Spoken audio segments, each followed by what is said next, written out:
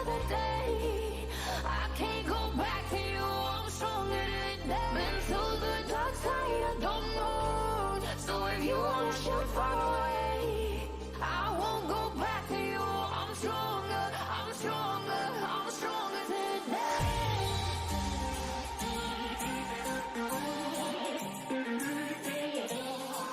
I'm stronger today.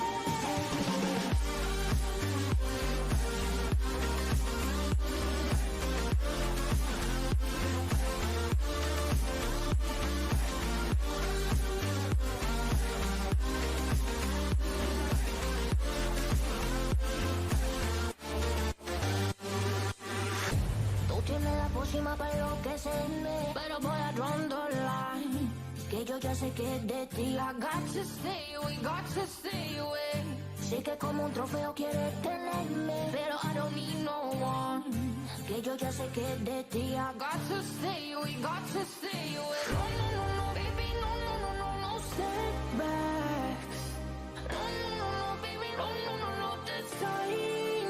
You broke my heart once again. I won't buy the dust in return. I can't give in, I can't give in, I won't give in this time. You broke my heart once again. Well, you bad, but you bad it for me. I can't give in, I can't give in. I've already run my soul far from the light of the day. I can't go back to you, I'm stronger today. Been to the dark side of the moon, so if you wanna shoot far away, I won't go back to you. I'm stronger, I'm stronger, I'm stronger today.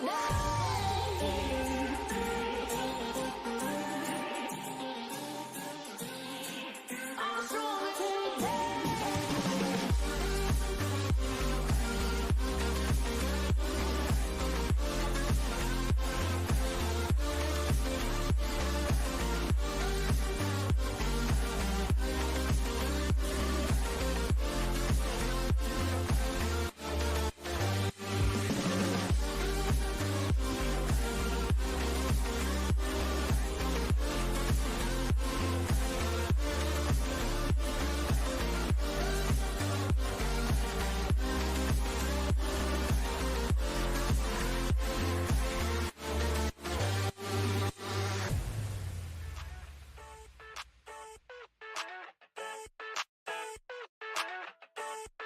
I never thought I'd feel like this.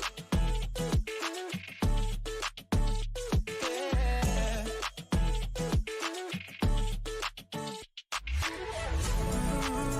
I never thought I'd feel like this.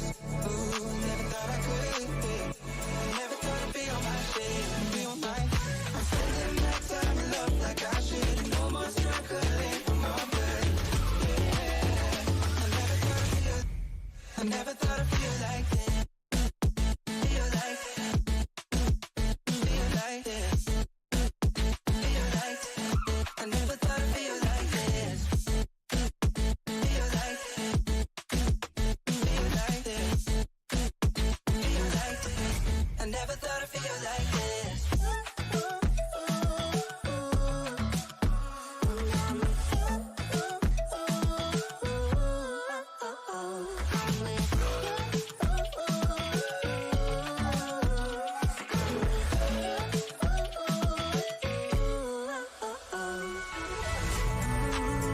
I never thought I'd feel like this. Ooh, never thought I could. I never thought I'd be on my shit, be on my.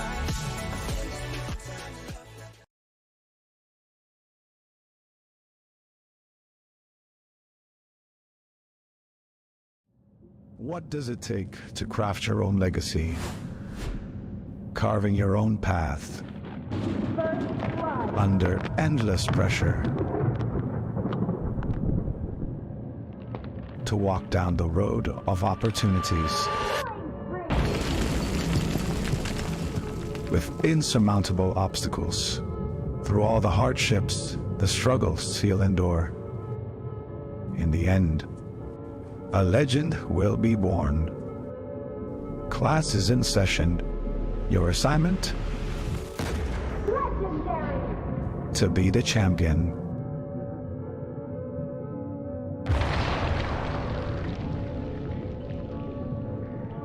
Welcome to the ACS EDU Tour.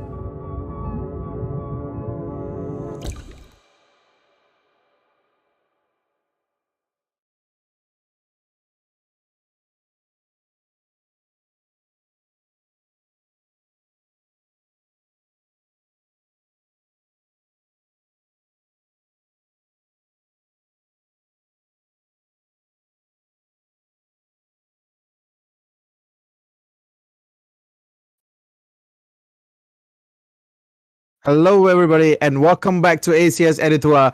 And good morning, guys. And this is ACS Editor. So how are you guys, and how are you guys doing today? So yesterday we saw 3 matches of best of 3, and today we are going to see another 6 matches of best of 3, which is waiting just for you guys. So don't forget to follow, like, and share our live stream, and make sure you guys keep on touch, because we also have a lot of giveaways to be given away to you guys. And don't forget, this is ACS Editor Season 1 Day 2 Week 1, presented by Nubia, official media partner Fly FM, beverage partner Marigold, telco partner Unify Mobile, and this is Frost, your caster for ACS Edu Tour. So yesterday we saw a lot of matches that has been happening behind the scene and also on the scene, and this is it. The schedule for today, which is on 28th of July, we could be watching Sunway Esports Blaze taking on Taylor's Elite on the first game, and following by Sunway Esports Sports versus Taylor's Esports Club, Taylor's Elite versus Star UMT Roxy, UITM Prodigy versus Monash Playground, Sunway Esports Blaze versus UITM All Stars, and also Sunway Esports Frost versus UITM Prodigy. This are the matches that we are going to watch today live on stream. And right now, looking at the group stage and also the league stage, this is the standings of all these teams.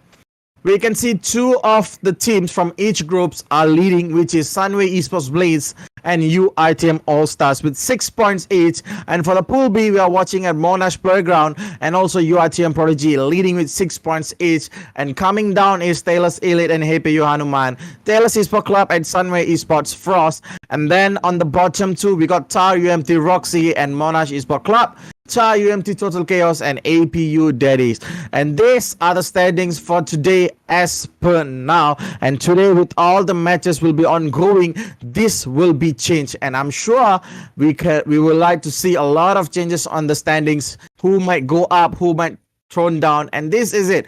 Sunway Esports Blaze versus Taylor's Elite. One of the top team with 6 points will be taking on Taylor's Elite, and it's going to be a very hard time for Taylor's Elite because they need one more victory to secure 6 points. Right now they are at 3 points. By the way, Sunway Esports Blaze is leading with 6 points, and guys, they are in the top of the schedule and the top of the board, so it's gonna be a tough game for Taylor's Elite. They gotta win it or lose it all. This game is quite important for both of these teams to know who's going to be staying on top of the leaderboard until the end of today, because this is just week 1. We still have week 2, which will be on next week. So make sure you guys turn on the notification so that you can get all the notification of our live streams and also our giveaways. And as I said yesterday, if you guys want to win a Nubia phone, don't forget, guys, you gotta get the codes. So yesterday we shared 1 code, and today we will be sharing 3 codes. So make sure you guys catch up with all the 4 codes that will be delivered by us, and then make sure you guys send the 4 codes to us. That is on Crits MY Instagram page. And right now I'm not gonna delay anymore. We're gonna straight jump into the drafting, and we're gonna look at what's gonna happen in draft number 1 in between these 2 teams. And Sunway Esports Blaze straight away gets the Fanny out of the game.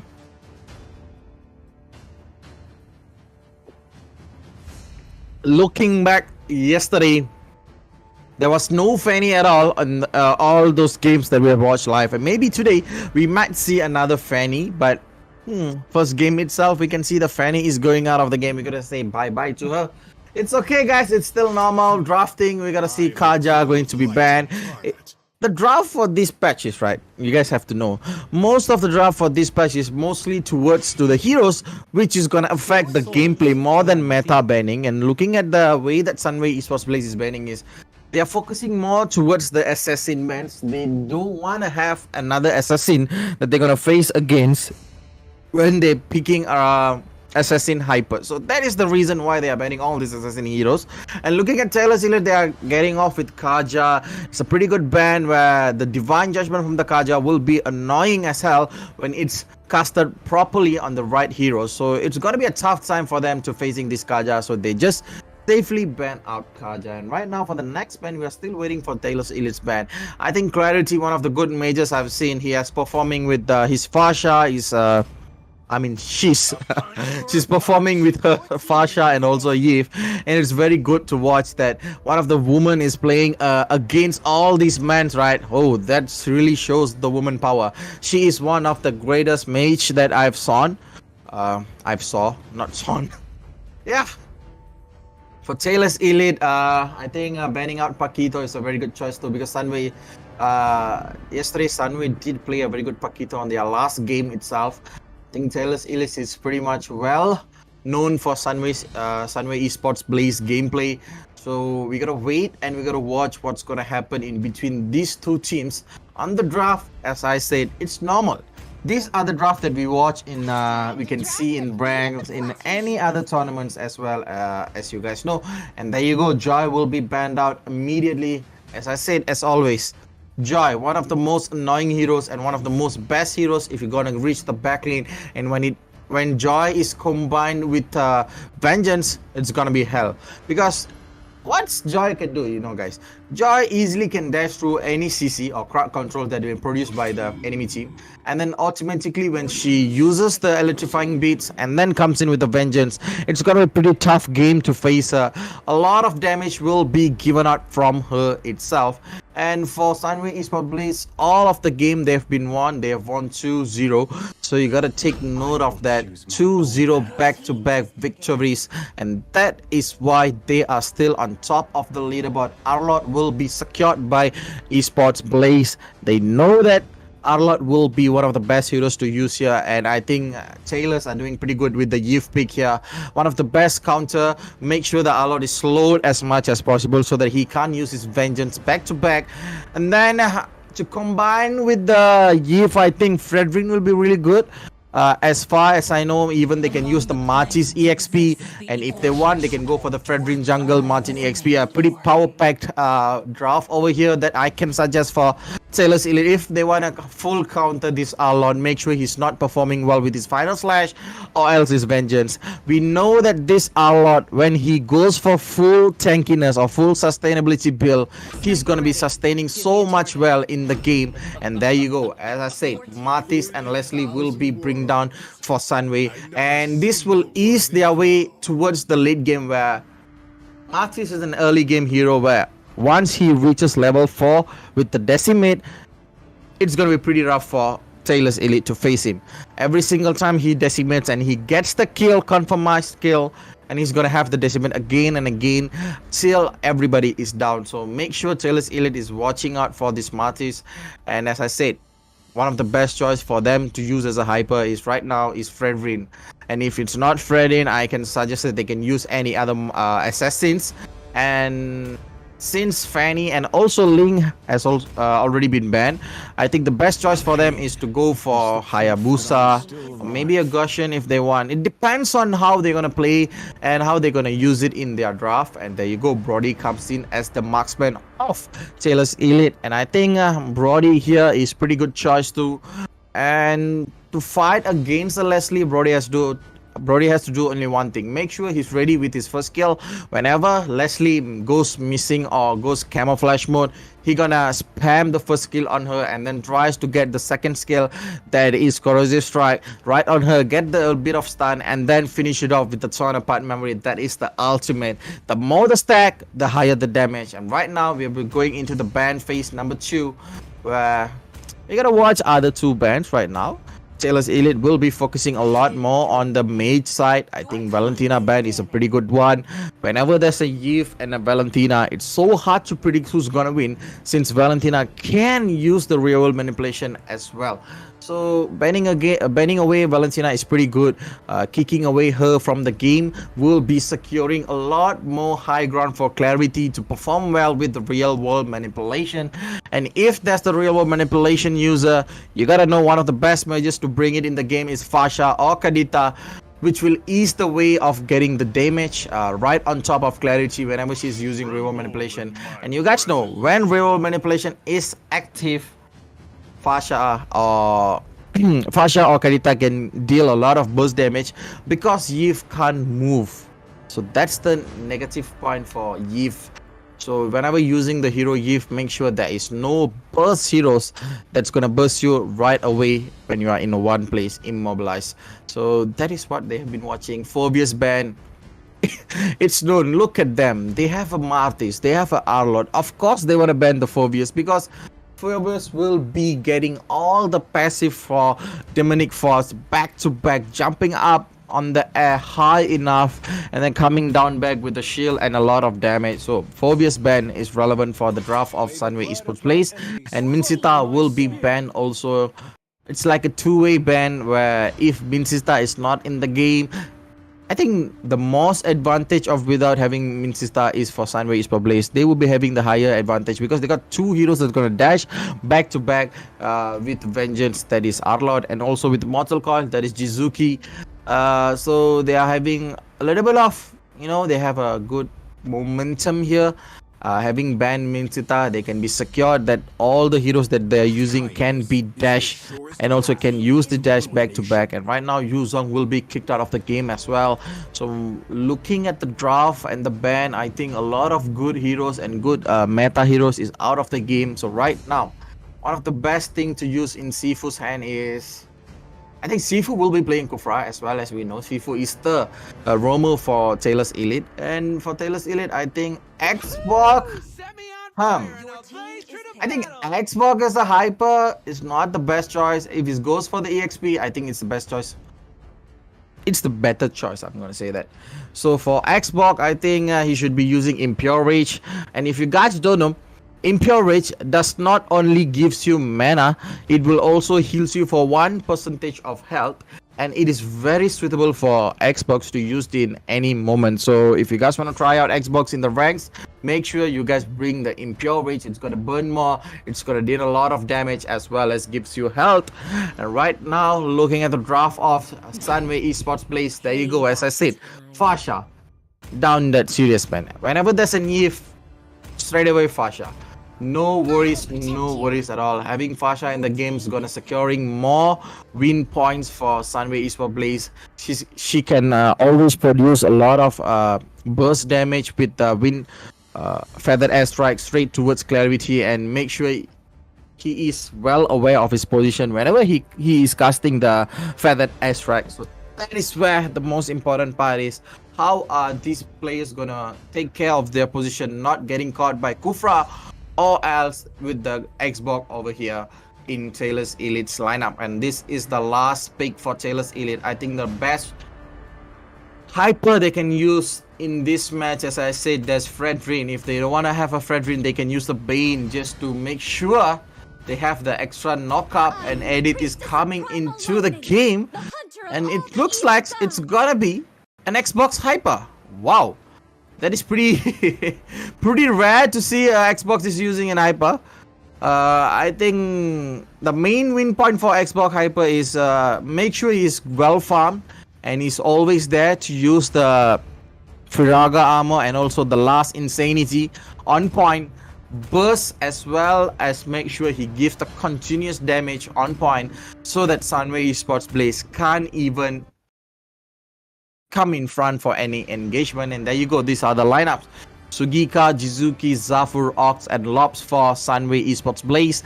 And for the lineup for Taylor's Elites is Dark Horse, Clarity, Vin, Zuretsu, and Sifu. And this is it, guys, the game number 1 for today in ACS EDU. Sunway Esports Blaze is taking on Taylor's Elite for the top spot. If Taylor's Elite manages to bring down Sunway Esports Blaze, it's gonna be a well fun game because they are 3 points away from the top spot on the leaderboard. And right now we are looking at Edith versus Arlord. Let's talk a little bit about the laning phase. I think it's always the Edith. If you guys ask me if Arlott goes against the Edit, it will be the Edit. And look at it, the knock up and the slow from the clarity. It is all good and all perfect for them. And right now, one of the mistakes that Sailors Elite is doing is they are taking their aggression to another level. They are losing their points. And look at Dark Horse. Dark Horse is still alive. Dark Horse comes in. And there you go, the first blood for Dark Horse. And Dark Horse is slain by one of the members from Sunway Esports list, that is Arlott. And right now, Sifu flickers away from the team fight. It's a 1-for-1. Dark Horse goes down for Ox. I think it's a good trade, and EXP laner for the mage. And this is where we gotta watch out, where Arlott is getting kills in the early games. It's quite devastating to hear, because when Arlott has the items on the early game itself, he will be so annoying on the late game. The amount of healing that he can do with the Vengeance, oh, it is mind-blowing. And imagine if he gets a final slash on 5-man with the stun from Lolita. That is unlimited vengeance for him, and he can dash just like Lancelot back to back, and also having the cooldown on his final slash and the first kill. It's gonna be a well done team fight if it happens. It's just an imagination where Lolita gets 5-man stun and then comes in Arlott with the vengeance and also with the final slash. And look at that, Dark Horse comes in with the aggression, and I think that's not good for Dark Horse over here. Zafu needs to wait until he is level 4 so that he can maximize his vengeance on the use of final slash also.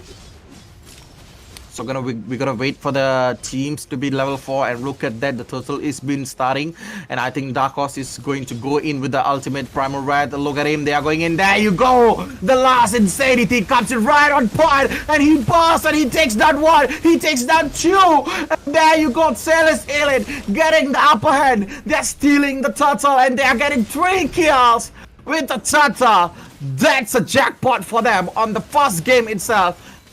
Minutes away from the turtle. They were just a stone away from the turtle. The last insanity came right in spot, gets the turtle with the retribution and 3 kills, and that's the way to win on the early game. What a beautiful way they strategized their team fight, and they ran in right on spot. They got the 3 kills. Look at them with 4 kills in their hand with the 2k goal lead. That is what we have been looking for on Sailors Elite. Now they are back on form, and as I said, when it's Arlott or Edit, it's always Edit. When she uses her ultimate, Arlott can't even stand the damage. That is how large the damage of Dark Horse is in this game. And Edit with the flicker, I think it's pretty good for setup. And I think this Edit is not going for the Inspire, so she won't be giving out a lot of damage.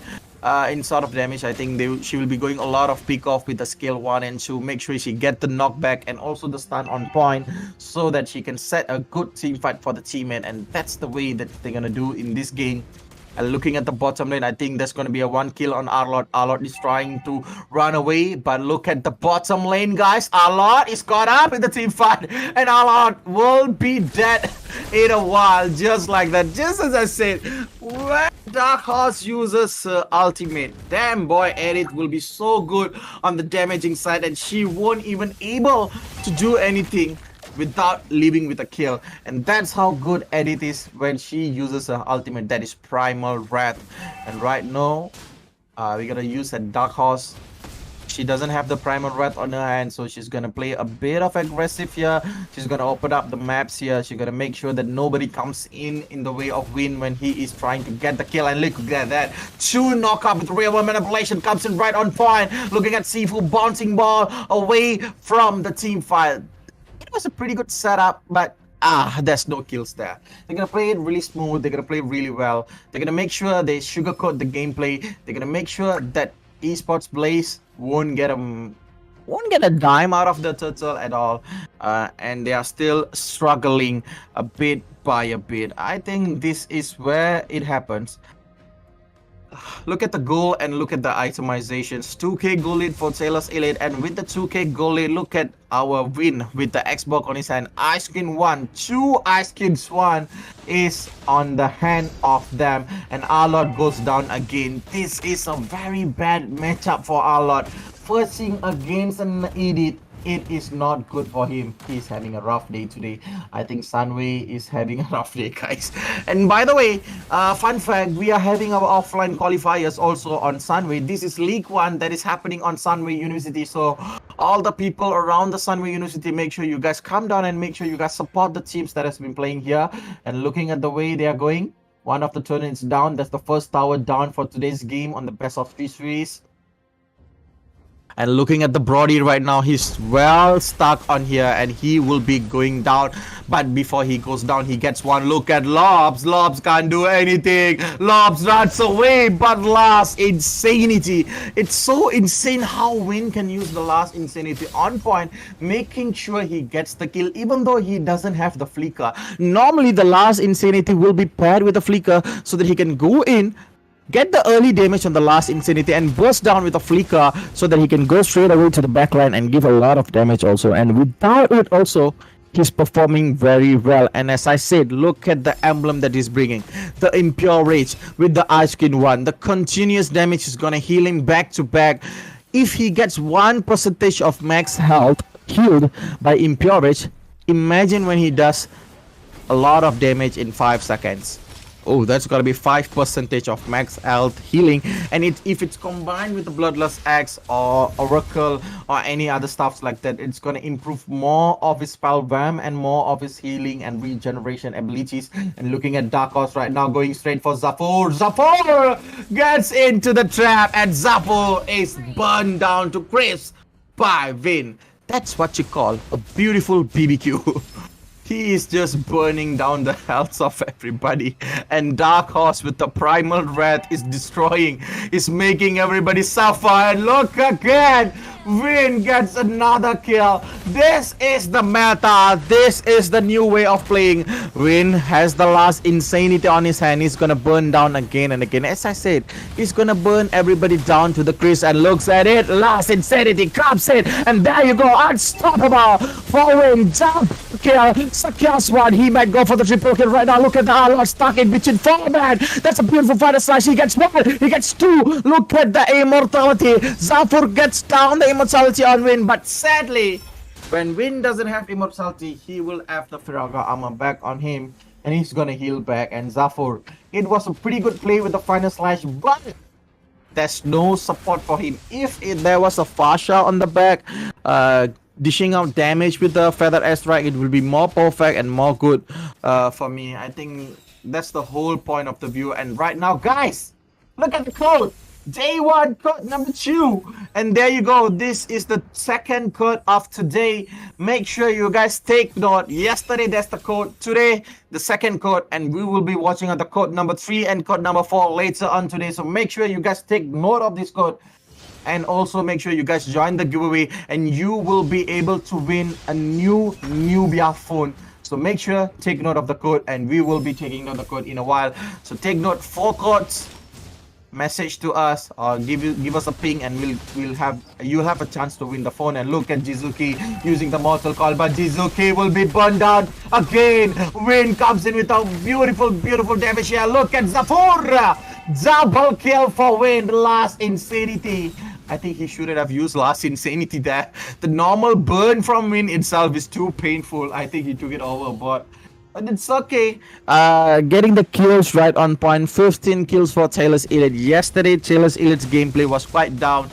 This was a top-notch game from them. This is way different than yesterday. I think they got the tempo, they got the way of winning, and right now they are doing perfectly as well. Having the Xbox in the game, making sure that Xbox gets the early kill with the Impure Rage on his hand. He's gonna be so damn good in the drop. And looking at Sunway Esports plays, this team, you guys have to know, their draft is so good that it's quite hard to fight back. But right now, matching up the 80th with Arlord is one of the bad thing and the worst thing to happen for them.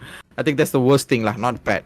If it's bad, they can still come back, but if it's worse, it's very hard. And looking at the goal lead right now, it's 6k away Taylor's Elite is leading 6k goal, and now it's going into the 7k lead. And I think this is where it gets intense. Sunway is trying to defend against Taylor's aggression. Feather airstrike comes in. Sifu gets ready with the plunging in. He might jump in, and looks like he is not gonna use the jumping in. And I think he's gonna play it safe and play it cool.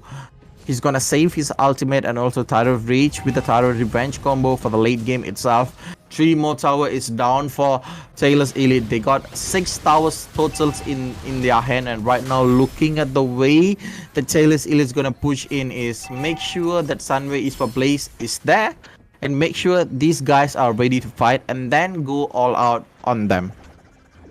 Bait them for an all-out team fight. But looking at the draft of Sunway Esports Blaze, they can run away very easily. So if Taylor's Elite bait them for an all-out team fight, they can win easily. But if they can't, that's the trouble. They can run away easily. And looking at the itemizations, Leslie is slowly building up.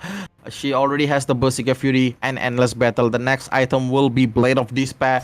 And when the Blade of Despair completes, there you go. We will look into Leslie, where she will giving out a lot of damage. And looking at the highest goal for the win with the Xbox, look at him. He's having his Ice Queen 1, Immortality, and also Bloodlust X. It's gonna improve his sustainability way more than normal. The Bloodlust X comes with a lot of spell vamp, that is around 20% of the spell vamp, and Immortality gives him another chance for the team fight. Okay, it's gonna be like this. First, they will burst down the Firaga armor, and then they will get to the Immortality, and once the Immortality is down, they're gonna burst down again the Firaga armor, and then they have to kill him. So totally they're gonna make sure that Vin dies 4 times, guys. The 4th and the final time only he will be dead for real. The first 3 times is only breaking his armor and Immortality. 2 times they have to break the armor, and 1 time they have to break the Immortality. And this is why it makes Xbox one of the top pick nowadays. With the emblem Impure Rage, with the continuous healing that he can get from the emblem, it is where it becomes very annoying. And look at the damage. Just by 1 spray itself, Sukiga has lost 1 bar of health. And this is how good the Xbox is performing with the Impure Rage right now in the moment. And looking at the game, 12 minutes is on the time, and they will be heading towards the Luminous slot. Get the Luminous slot in the hand, get the push, and get the game. That's how it's gonna happen in a while. And look at it, no competition at all. Nobody's gonna compete against the Taylor's Elite Lot Rush. And right now, with the lot in the hand, Taylor's Elite's gonna take the aggression to another level. Make sure that Sunway Esports Blaze burn down to crisp by this Xbox 803. What a way to play a hyper Xbox.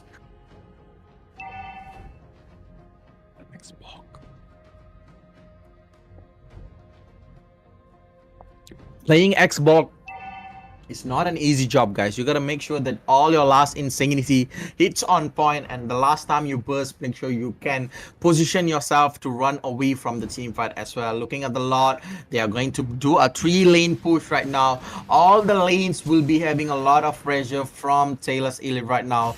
And right now, I'm going to say only one thing. Look at Sifu and also Darkos, who's very, very prepared to start a team fight. The Lord is on the bottom lane. Sifu is pretty much well. There goes Feathered Airstrike, one of the biggest burst damage that Sunway can produce right now. And, oh, Zetsu?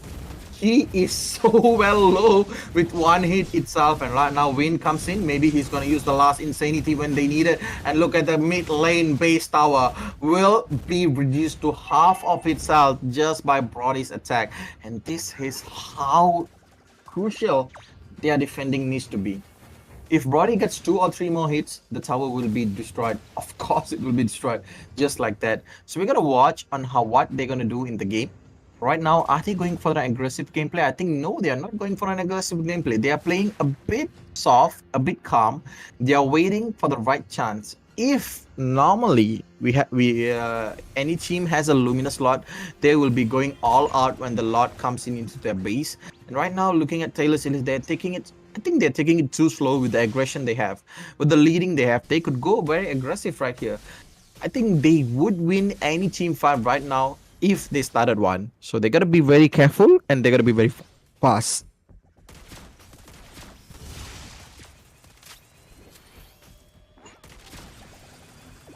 And for me, looking at the itemizations, I'm gonna be more focused on Leslie. She got the Blade of Despair. She's finding another item here. So I think if she finishes the second Blade of Despair, that's all she needs to rely on the team and also rely on her full damage right now. I think all of them have fully farmed right here. 44 gig gold. Seafood tries to jump in to get any other pick off. I think he's not having successful jumps over here. The Tyrant's Rage is not on point. I think he have to combine the Tyrant's Rage and also the Tyrant's Revenge. Make sure at least 2 men is caught in the skills so that Win can come in with the last Insanity and burst down all the members that have been caught. And right now, 7 seconds for the Lord. This is the third Lord of the game. I think it will be handed down to Sailor's Elite. Also, I think Sailor's Elite is performing pretty good in the game. Early game, they knew what they're gonna do. They focus on the EXP lane. They abuse Zafu. They make sure that the Zafu doesn't farm at all. That's what I said. When Edis is facing Zafu, look at the EXP difference. Look at the experience difference over them. Dark Horse is level 15 while Zafur is still level 12 and still struggling to get to level 13. And make sure he is the same level as the Roamer. This is what happens when you pair up an Edith facing an R-Lord. Edith wins all day long. And right now the third Lord is also down, and this will be the last Lord if Taylor's focuses on aggression when the Lord comes in to push in the minions into the base of Sunway Esports Blaze.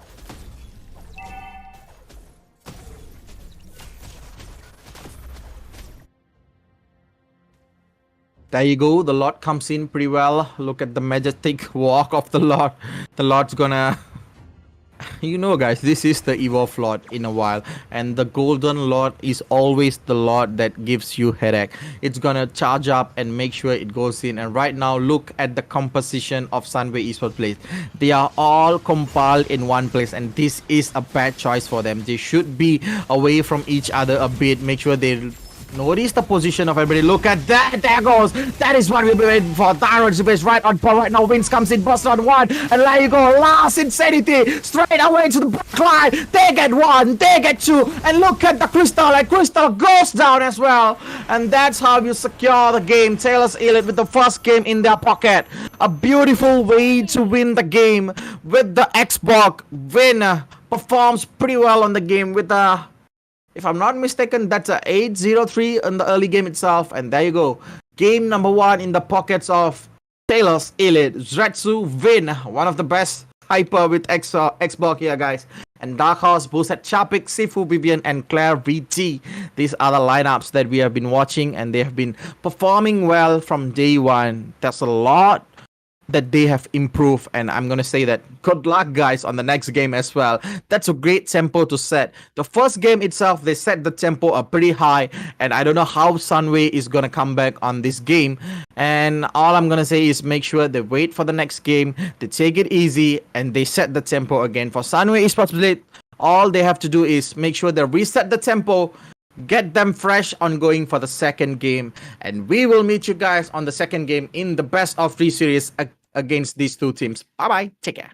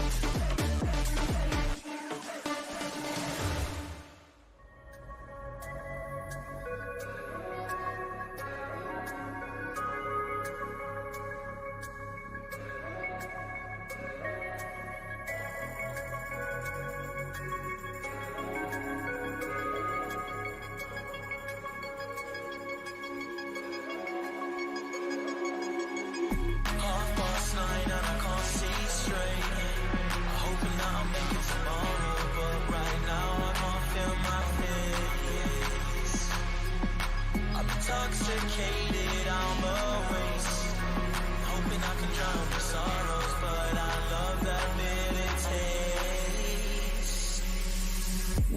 So I'm addicted to you, visions of you.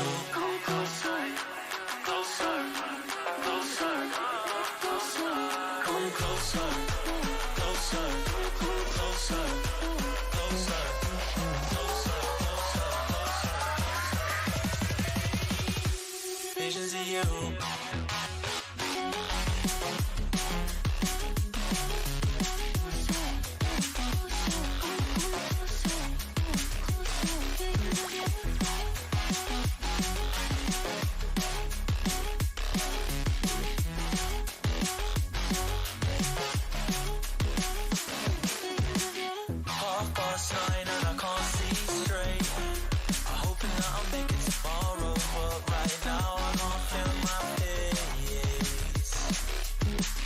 Intoxicated, I'm awake, hoping I can drown the sorrows, but I love that bitter taste.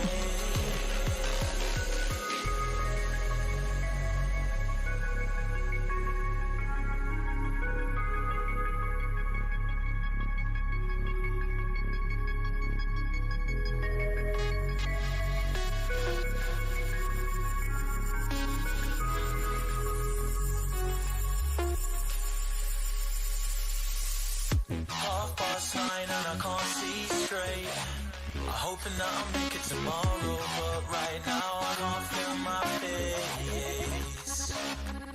I'm intoxicated, I'm awake, hoping I can drown the sorrow, but I love that taste. Visions of you.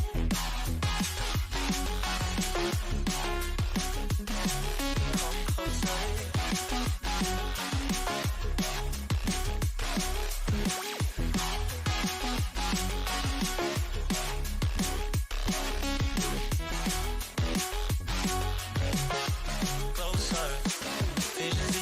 Half past 9 and I can't see straight, I'm hoping that I'll make it tomorrow, but right now I can't feel my face.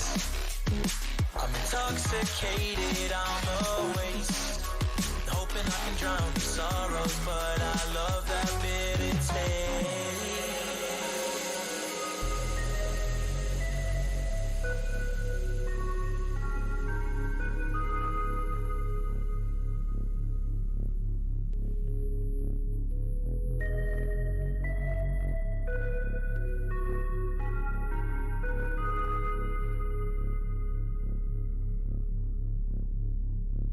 Visions of you. Oh, man, you need some headphones, bro.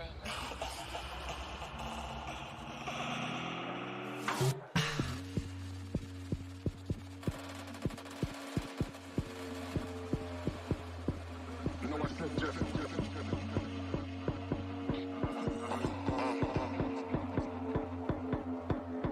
Say son.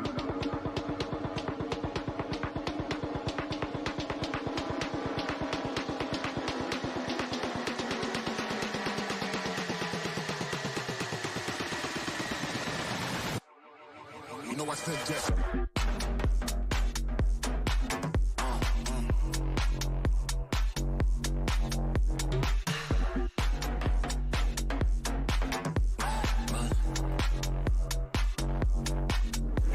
Just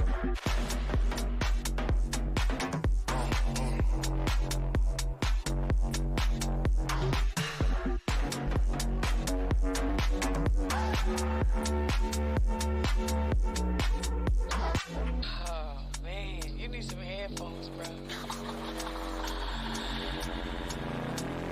you know I said Jesse.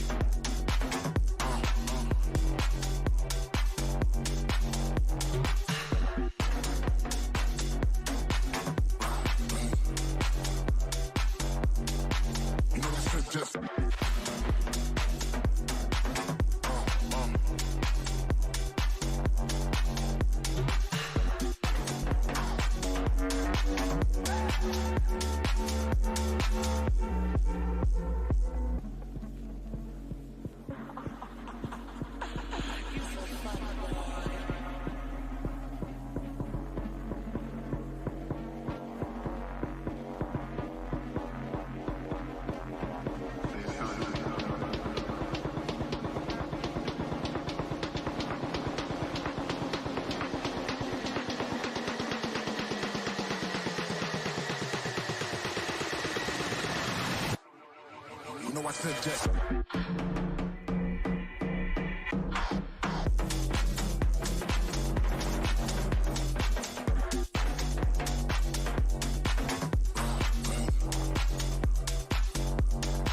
You know I suggest.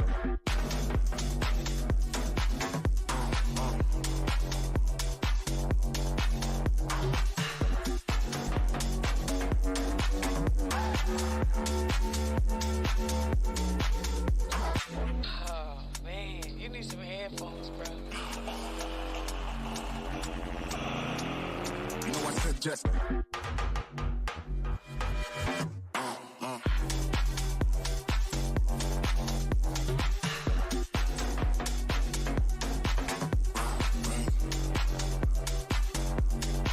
You know I suggest.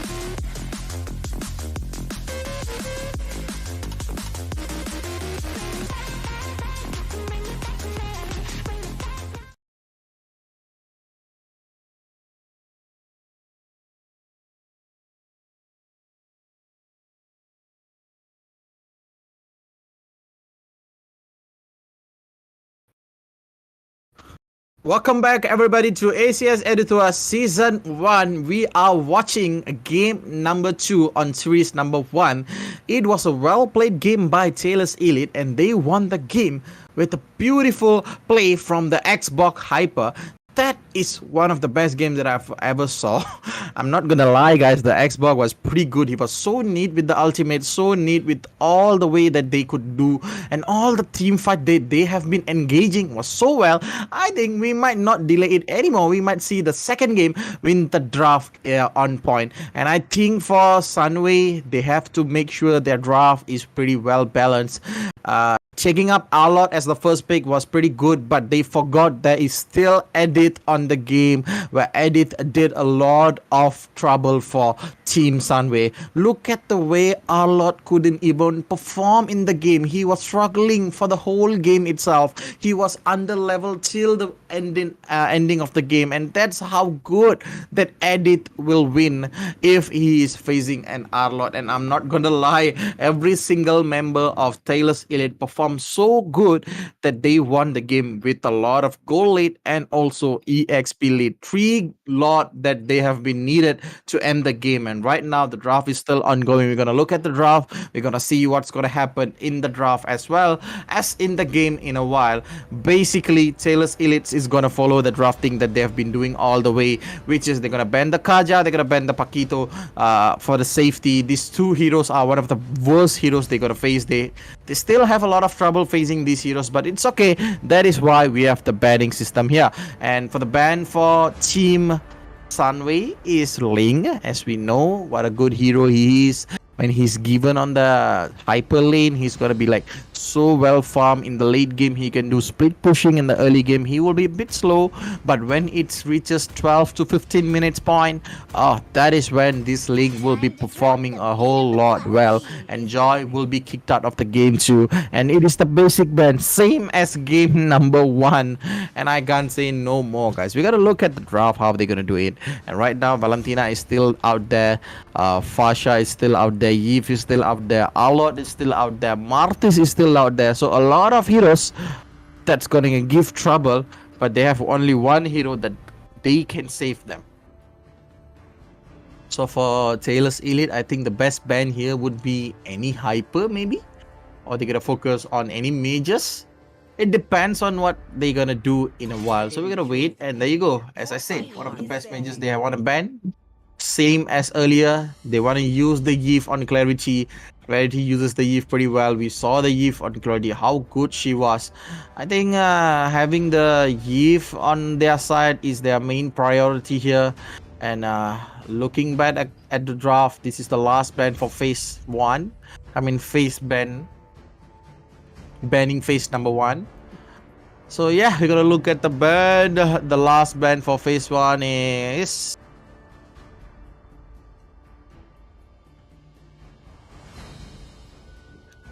we gotta wait, and we gotta wait. I think they're gonna ban any hyper here, maybe Fanny, but they're gonna give the respect towards Yves. Yves was so annoying with the slow, and combined with the Xbox slow itself, it was too much to take care of. And right now, Vin is gonna be the first pick for them.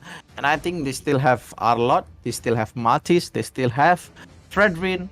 And if they don't want anything, they still can go for Uranus. And there you go, Uranus, the walking fountain. We can call him the undying hero. The hero that will be having a lot of tough time to be dead. Okay, if you guys want to know, this is the fun fact. If you guys use Hanabi and 1v1 Uranus, and if there's minion, Uranus will die very easily. This is the tips, guys. You can take note. This is the valuable tips, and this is legit, guys. Try to face off Uranus with Hanabi. Uranus will die for sure. You guys have to try. That is so good. This Hanabi picks, man. I want to watch Hanabi, man. If there's Hanabi, somebody please come on, guys. Any Hanabi users in these teams, come on, get the Hanabi and win the game, guys. I want to watch Hanabi. Hanabi is very OP in this new patch. I'm gonna say, if you guys want to push the rank towards Immortal, I think Hanabi with one of the good heroes. But obviously, you gotta wait for the late game, lah. But if you guys can manage to get a few kills on the early game, that's so secured for you guys. But never mind. There you go. Angela and Arlott is on the run right here. I think Arlott versus Uranus. Uranus, of course, will out heal Arlott, and he will be out sustaining him, as well as getting a lot of healings from his passive, and also the ultimate consecration. They have to watch out for that also. Every single time when Uranus uses the consecration, he's gonna get a free purify and a lot of movement speed, and as well as the healing that he can receive. It's ton, and it is way more high. And right now for Taylor's Elite, they can go for the Florid. They want to fight with the Angela, but says it's no.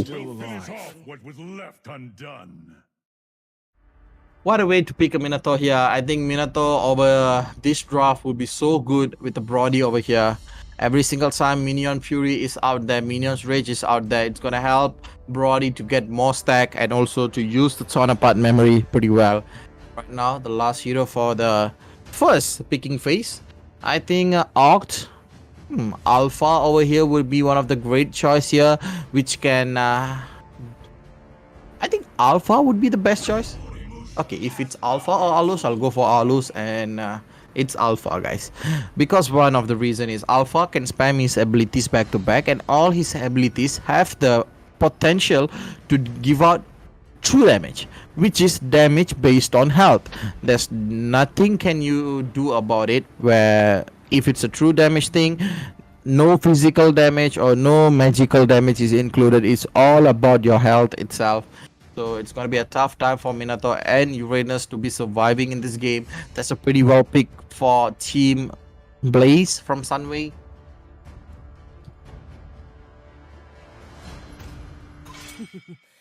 Back to the draft. Fasha will be banned also. That's one of the Clarity's hero. She can use Fasha, she can use Yves. I think all the games that I've seen for Taylor's Elite, a lot of time Clarity has been using Yves or else it's Fasha. So banning out those two heroes will be securing another point for Team Sunway, because they can have an upper hand since they don't know what's going to be the hero of Clarity. Right now, Mages is not filled. Maybe they can go for a mage here for the ban. Maybe they can focus on Kadita if they want. And if they don't want a Kadita, they can for the Lunox. That's a great ban too, guys. Lunox can basically burn down any tanks, but Cloud will be the ban here. I think it's relatable having the Cloud ban here, but I think with the Minato, the Cloud won't be a big deal, because every single time Minato jumps in and if hits Cloud, and Cloud will be denied from using his ultimate. So example, when Cloud is using Blazing Duet, if Minato jumps in and gets the knockup, the Blazing Duet will be cancelled immediately. So Novaria is also kicked out from the game. Looks like Clarity has lesser heroes now to use on this game. So we gotta wait and watch what's gonna Clarity is going to bring in the game. I think the best way for Clarity is bringing any mages here. I think it will be facing against Alpha and Arlot, I think. She gotta go for the burst mages such as Kagura. I think Kagura would be a great choice here with the combination of Minato. And if they don't want a Kagura, they can go for a Idora as well. But Nana, man, don't be kidding, man. Don't say you guys are gonna use Nana in this game, which is designing game. Second game for you guys, which is the last choice. If you guys win this, then you will have another chance for reimbursing back your winning games. But right now, Faramis would be the ideal here. They have Alpha, they have Angela, they have Arlot. Oh my god. Look at the picks that these guys have made. This is out of the world. Man, Sunway is going all out war. They're gonna prolong the team fight. They're gonna make sure the team fight lasts for eternity. And for me, if I wanna suggest a hero for Team Taylor, go for Florin, man. But the draft that you guys have, Florin would be so good here. And we gotta wait and we gotta watch what are they going to pick.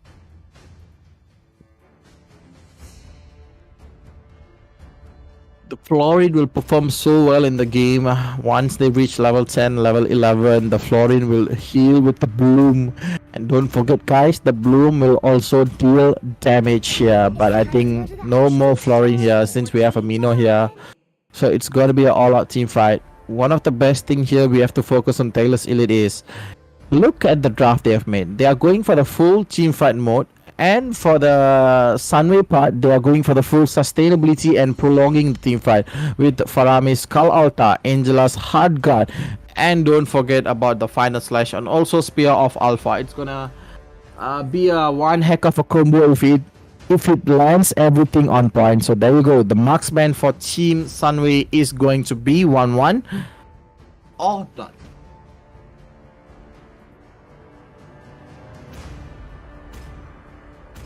I think picking a pretty good hero here is, well, I thought they're gonna go for Hanabi, man. They just made me hype for a moment picking the Hanabi. And if they picked the Hanabi, I would have been like, respect, brother. Going for a Hanabi and in this kind of situation would be a pretty big risk to take, but they will go all out.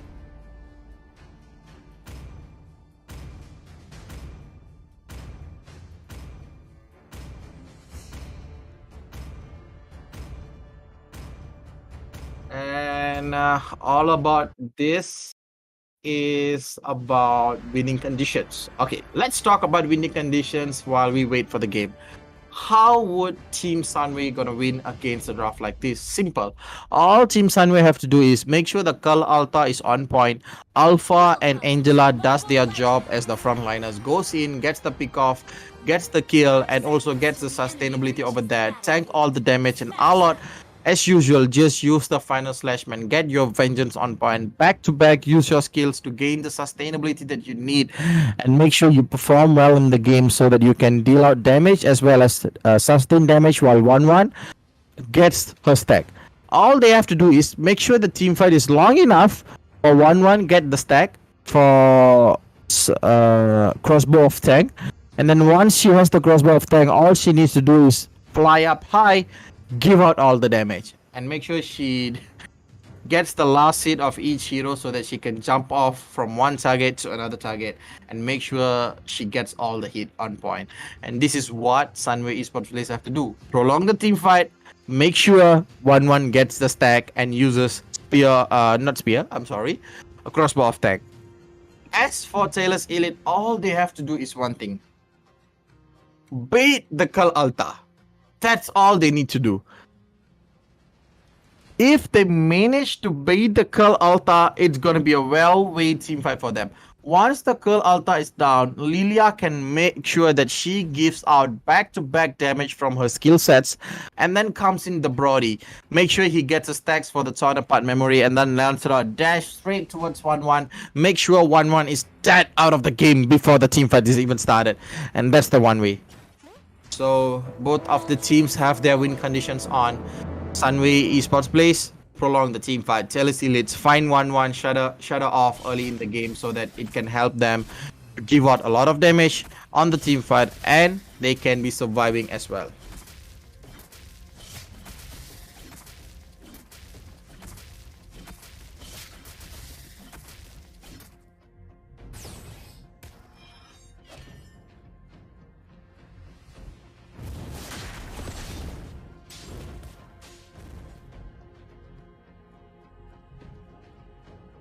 And right now we are back into the game. As I said, for the laning phase, I think 1-1 versus Brody is all about your skill sets. If 1-1 gets his crossbow on point, gets a stack, Brody can't do anything. Getting the early win of nature would help Brody to sustain if he loses the lane.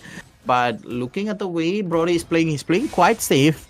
And he is also making sure that he does not go over the limit so that nobody can gank him. And I think that's a pretty safe play for Zretsu, and I think that's the best way to win the lane. And look at them, 1-1 is being pressured right now. 4 men on top, man. 1-1, you can't do nothing, man. Look at 1-1. He is pressured to the well damn last point of his health, and he just died just like that.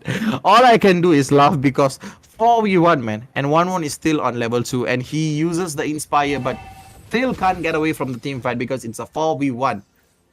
And only, I think, no spells used except for Inspire from 1-1. I think that's a good way. And look at Brody. Brody is playing a lot of safe gameplay here.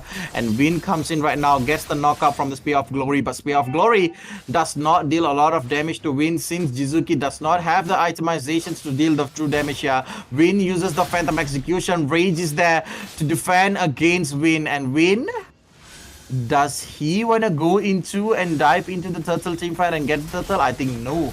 That's a pretty well bad impact. Okay, Dark Horse, please use, man. This is the right moment to use the ultimate. Before getting the knockup, the last knockup, he dies well in the game. I think that's a pretty saddening thing to watch at. A Dark Horse, but quite off the position he should be. He was quite aggressive. I think he just wanted to open the map, but he got punished for doing that. that was a replay back, 1-for-1. I think the goal is based on Sunway Blaze, and they are trying to get the goal lead as early as possible. They don't want to drag this game to the late game where Lilia can deal a lot of damage with the burst, and she is a continuous damage mage, and as long as she is in the team fight, as long as she's alive, she's gonna deal a lot of damage to a lot of people. So they're gonna make sure Lilia is not farm. And look at that, Raze tries to swipe inside Sifu, and Sifu be like, brother, what are you doing? I won't die. That's just a turret hit and I can survive it easily, and I will get my stack also. And that's how they are planning to win the game. And look at them again. Taylor's Elite right now will be the team that's facing the consequences that they made earlier. It's a 1-1. The early game is quite slow. They're gonna play it very smooth. They're gonna play it very slow. They don't want to get it over the head. They don't want to be very confident about it. They know that this 1-1, once she gets the crossbow of tank, it's gonna be a hell lot of hard thing. And there you go, torn apart. Memory comes in right, but Orc has the healing capability, and Lilia goes down. This is what I said. Find the Lilia shutdown. And either Brody or Lilia, once they are down, it's easy for Sunway to go into the team fight. And what they can do is give out a lot of damage as well as get the kills and objective. But looking at the way this game goes, Taylor's Elite have to be way more cautious than usual. Sunway is not giving up easily. They are trying to get the win. They are trying to make sure that they are still alive in the game, that they still can do it. And right now, this is turtle number 2 and Jizuki. The damage that he's gonna deal to the turtle is way much higher than Vin. And Vin with the Lancelot is playing quite safe for the early game. I think he does not want to go for aggressive play. He does want to play safely. He does want to get the items early so that he can deal a lot of damage. Look at Uranus on the front line. Ooh, that's a lot of damage. Look at Uranus. Uranus is very low. That's a final slash. That's a beautiful one. And Dark Horse quite a bit late for the team fight, or else he could have gotten a 4-man knock-up on point. But sadly, we can't do anything. That's a 3-kill for Sunway Esport Blaze with the 1,000 goal lead on their hand. And Dark Horse is still alive. And Dark Horse comes in. A 3-man knock-up. Oh, look at him.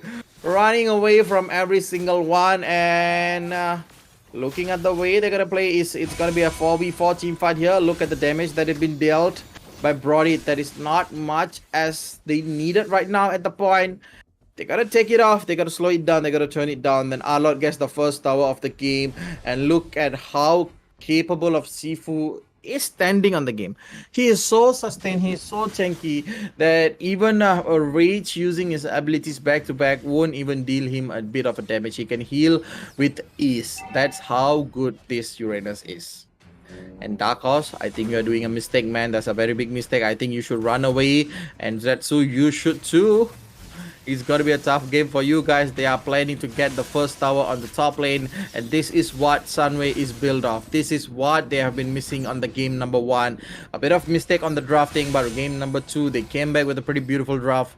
A draft where true damage is there. CC is there. But look at the top lane. They're going for 3v3. Look at that. Minato gets what? That's a beautiful knock up from Babe. And there you go. Crossbow of tank comes in the way. But looks like it's not the end. Win is on the back. Win, does he want to dive in, bait the Cull Altar? I think that is not what he want to do here. He want to wait a bit. Zagger is there. Zagger is going to use the Cull Altar on point to save the teammates, and that is a big win for Taylor's Elite and closing down the goal gap. Now the goal gap is only around 200 to 300 only, and this is the way they have been waiting for. They wait for the chance right at the moment, make sure they win.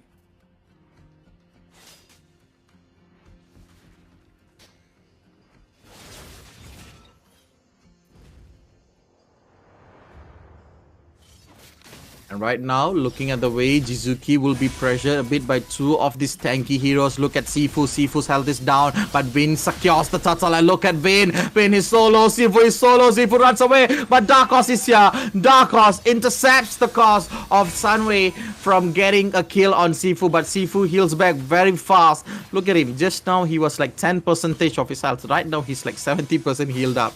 And this is what Uranus is all about. He's a walking fountain, man. If you don't finish him off on the first moment when he's low, he will heal back his health very fast, and that is what he's been doing right now.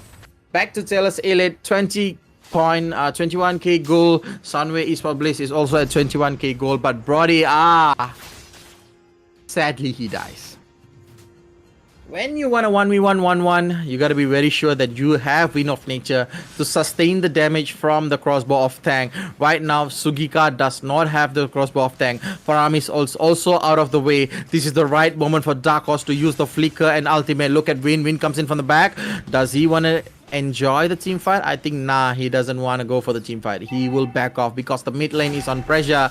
Same as well on the bottom lane. Look at Sifu giving out a lot of pressure to Rage, but Rage be like, man, I don't care about you, I only care about the minions. But look at them, they are going in well on the game. Alpha comes in with the Spear of Glory. Look at the top lane, they were going in, they were getting one. Carl Alta will be baited off, and look at Win, dishing out a lot of damage right now. Comes in Clarity, gets the one, double kill for Clarity.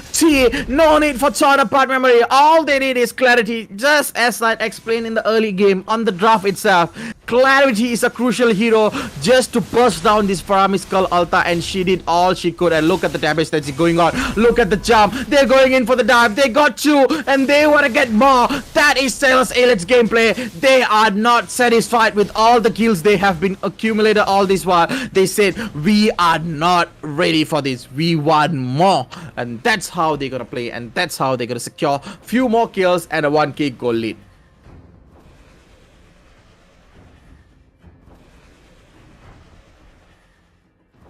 That's way well done, team fire. If you take note again, Clarity from the back, all she need to do is make sure her abilities hits on point. The black balls that she's gonna produce back to back on the 5-stack thing is gonna be way a lot to take on. And Carl Alta was ended in a just when I just closed my eyes and opened it back, it ended. Carl Alta was no more there. In a second, it was gone. And then all they need is make sure Win goes in and gets the damage. And right now, look at Sifu. Sifu is on the back of Rage. Rage is a pretty low now, and I think Sifu will back off a bit. He knows that going all away inside will be causing him a death. So he's be like, okay, it's fine, bro. I got the kill. My team got the tower. And right now, I'm gonna back off. A beautiful way to come back for Taylor's Elite. They know what they're gonna do. And looking at the itemizations, there you go. Magic Wand. I mean, Enchanted Talisman is there, and also Genius One is there. It's gonna help them. And look at Raz having a lot of damage, and there you go. Dark Horse comes in with a beautiful knockup, and another Spear of Glory gets it. Spear of Alpha. That is how you're gonna do it. And look at Clarity tries to burst down, but the 4-man rush couldn't help them at all, and they got 2 kills. That's Sunway Esports Blaze, guys. The rush that they have, the sustainability they can produce was so good. The Carl Alta, the Hard Guard Puppet, and the Spear of Alpha, it's way too much for Taylor's Elite. And Sifu be like, man, you guys are fighting a lot. I'm gonna push. And that's what this Uranus is built for. Split pushing all the way along. Make sure he gets all the minions on the high cut moment, on the base cut. But right now, all I can say for Taylor's Elite, they gotta find a way. They gotta find a way to come back. They gotta find a way to find the tempo that they have been losing. Yes, they got it earlier bit, but they lost when 4-man rush by Sunway. And Taylor's, they gotta pretty well think what they gotta do. Either they take down Zagger or take down Orc early himself before they're gonna engage into a team fight. I think this slot is not a big of a deal for them.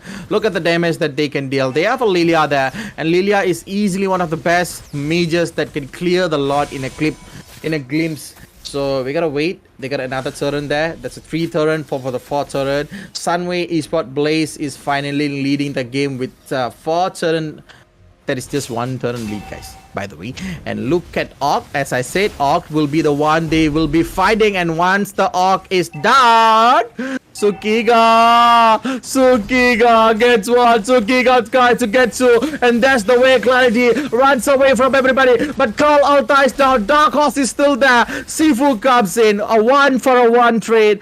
A Roma for a Hyper. That's a way too much trade for Taylor's Elite. They want to get the Angela, but they sacrifice Lancelot on the process. That's too bad, man. That's way bad. They need to trade pretty well. All the trades they've been doing is not pretty good for them, and I think Sunway is finally back on track. They got the 1k goal lead. The kills are the same. The turns are 5 for 3, 2 turn lead also. It's pretty good for them right now. They're having on a safe side.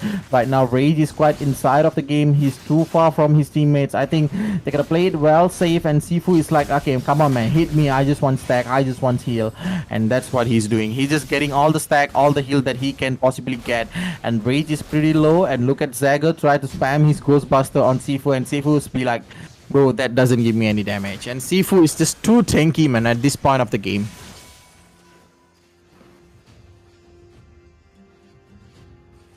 And right now, if Taylor's Elite want to win the game, they're going to make sure that Clarity and Retsu is alive until there's no more Curl Alta. Make sure that Curl Alta is not there before engaging into a team fight. And that's the way that they're going to win. The two ultimate they're going to make sure avoid is one is Crossbow of Time and the Curl Alta. And don't forget the Hard Guard Puppet too. Even the Hard Guard Puppet is casted on somebody important, they can still win. And look at Sifu just baiting 4 men on the back of him, and he's still alive, and he's still full of health. Oh my god, this Uranus is a walking fountain, man. His regenerating skills are so good that no matter how much damage you dish to him, how much damage you give to him, he's gonna heal in a moment. That's all. Runs away from a team fight, gets the healing done, comes back in to deal some damage and be the tankiest hero there. I think Taylor's Elite's gonna plan to give this lot to Sunway Esports Blades. They wanna take it slowly. 3k goal lead on Sunway Esports Blade. They got the 40k goal lead point right now. With 3k lead, I think a lot of things they have done here. And looking at the way they're gonna do, another turret is for Taylor's Elite. There's a 4th turret for Taylor's Elite. And Sunway Esports Blaze right now will be having the lot on their team. This is the Luminous lot. If they want to maximize the Luminous lot, make sure they do 3-lane push. All the lanes have the pressure and they will be facing an easy time and easy push as well.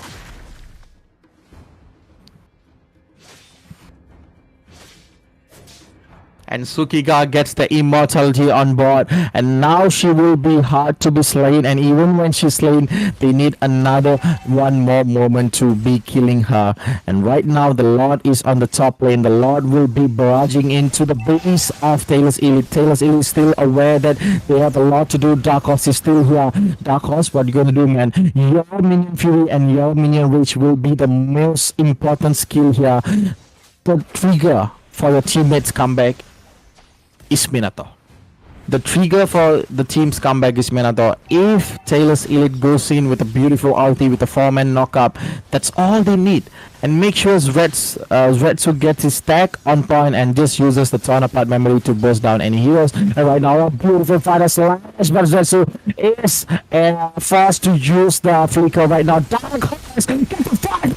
That is what we have been waiting for. Look at when it comes to the mind. Tries to get the arc goes off. And right now, nobody is standing. Only Sifu and Vin. And look at a 5v2. Sifu is still standing there. Sifu comes in and Sifu dies pretty sadly for that. And that is Sunday for you guys. And look at Vin. Vin is still alive. Vin tries to do something. Curl Alta is broke right now. Curl Alta is there. They are trying to end the game. Zega. That's a very big mistake that Vin finds a stack. Look at Arc. Arc goes in, wins. A pretty loud. 1 man defending. They are taking it too far. Sukiga has no more immortality. 1 more win. Uses the phantom execution as the defending moment. There you go. That's the lads we've been waiting for. 1v5 and he gets 1.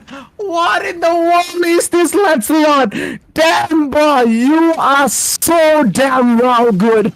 I don't know what to say. And look at that. Dark Horse just stole the buff from Jizuki. Brother, I can only laugh, man. Oh my god. This lands. He just baited 5 men. Brother. Baiting a 5-man into a team fight and getting 1 out of the 5. It's mind-blowing, brother. He did it. He did the big brain Lancelot play on this day. He will be remembered, man. Winner. What a heck of a gameplay, man. He is hard to kill, hard to catch, and he is hard to get. And right now, they will be focusing on the Lord, and this Lord will be on Hussein. Looking at here, I think Win will be securing the Lord. And here you go. He secures the Lord. Darkos get 3-man knockout, but Darkos is still alive. Darkos tries to get the pick off, and look at Sukiga. Sukiga, crossbow of tag, but this is not over. Carl Alta, and Win is caught. Win, he has only immortality. There you go. Thoros has been used. Win, will he able to get out? I think that's a no for him. Only one moment he did the moment. I think that's only one time. You only live once, man. That's what's the goal of the game. You only live once, and right now Zretsu is one of the most important guy here. He need to hold the game at least 10 seconds to get the Dark Horse on point, and Rage is so low. Oh, Rage, he might die with the torn apart memory, and right now Kal Alta is open. Look at them, they're gonna focus on the crystal. The crystal is be going down. Look at the crystal is pretty low, but Rage goes down. Sifu comes in, that's a comeback. This is everybody goes. Dark Horse gets the knockup. And Clarity comes in with a big pass, but Tsukiga is there. First off there, gets one. They will going for the second kill as well. One by one is down. And this is a bad day for Sunway as well. They were lost of words, and right now they are coming back. Look at Clarity, tries to burst down Tsukiga. Tsukiga, that's too aggressive, and Win is back here. Win will try to defend, and Tsukiga. Oh my god, what's happening here? Look at the call out ice poked on. Win is there. Tsukiga is there. Zaga is there. Chizuki, immortality goes off, and he will be killed by Zretsu. It's a well played game. 40 seconds is the timer on Jizuki, and it is payback time for Taylor's Elite. They are not giving up in this game. They are not going down easily. Clarity is a very low, guys. Zretsu is still there. Win of Nature is used just to escape the head attacks of Rage here, and Win gets another turn for the game, and Win is here. Win will help Zretsu to get the turn. Phantom Execution here, and they are still doing something. They are still trying to get the buff, man. What a gameplay, man. Back-to-back team fight, back-to-back comebacks.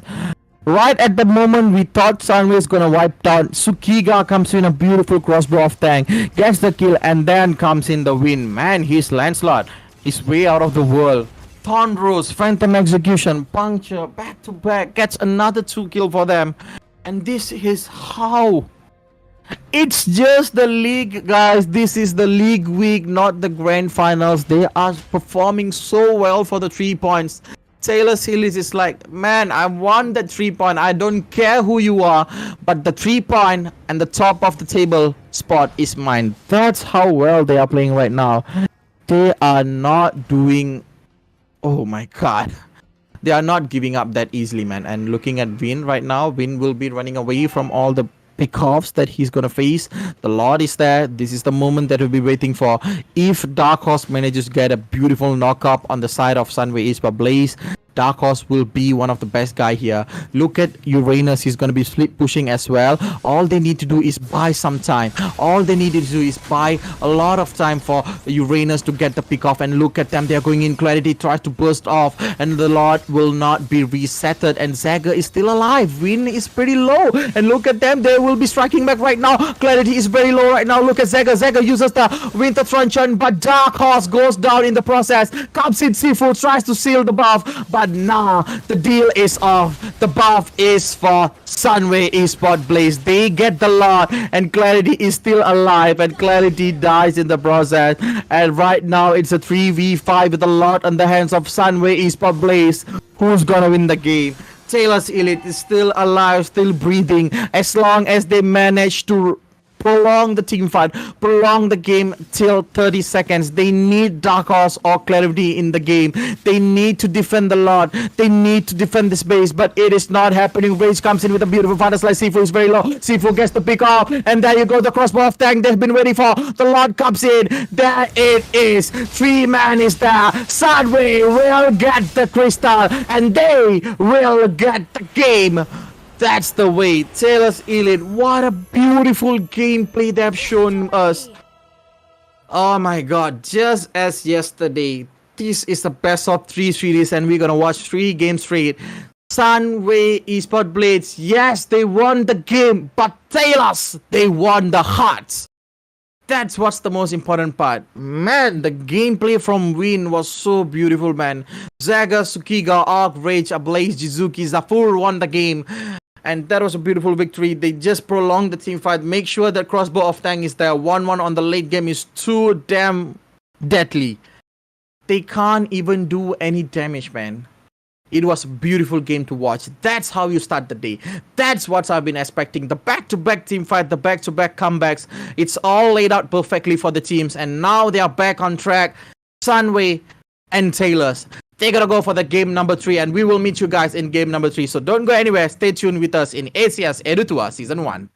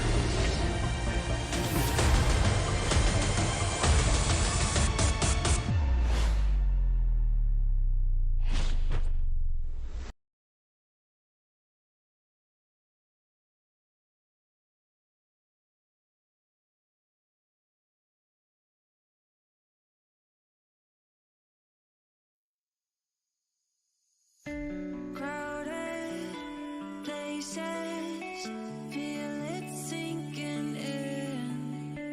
Lonely faces, say you need a friend. No matter the distance, I will always be there. No more inhibitions, I'll show you I care. You've been lost and alone in the city of lights, I know. Getting hot, feeling low, and it's out of your control. You should know that I won't leave you. I'll stay beside you. I'm never letting you go. You've been lost and alone in the city of lights, I know. But I will guide you home.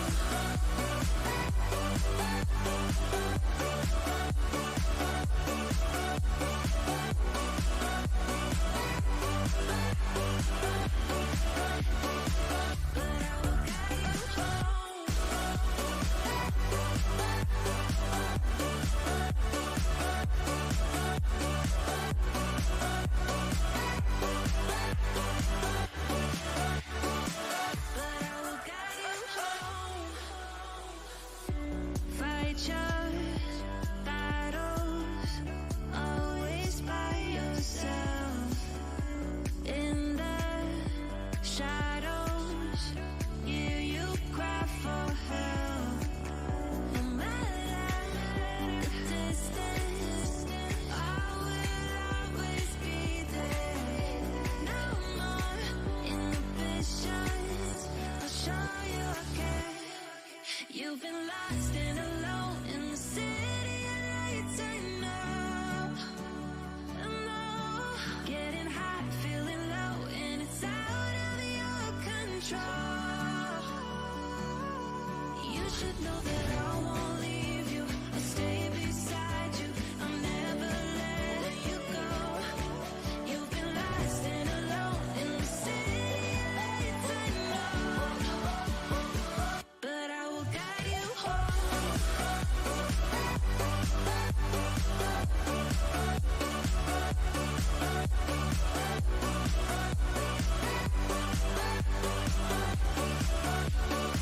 But I will guide you home.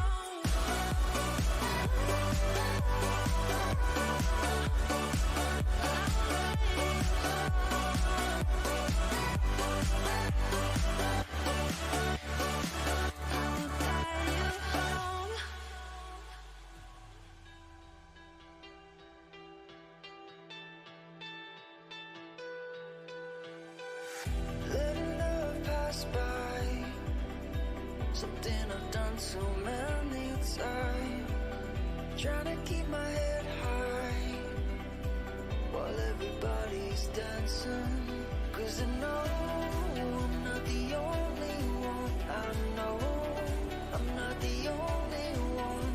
Since you took hold of my broken heart, just like a miracle. You're the angel, the one I've been waiting for. You're the angel, the one that pulled me out of the dark.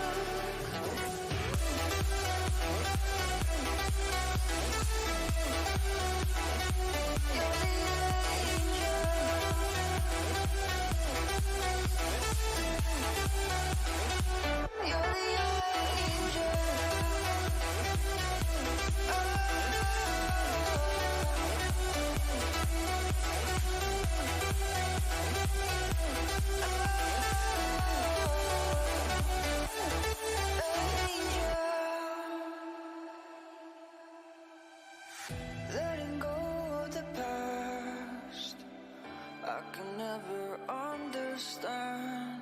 So many questions why, well everybody's dancing. Cause I know I'm not the only one. I know I'm not the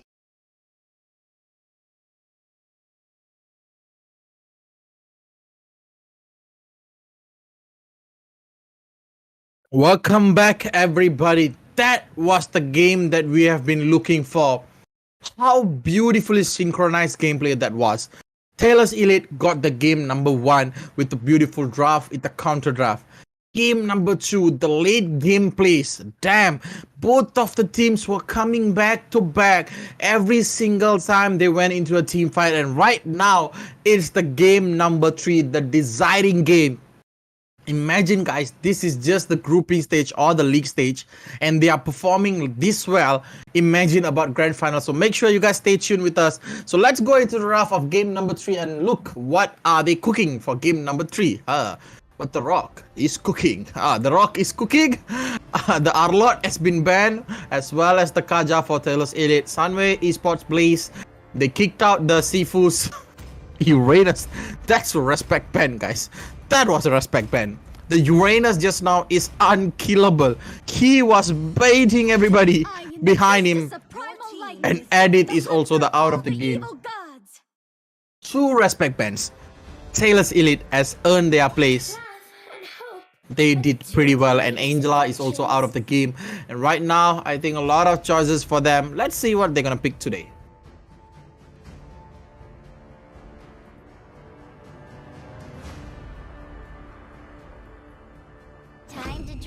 Picking a Joy on the early stage is pretty good. I think Joy is always with the Vengeance. If you guys go with the Retribution, it's going to be pretty hard. But I think Clarity comes in with a Yif and a Kufra. This is the basic draft for Taylor's Elite. When there's a Yif and there's a Kufra, it's always going to be in the hands of Taylor's Elite. And if you guys ban Yif, the most thing they can do is go for the Fasha. And this is how the draft of Taylor's Elite is going to be. And they get the Martis, and it's going to be a tough game for Taylor's Elite. Joy, you can't catch him, man. Martis, you can't catch him also. Yif, what you gonna do? You're gonna having a tough time here. I think picking up the Xavier is pretty good, but if they want, they can go for the Valentina, get the more aggression gameplay there. They can get a lot more from this Valentina than Xavier. I think Valentina will be the best choice here. If they don't want the Valentina, they can go for the Fasha.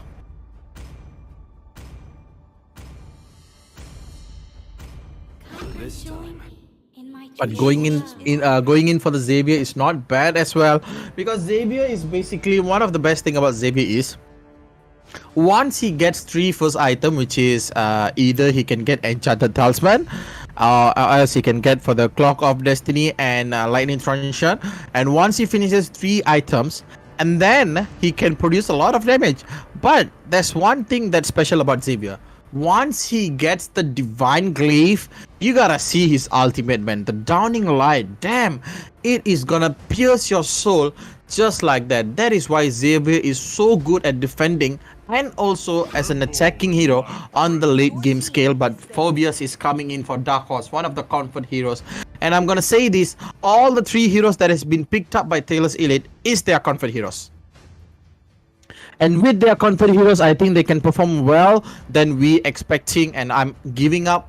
I'm not giving up. I'm giving them the best expectation they can have. I think they will perform pretty good in this game with the Phobius on the hand, with Yves and also Kufra. I think they can easily make sure that this Joy is not alive and also performing in the game. Same goes for Martis. Every single time he dashes using Mortal Coil, the Phobius is going to be on his back with the Demonic Force, and also he's going to be jumping a lot and giving a lot of damages. If he gets the Ice Skin 1 also, it's going to be pretty good for them. But Cloud will be kicked out on the early game itself.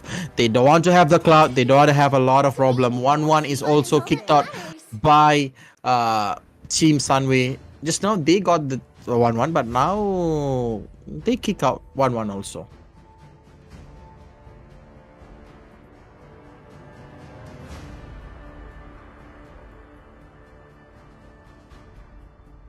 Banning out another roamer will be pretty good for Taylor's Elite. Maybe they could get off Minsita. Okay, my question for Taylor's Elite: why are they banning Minsita when they can use Minsita as well? I think, yeah, they already has the roamer. They already have their EXP laner, so banning Minsita is better here, so that enemy team doesn't get the Minsita and block off Dark Horse's dash and also Dark Horse's jumps. So right now, the last ban for today will be Sunway Esport Blaze. What are they going to ban on this series? This is the last series for first game, guys. Sorry, this is the last game for the first series. I know, it's been very long since I've been since I casted an English gig, and right now we are casting an English one, so it's still on the point where I'm still warming up. I'm still coming again to my prime. But it's okay, guys, we gotta watch what they gonna pick. Yeah, there you go, the Lancelot win. Respect, man, damn respect, a big respect, a big salute for your Lancelot. So good at the point. Sunway Esports, please, ate your bait and they died. This man baited a 5-man team 1v5 and got the kill. Damn, dude, you are something else, man. You are built different, bro. This is the real Sigma gameplay, man. Right now, all I'm gonna watch is the pick from Taylor's Elite, one of the most important.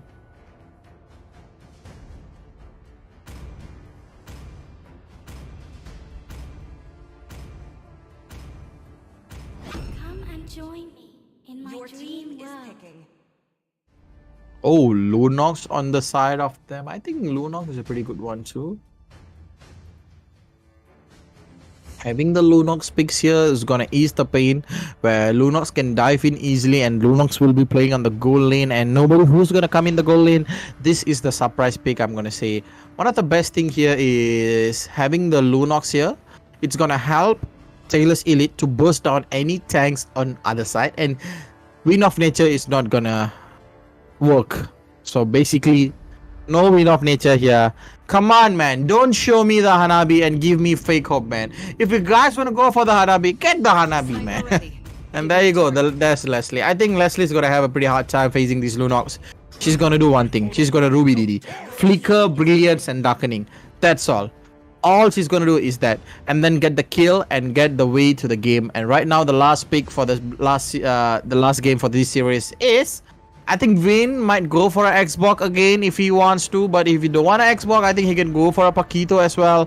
Paquito is still over there, and looking at the fast hand that he's been proving, he can go for an Hayabusa as well. It's gonna be very hard for Leslie to counter Hayabusa. I'm sorry, guys, but Fanny, are you for real, man? I told Hayabusa. I knew, man, he's gonna go for Hayabusa because that's the best choice he can do. There's Joy, there's Martis, and there's Xavier, there's Leslie. He got 2 free kills, man. Xavier can't run away. Leslie, what she's gonna do? She's gonna immune? Nah, man. Hayabusa's Augie Shadow kill gonna be so damn good on Xavier, and Xavier is a free kill for him. And if he doesn't abuse Xavier, and if he doesn't get the Xavier, it's gonna be a hard time for them.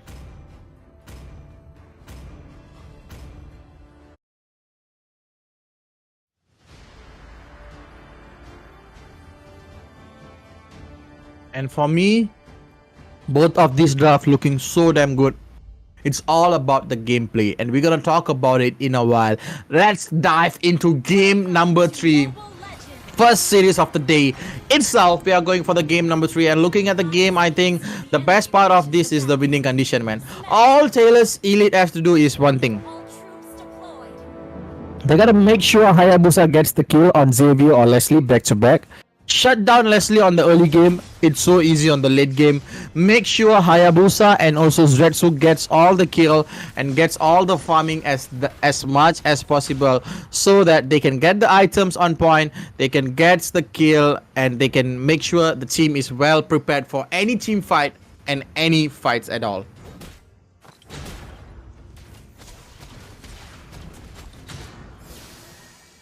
Looking at the way they are doing the rotation is pretty well different from earlier games. And right now they are going for the lethal right now. It's going to be a 3v1. Look at that. They are starting up the early fight, but the lethal will be on the hands of Sunway, and Sunway is not giving them an easy game, guys. Sunway is coming with a big bang. You aren't going to predict this. Sunway is too good, man, for here.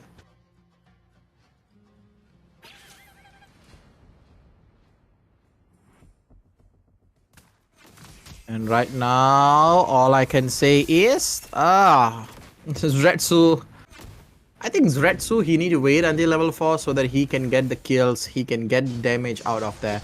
But if he doesn't do that, it's gonna be a pretty hard time, man. All I'm gonna say is one thing: make sure Sunway Esports Blaze doesn't get the farm on Leslie. If Leslie gets the farm, it's gonna be pretty hard.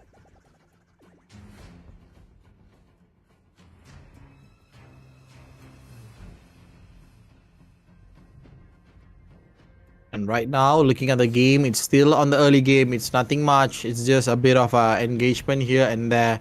And all I'm gonna do is I'm gonna watch what they're gonna do.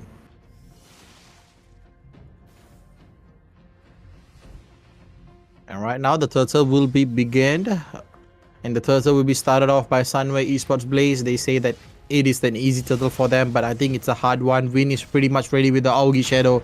He might go in and he might come out easily. And right now, look at Rage. Rage comes in with a beautiful dash. Rage will be opening up Electro Flying Beat, and there you go. The turtle is secured. Rage gets one, and Rage is still there. Clarity goes off. That's a beautiful beginning for them. It's a 1 for a 1. Hyper for a mage. I think that's a pretty well trade. That is the trade that we were looking for. Even though Sunway got the turtle, but they got the hyper. That's the most important part. And Rage, man, the electrifying beats with the vengeance. That's what a good combo, man. I don't know why he's coming with the Aegis right here. I thought he has a vengeance, but why does he want to have Aegis, brother? This game is so perfect for him to using vengeance as well as Aegis. Yep, I think it's okay.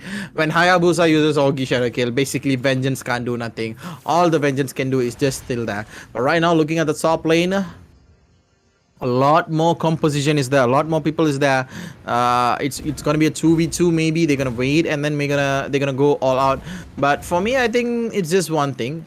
If Taylor's Elite want to win the game, they're gonna make sure that the draft, the setup that they're gonna do has to be pretty good. Sifu, all I'm hoping for is watching him get a beautiful woman on 3 or 4 person, and then make sure there's the darkening, and then there comes the ultimate, and there you go, Rage. He's like, come on, man, hit me. And there you go, the Kufra. He dies off just like that. Sifu makes a mistake, and Sunway punishes him just like that. And right now, Jizuki is quite good on farm. He is on the 7th level. But looking at Vin, he is still on 6. I think he needs to tone up his farming mode, and he has to time up his farming. Make sure it's fast enough, it's good enough for the team. And Sunway is still on the leading with 1k goal. I think it's pretty good and pretty neat for the early game itself. And now, the turtle will be spawning, the second turtle of the game.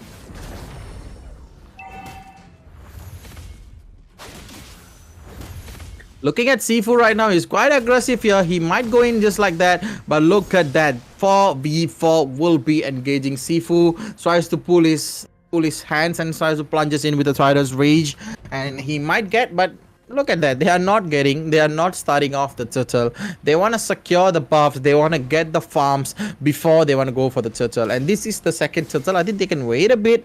And looking at Hayabusa, he's still making his way. And it might be Hayabusa's turtle if they want, since Jizuki is going to be focusing on getting his purple first. And same goes for Taylors. They got to focus on taking their purple also.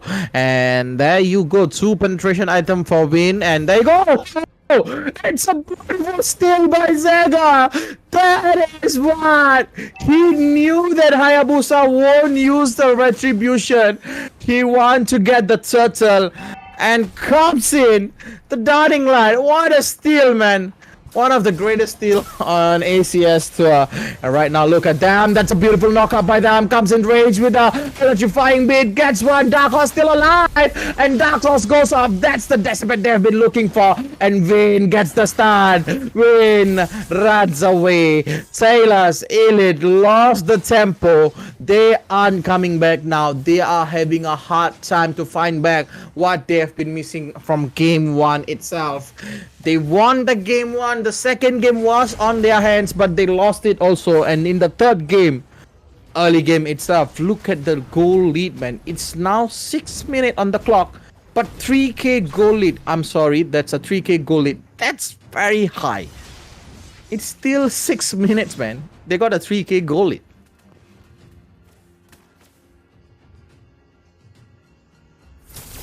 And right now, looking at Rage playing this Joy, it's quite saddening, guys. This man is not easy to kill, and he's still there. And right now, what I'm gonna say is Zretsu is having a hard time. He's dead just like that. Having the Lunox on the EXP lane is good, but the problem is Lunox on gold lane, it takes a lot more than that. He needs to be ready for that. He needs to farm pretty well, and he needs some more assist than that. And having the Leslie on Lunox, it's good. Every single time, Leslie can camouflage and also straight away attack Lunox for free, and then make sure and also push Lunox to use the Brilliance as well as Darkening. And right now, looking at the leading, is 3k gold lead, still the same. The Downing Light gives a lot more damage than usual. And right now, I think Sunway is having fun time. They are not doing anything. They gotta stay awake. They gotta stay still. And look at the itemization. Leslie's all the way in. She got her first item, that's the Berserker Fury, and she's on the way for Endless Battle. Hunter Strike and also Antenna Shield is done for Martis here. He's gonna be sustainable, and also his damage is quite well because he has the Hunter Strike. It's going to give him movement speed, it's going to give him penetration as well as cooldown, and that is what he needs in this point of the game. There you go, the third turtle of the game is spawned right now, will be rushed by all of them. Bria One Manipulation comes in, look at them, they are not going. Rage comes from the backs, then there you go, that's what we're waiting for. The electrifying bit gets one, tries to get two, Rain is pretty low, and Downing Light. And that is what they have been waiting for. They got two on the head. They are trying to get the third kill, but Vayne comes in. Vayne might use the Ogi Shadow kill, but Jizuki still has the Dawning Decimate in his hands. And why doesn't he uses it? I don't know why. Three of them are pretty low, and look at that! Oh my god! Ultimate Snipe opens up the map, shows where's Hayabusa. Downing Light straight into his head, and Hayabusa of Wind dies.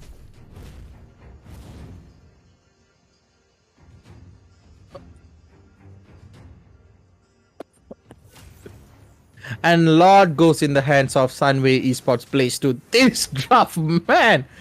Leslie uses the ultimate to open up the map, and it eases the pain of Zagger to open up the map also. He's just using the Downing Light as soon as...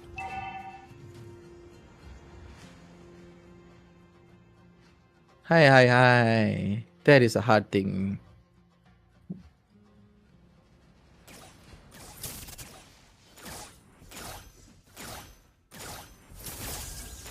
And right now, Looking at the game, it's a 5k goal lead right now at the moment. I'm sorry, it's a 6k goal lead, and it grows to 7k now.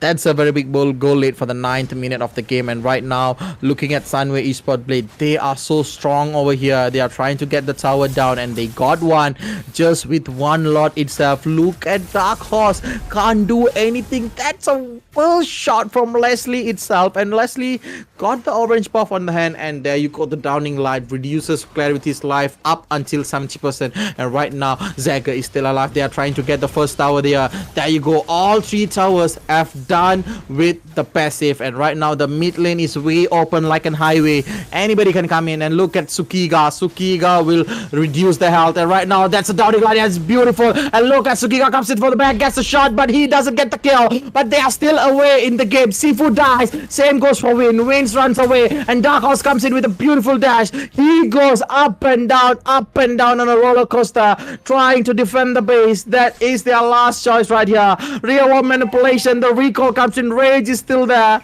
and they manage to defend the base, and they manage to push off Sunway away from their crystal. And right now Taylor's Elite is still on the play, still on the game, still breathing. They are still finding a way.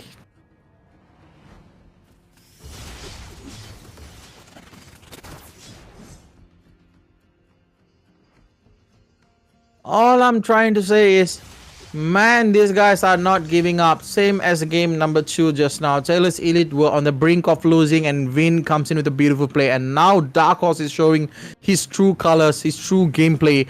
And now they are performing pretty well for a team that's trying very hard. They're trying really hard to get the upper hand. And right now Vin is there. I think Sukiga might go in. Look at Vin. Sukiga. Sukiga with 2 kills, and I think the true damage is good enough now. I think she has the items, and she's trying to open up the map with Og. Og will be having to go in front just to be tanky, as well as be the one that's gonna take all the damage right here.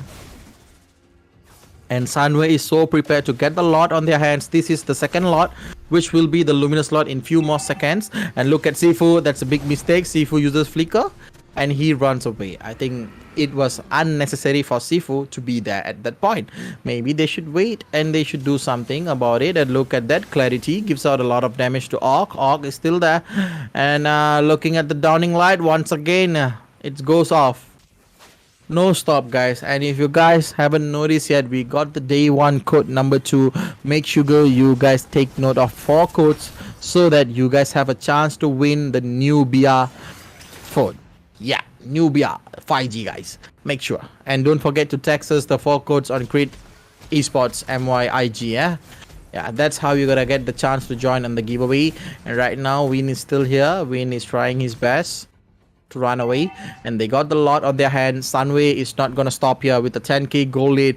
And look at the kill difference, man. 2 kill only for Taylors, and Sunway just destroyed them with 10 kills.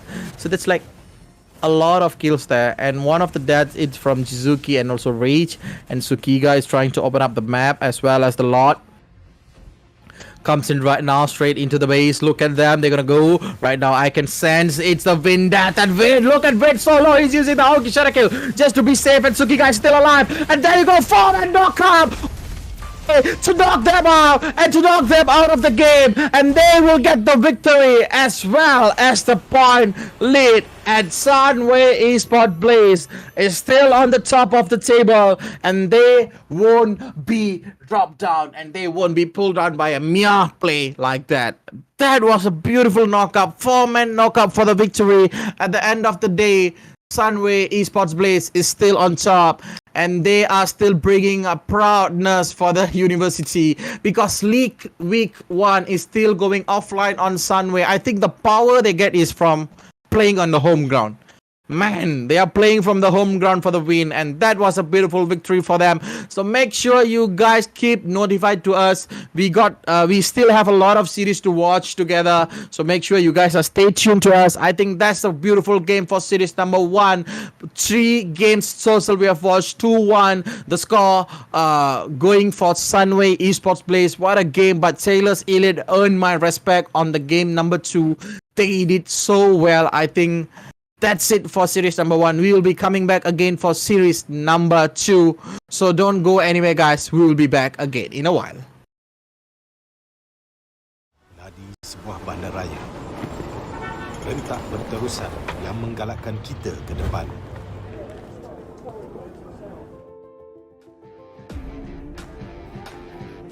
Sesuatu yang mengapi-apikan hidup dan semangat kita.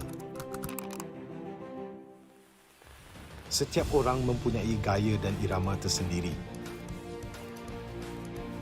Tapi, apakah yang boleh menyatukan semua lapisan masyarakat?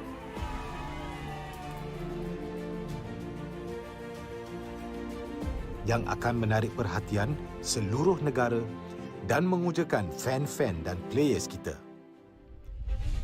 MPL Malaysia ditubuh pada tahun 2017 dengan impian yang besar untuk menghimpunkan player-player Mobile Legends terbaik di atas satu pentas kompetitif yang terbesar di Malaysia. Musim-musim lepas menemui pelbagai cabaran dan halangan, tapi MPL Malaysia tidak pernah berundur. Sentiasa berdedikasi dan bertambah baik untuk meningkatkan pengalaman e-sukan yang bertaraf tinggi. Kini, MPL Malaysia adalah satu liga yang penting dan paling dinanti-nantikan di tanah air kita. Dengan fanbase yang setia dan pemain profesional dari pelbagai latar belakang yang berusaha menuju ke puncak MLBB eSports. Persaingan dah semakin sengit, namun juara hanya satu. Inilah aksi kita, budaya kita yang unik.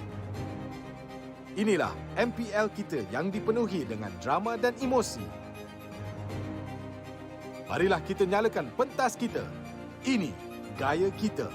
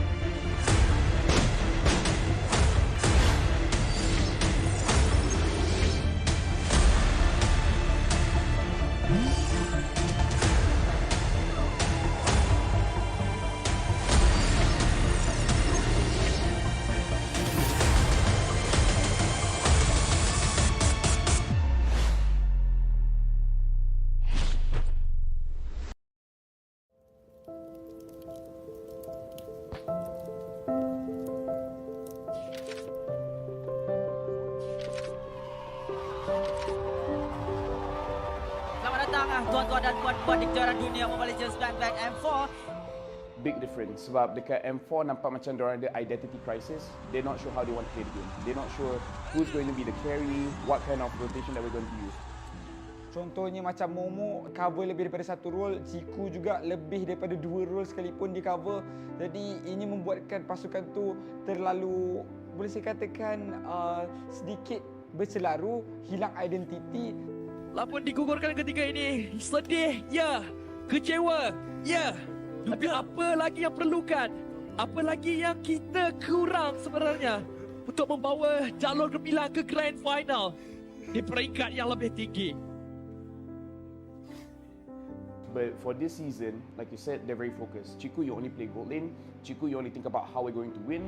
And everyone else is going to provide the coverage for Chiku guys. So for this season, it's definitely different where they're very focused on their own style of play, which is the Langga playstyle. But now it's almost like the lawan balik kind of Langga, where you're trying to make the opponent fight you, and then you win the fight eventually. Bila player dengan coach Filipin masuk ni, dia lain sikit daripada kebiasaan kita orang buat lah. Selalu dia lebih kepada disiplin. At first, it's hard because of the language. There are those times that I cannot understand them and they cannot understand me. But me and Jim figured it out, like, okay, Jim, I will tell you the instructions, then you translate it to them. So that's what happened. That's why our work get easier because of it.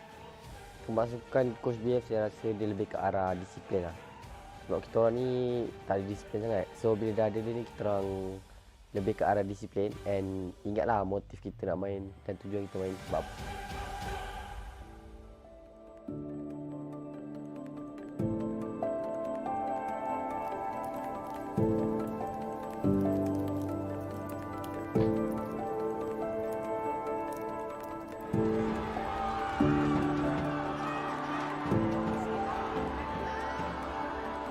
MVP is Chico Guys!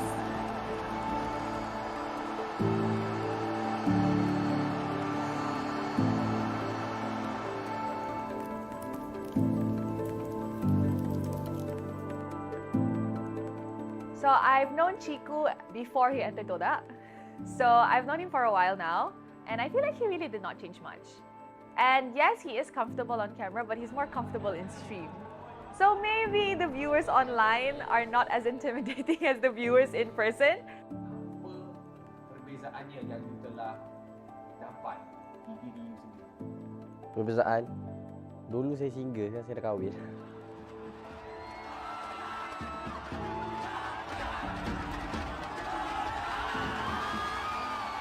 Kalau Ciku ni sebelum kahwin ni dia jenis kaki langgar, tak kisah kalau sebelum ni Punis kan girlfriend dia kan, dia langgar je Punis tu. Sekarang ni dah kahwin tu dia macam okey ni wife aku kena jaga dia tak langgar dah. Itu Ciku lah. I think he's an absolute legend. I think that he really pushes the agenda and he really knows how to test the limits, or at the very least very situationally aware of what he's capable of on a particular marksman. Although the meta has shifted and Chiku has definitely changed roles, he has to evolve with the times. I feel that Chiku is still at the age where he's adaptable, but age is eventually going to catch up to him at some point and we just don't know when. Kalau bagi saya, selagi saya rasa saya boleh main, walaupun tak macam orang lain kan, macam kalau main macam fasian main. Tapi bagi saya benda tu tak penting, dia lebih ke arah on point lah. So selagi saya boleh on point kan benda-benda yang penting, selagi tu saya akan main lah. Kalau dah sampai masa memang tak boleh, stop lah.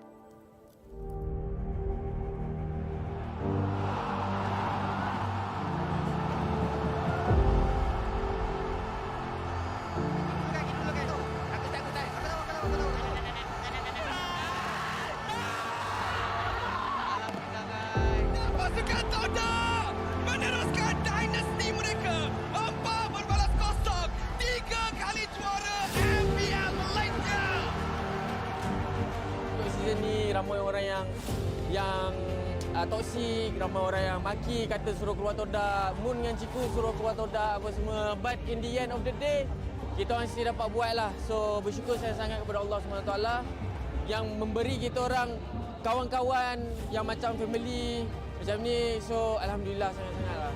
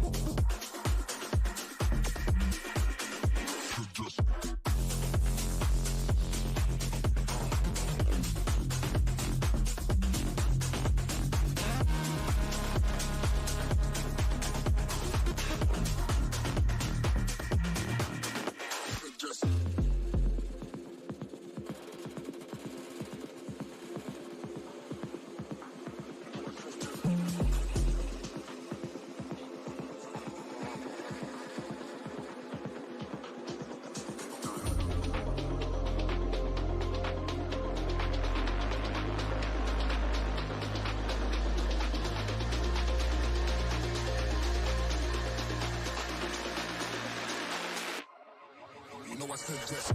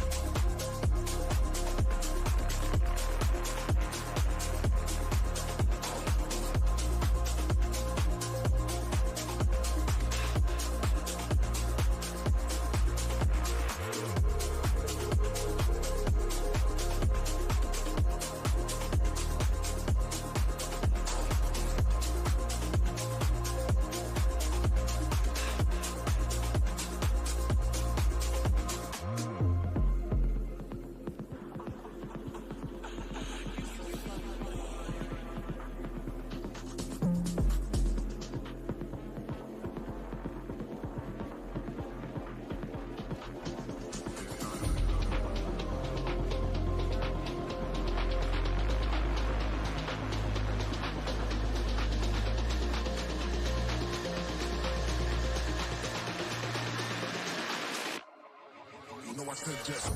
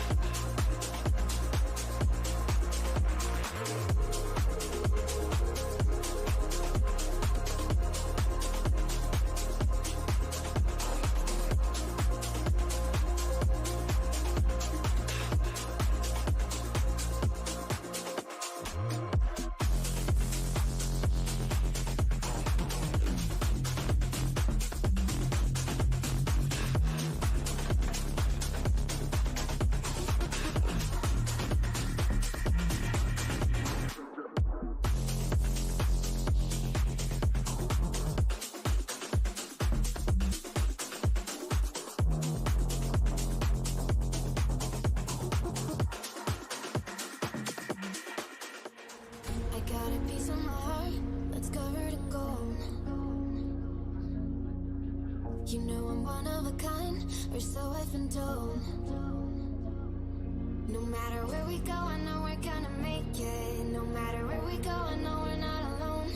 We face it all cause now we know that we can take it. We face it all cause we go big or we go home. Dance like you made it and you found it all. This is paradise. Dance like you made it and you found it all. This is paradise. This is paradise. This is paradise. Yo!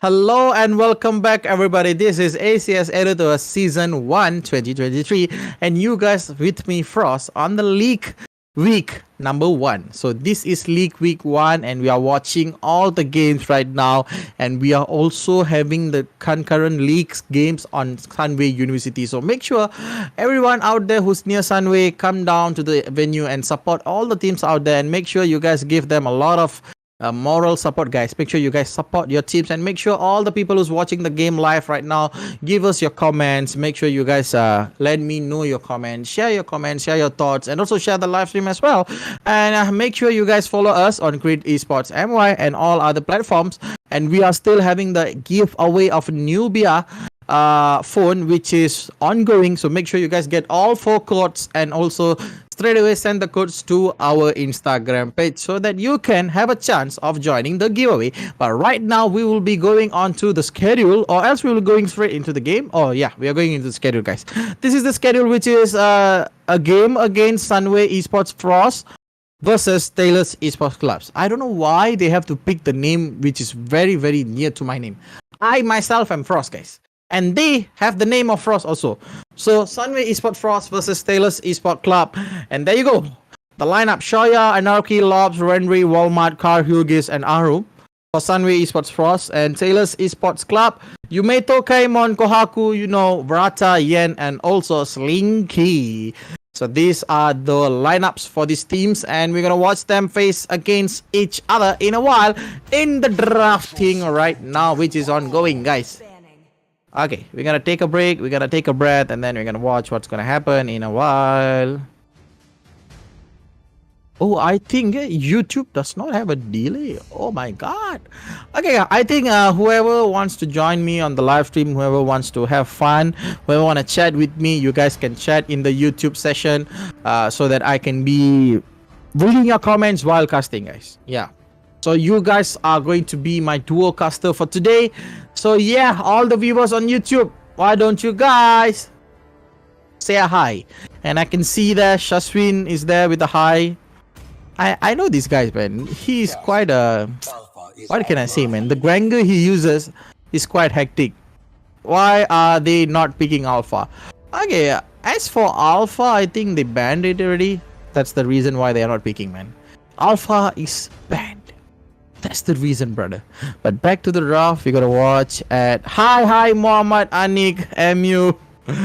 Hi, Muhammad, Anik, hi, everybody on the YouTube. I think me casting alone is quite sad. So I think I'm gonna turn out this session to a fun casting where I can cast while reading your comments, I can cast while knowing your thoughts about the games, and you guys can give your support through the casting as well. Make sure you guys give out your comments, guys. Be my duo caster for today. Yeah, this is what I've been looking for. You guys are my partner for my casting. So let's go into the draft, and make sure you guys let me know what you guys think of the draft, and you can predict also. So I want to know what you guys are going to predict about the gameplay or the picks they are going to pick.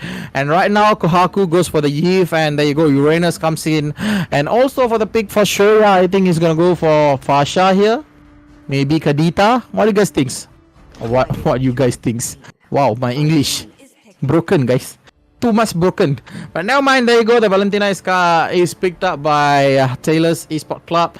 They're gonna go with Valentina here. I think it's a good pick here. Valentina can get the real world manipulation on them side too, and it's gonna be pretty fun. And if you guys think about why Uranus jungle, I think this Uranus won't go for jungle, guys. It's basically like this. Uranus will go for EXP. If you guys want to use Uranus on jungle, he might need a lot of help, you guys know. It is possible, Shashwin, it is possible to use Uranus in jungle, where if he is being helped by a lot of people, like whenever he goes for a certain buff, like when he goes to the purple, there's like 3% helping him. When he goes to the orange buff, there's 2% helping him. Then that will help him to get more farm. But the problem with having Uranus jungle is he won't have the damage that need to be dealt when there's another team fight or objective fight, which is going to happen in a while. So that is why Uranus is not suitable for jungling. So if you guys want to go for Uranus jungle, make sure your team is fully packed with CC and power. So what do I mean? I mean what I mean is Basically, if you guys going for your Rex jungle, you need to have a roamer that can stun a lot, and you need to have a marksman or a mage that can burst. And it's gonna be early game, So it's a very risky composite here, having a Uranus hyper. So that's what I'm saying. And look at the draft that they're doing also, guys. They have an Xbox early game itself, level 4, last insanity. What do you guys need? Yeah, better Xbox jungle. I think I thought for me it's still the same. It depends, man. It depends. Xbox is a better jungle. Yeah, I agree on the fact, but you guys have to know it depends on the players who's are playing in the game. So it's not easy to use all this. So make sure you guys support me, guys. Yeah, that's how, guys. Keep commenting. I think all the viewers on YouTube, you guys can comment on the game so that I can read and then I can have fun also.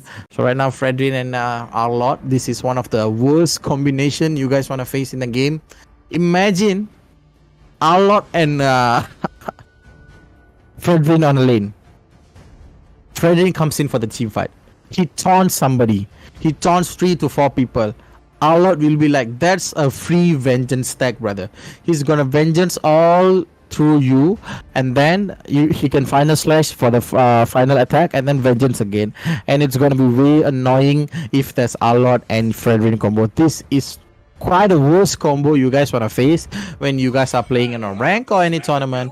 But now mind, Franco will be kicked out. Same goes for Edit, for both of the teams right now. Taylor's is looking for a good ban. I think they should focus more on banning any marksman that's gonna make them feel very worse. I think if they ban out Melissa, that would be good. So right now they have choice. They want to ban Melissa or Leslie or 1-1. That's the choice. But for Sunway, I think they should ban out maybe a roamer, or else they should ban out Cloud. Okay, Cloud would be the best choice for them. If they ban Cloud, that's easy, man. I think the Cloud will be the best choice for banning, or else they should ban Minato, something like that. But they ban Nathan. Yeah, there you go. Nathan goes down. Maybe they know what's going to be on Taylor's esports club, and Brody will be banned too. Right now, Brody and Nathan is out of the game. So it opens up a lot of marksmen here. And let's take a guess, guys. Viewers versus Frost. Okay, I'm guessing 2 marksmen that's going to go in the game. One is 1-1 and one is Melissa. Beatrix, 1-1, Melissa. Yeah, these 3 marksmen will be on the game. What do you guys think? Leslie, Cloud. Oh, Carry. Wow. I think Carry is pretty good choice too. Yeah, there you go, Cloud.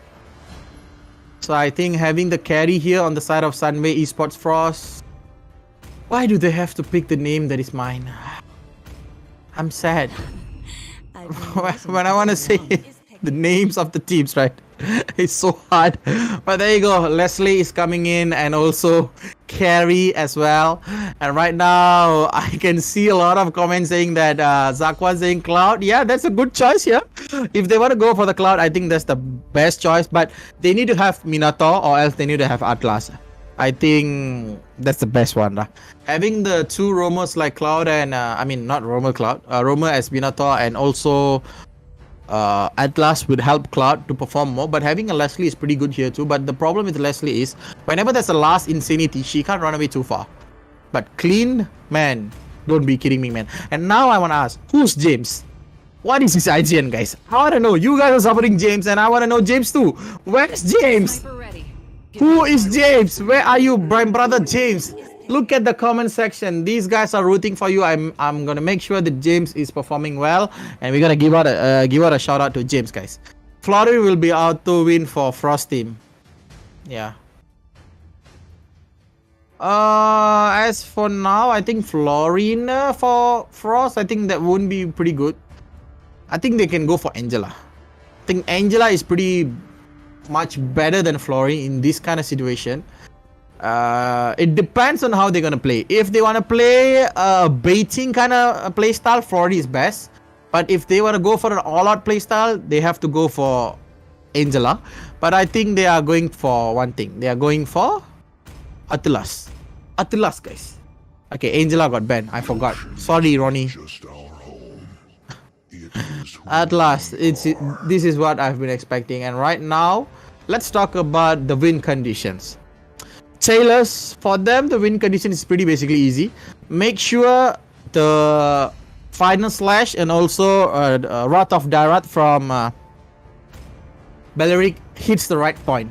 It's either Wrath of Dairat and then final slash, or final slash and then Wrath of Dairat comes in with the real world manipulation and also the Fredwin taunting. So it will be pretty good. And same goes for our red team, which is Sunway. All they have to do is believe in Lobs. Make sure Lobs gets his tentacles on 5-man. That's all. If we chain 5-mans for the Fatal Links, it is an end game for them. And then Aurum, as usual, he needs to use the real world manipulation at this point. And right now, we're gonna go into the game, guys. This is game number 1 on series number 2. Taylor's Esports Club versus Sunway Esports Frost. Wow. Okay, I want to ask anybody who's from Sunway, who's near to Sunway Esports Frost, why did they pick the name Frost? May I know? Where did they get the name from? I want to know that, guys. I want to know that. And you guys can bet for your team. I think for this game, I'm going to go for the red team. I'm sorry, I'm going for the blue team, Taylors. And I think we got one member from our comment section. One brother is going for Sunway. So we're going to watch at the end of the game what's going to happen. And if you guys ask me why I'm going for the blue team, which is Taylor's, is basically on the lineup. Okay, if Carry comes in, or else anybody comes in to give out damage for Belleric, it's going to be a dead end. She's going to get damaged back by the passive of Belleric, and it's going to be a very hard time for them. I think red will win, but I want blue to win. Yeah, I think blue has the high chance here, but looking at Sunway Esports Frost taking out the game pretty much aggressive on the early game itself, and Fredrin doesn't land his purple, I think this itself shows that Sunway is quite ready for the aggressive gameplay. Look at them, how aggressive are they? The draft is the draft advantage is on Taylor's, but I don't know, man. It's all about the gameplay itself. If you go for the early game, yes, Taylors have a higher advantage on the early game itself. Once they reach level 4, look at the combos that they can do. But the best part of the combos is we get the pause. Meta pause, guys. This is what we call pause. And I think I have a lot more time to talk about you guys. So for the Taylors, I think one thing they have to watch out is for Carry. Make sure Carry is out of position. And if she's way too far to reach, it's gonna be very tough for them. Carry's gonna give out free damage, man. Fredwin can't take out the damage. Allot can't take on the damage. Belleric, yes, he can take a bit of a damage, but it depends on how much is it. And Carry itself is a tank killer, man. If you guys don't know, Carry's passive will give you damage based on your health percentage, and it will be noted as true damage. Other than physical damage, she have a lot of true damage on her hand with the lightning wheel and also her phantom light wheel. When she opens up her ultimate, each basic attack is counted as 2 passive. So 5 passive attacks, you get true damage for 8% if I'm not mistaken. It was nerfed before this. And with the items such as Golden Staff, Crimson Sight, and also Demon Hunter Sword, is gonna bring up the damage to another level to Belleric. I think all we have to do, we have to wait and see what Sunway has in hands. And as Sagwan says, Atlas, watch out for Atlas, man. I'm pretty much waiting for this Atlas. Lobs, all you have to do is one thing. Make sure he makes a moment, man. All he needs to do is catch minimum 3% on the Fatal Links, bring them back, perfect match, and then let the game go. And right now we'll be back into the game. We'll be watching what's going to happen in between these two teams and between us. A lot of people are saying that blue team is going to win. Like for me, I'm supporting for the blue team because of the draft they have bringed out today. And a lot of people in the comment section are going for the red team right now, which is Sunway Esports Frost. But we got to watch the game and look at you know. Pretty much very low here. I think Lobs will be diving in for that. Oh, Lobs gets the first blood. There you go. Watch out for the RKO from the Lobs. That's how you do it with the Atlas. Don't be afraid to dive in to get kills, man. That is why this perfect match is way dangerous than we accept. When you are running away with a tiny bit of life, this freaking octopus comes in with a big mechanized body and smashes you with a perfect match and then gets a kill. That That's the Atlas that we have been waiting for. And now Lobs is having level 4. And Lobs gonna go in for the Fatal Links. I think, there you go, he's taunting, man. Mechanized Octopus Man. Normally we can see tentacles from Japanizing Beam. But this is American Beam that making the octopus mechanized. And look at that, Shoya! Ultimate snipe! Damn boy, that's what we've been looking for. Look at the Atlas gets it 1, Atlas gets 2. Look at Walmart. This is a fake Walmart, guys. Don't worry, he dies just like that and comes in last Insanity. There you go, crisp barbecue tender from the tree, man. This is tree tender barbecued. Legit barbecue, man. That was a beautiful burn from Khan Hughes. And look at Khan Hughes goes down. And you know that's a way far Vengeance. I know using the Arlot may be a bit of a hard time, because a lot of time when using Arlot, the most frustrating thing is the Vengeance. You want to press it 1 time, but in excitement you might press it 2-3 times where it misses the point. But just now you can see Khan was just 1 Vengeance away from dying, but went into the purple buff, so Khan had a chance to run away. And that's the thing for Sunway Esports Frost. They have another chance, 3 kills for the 3 kills, 500 golded right now at the moment. Looking at the top lane, it is still going on. Look at Arum, still haven't get the hands on Real World Manipulation or even Wrath of Daroth. And I'm still waiting for the moment that they're going to be. So all the viewers on the live stream, make sure you guys share the live stream. And I'm asking you guys to help. Make sure you guys comment, man. Be my duo caster, man. I need a partner so bad. I don't want to go solo, man. It's quite hard for solo, man. I want to take a breath. I want to read your comments. Make my casting a bit more fun, a bit more enjoy. It's a college level tournament. Inter college, man. I don't want to make it too professional. I don't want to go for too much professionalism here. I want to make sure it's fun, it's power pack, and it's also entertaining as well for you guys. And look at Arum. He gets his hands on real world manipulation. I like to call it the chessboard. Because it's easy. Whenever you are in the chessboard, you gotta think a lot. Same goes in real world manipulation. When you are in the real world manipulation, you gotta run away. But look at Lobs! There you go! The America is tensionized. Tentacle gets 2, but sadly they can't do anything. The damage from Taylor's was too high for them. Look at Yamato. Yamato is still there. There you go. Lobs taking on the damage. 2 last hits here. If they can dive in, they can get the kills. But sadly, Sunway runs away with a low health on this point.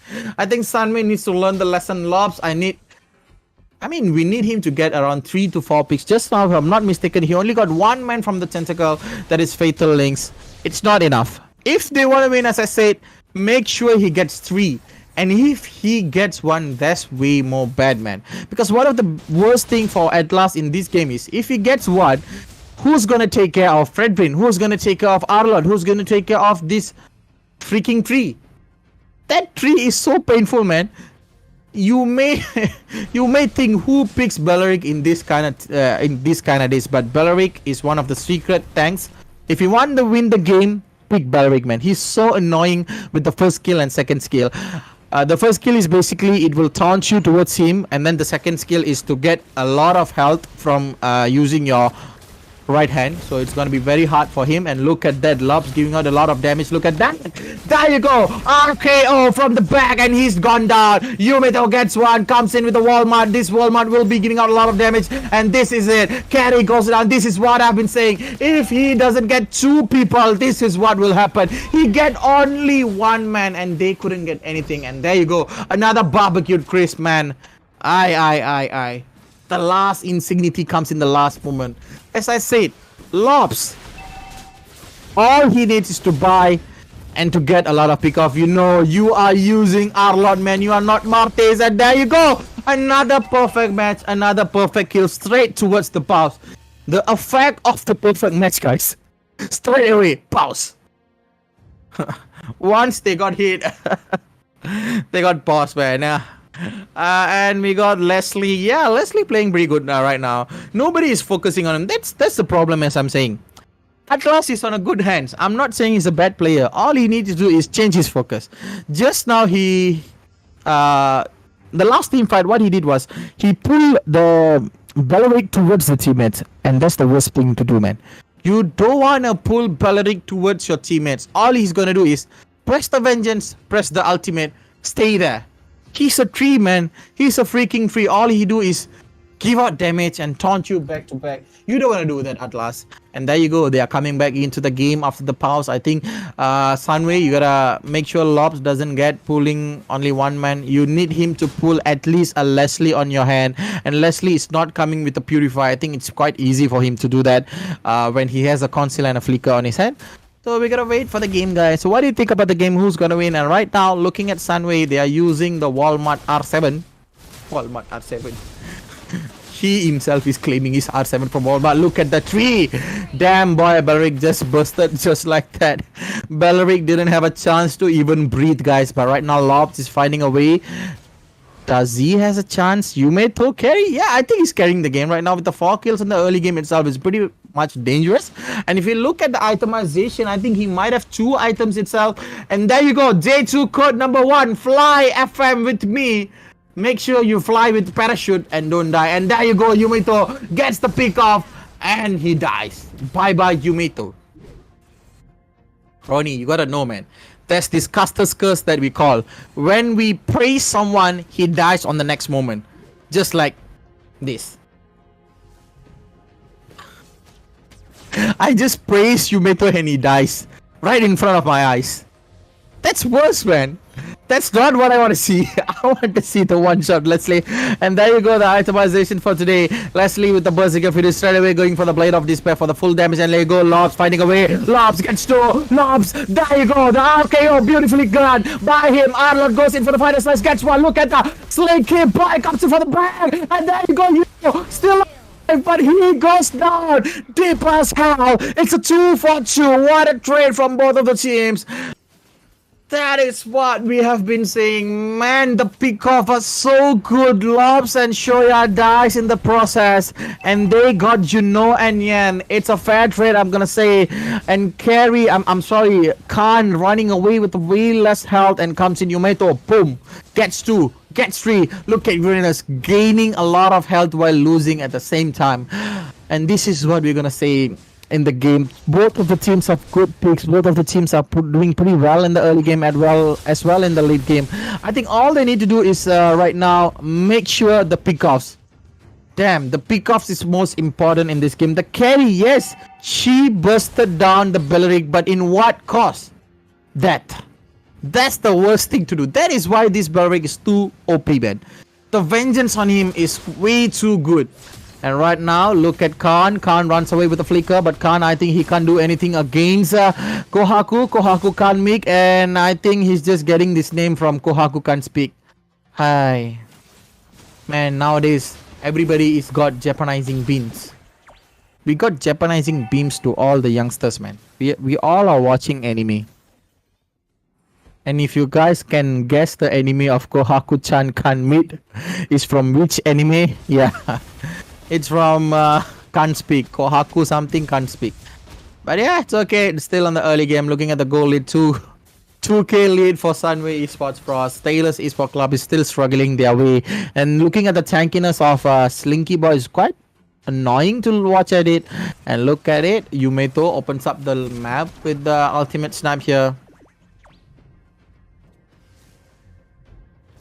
There you go. 1 tower down, 2 tower down. Lord is still here. A big chunk of health will be reduced. 3 towers have been reduced here. And right now, Yuno is finding a way to use the final slash to get 3 or 4. And all the people in the comment section, make sure you guys keep on commenting. Keep on entertaining. Keep on being my partner, guys. Don't keep quiet, eh? Keep commenting, guys. And make sure you guys get the code of day 2, which is Fly FM with me. 4 codes, you guys have a chance to win the new phone. Yeah, Blue, this is what's happening. Blue has a perfect draft. Their draft is way better than Sunway. But what is happening is Sunway's damage from the people they have, it's quite good. And all I've been saying is that make sure Lobs gets 3, he wins. But if Lobs can't get 3, it's going to be a very much tough game for him. Look at Yan. He's still there. Oh, 2 real world manipulation right now. Look at them. They are going all out. Lost in City. Right on the back. And there you go. This man is burning every single one, but he does not even flinch here. Lobs. That was a beautiful Oxygens all over the line of down has been collected by him. Wow, man. There you go. You can't do anything, man. Lost misses the fatal links. He catches air. That that was pretty perfect, man. Balearic dying to it. Yeah. As for Balearic, if you guys want to know, Balearic needs a minimum 4 items to tank a lot of damage. All you need to do is one, tank the damage while using the Wrath of Darat. And if you don't know what is Wrath of Darat is the ultimate of Balearic. Lobs alt Natalia. Yeah, let's go Frost. Are you giving the shout out to Frost Sunway or Frost Caster? So it's quite mesmerizing that it's not mesmerizing, it's confusing as hell, man. I don't know who are you calling. Is it me or them? But now mind guys, Lobs alting at Natalia. That's the best part of the game, guys. That was the best moment for me. Looking at the lot. Let's go both Frost. Damn you guys. I hate you.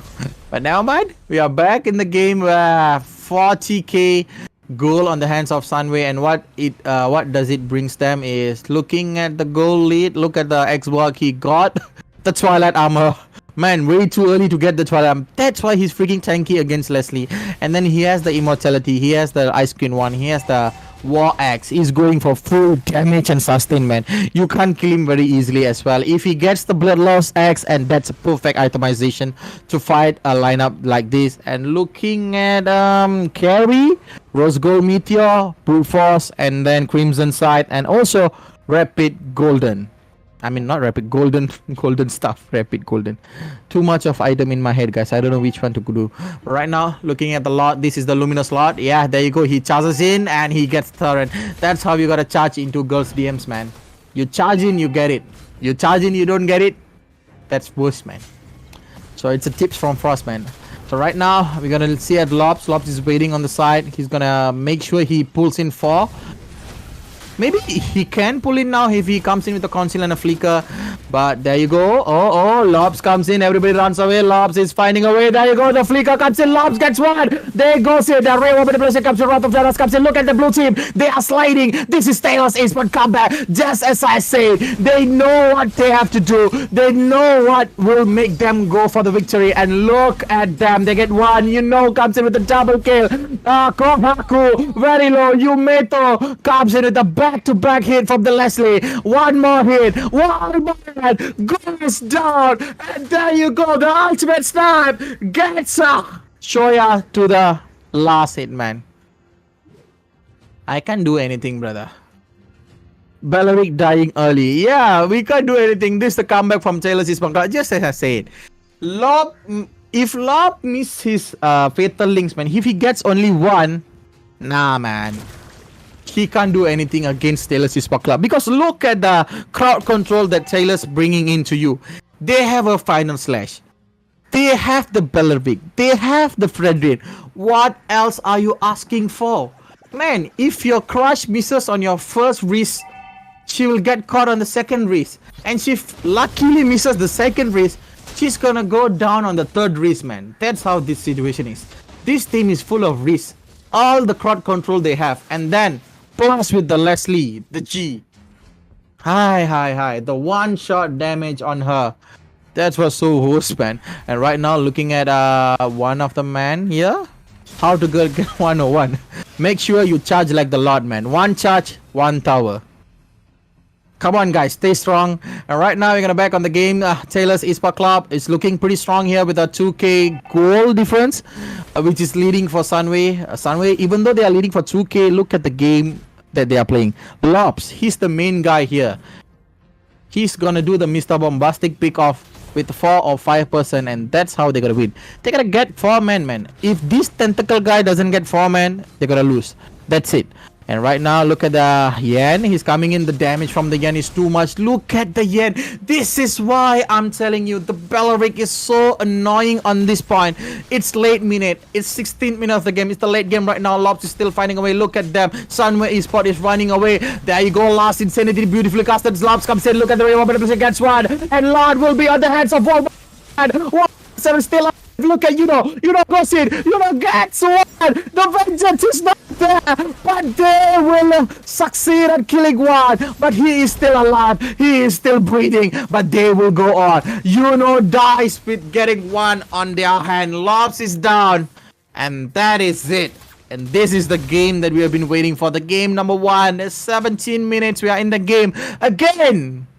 Man. Pause meta, guys.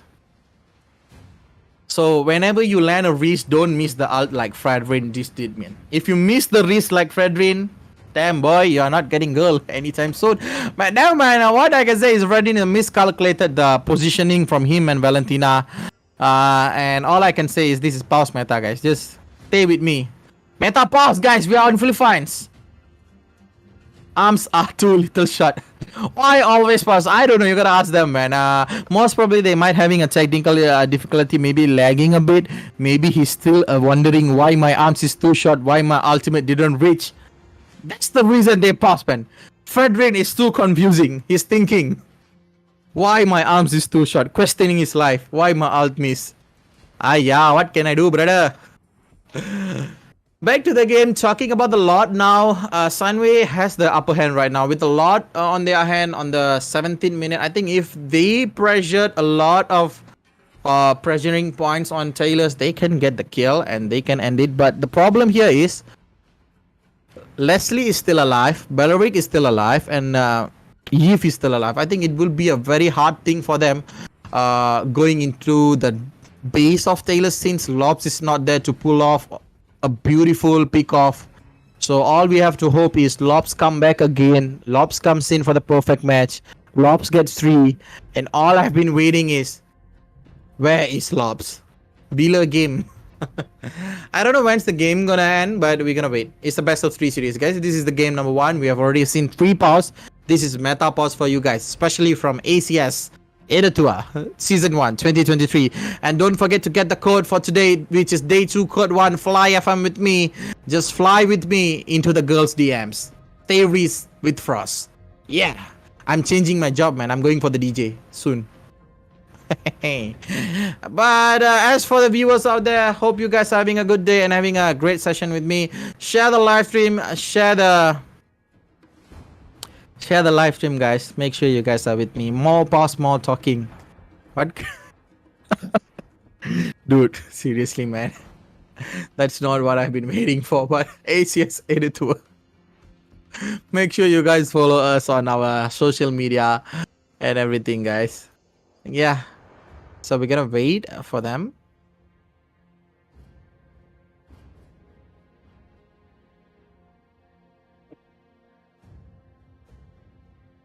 It's an awkward silence, man. The pause is way too long, man. And I'm sweating, man. Come on, I want to watch the game. I want to make sure the game ends as soon as possible. I don't want to go for a 25-minute games with 3 pauses all the way. Frost frozen already. So how's your day? My day is pretty good until I've seen the pause. Awkward silences. Yeah. 4-minute pause. Of course, that's awkward silences. I don't have a partner to talk about the game. All I have is you guys on the comment section on YouTube.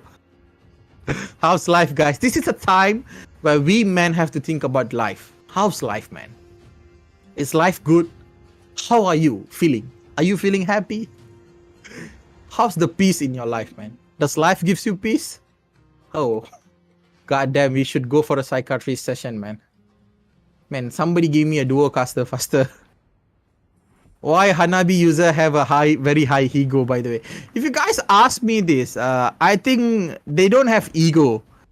They are just telling that when they are partied with a Granger user, the Granger is so shit. Basically, that's the reason, man.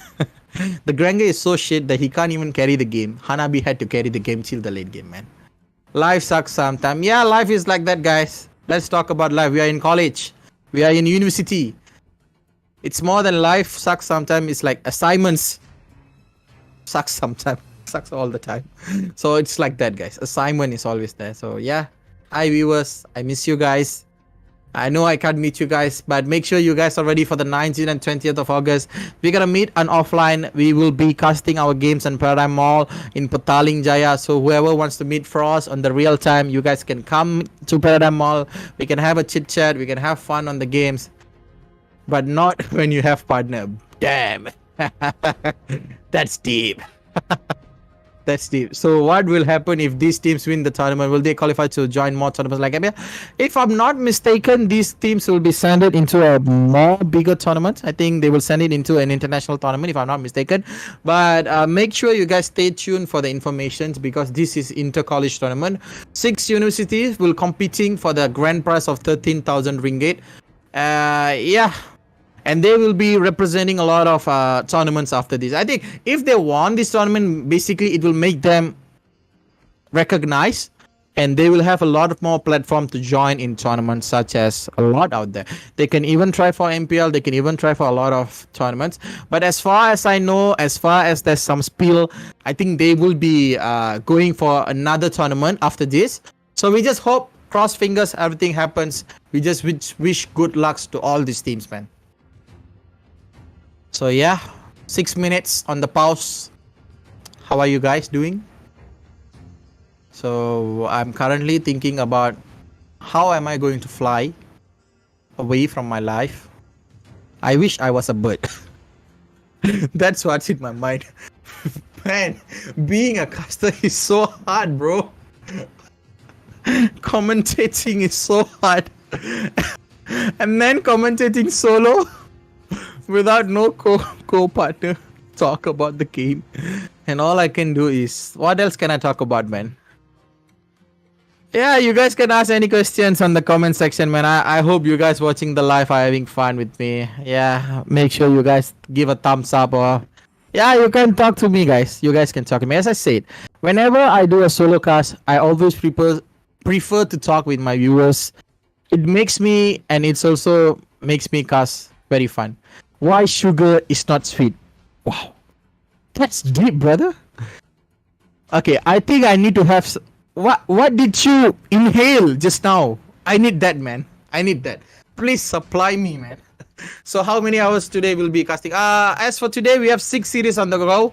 This is our second series of the day. We are already having 6-7 minutes pause on the game. I'm gonna wait until everything's gonna happen. Yeah, it's okay. I'm gonna wait, guys. So make sure you guys follow me on my social media. Well, Frost the Magus. Yeah. Why sugar is sweet? I give you one better. I can't find one better, man. I'm sorry, I'm lost of words, man. So long, yeah.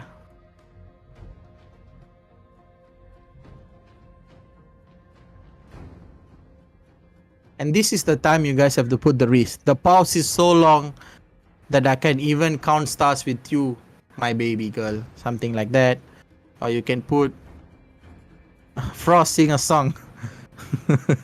Or you can even say the pause is so long that I can live my entire life with you, baby. That's how long the pause is. That's how I'm feeling, man. The pause is way too long that I finish my eternity with my girl out there. Damn boy, Riz 101 with Frost. It's a 10-minute pause, man. I've been talking for 10 minutes about... Come on, Frost. Let's go. One match classic. I think I would have done one brawl out here.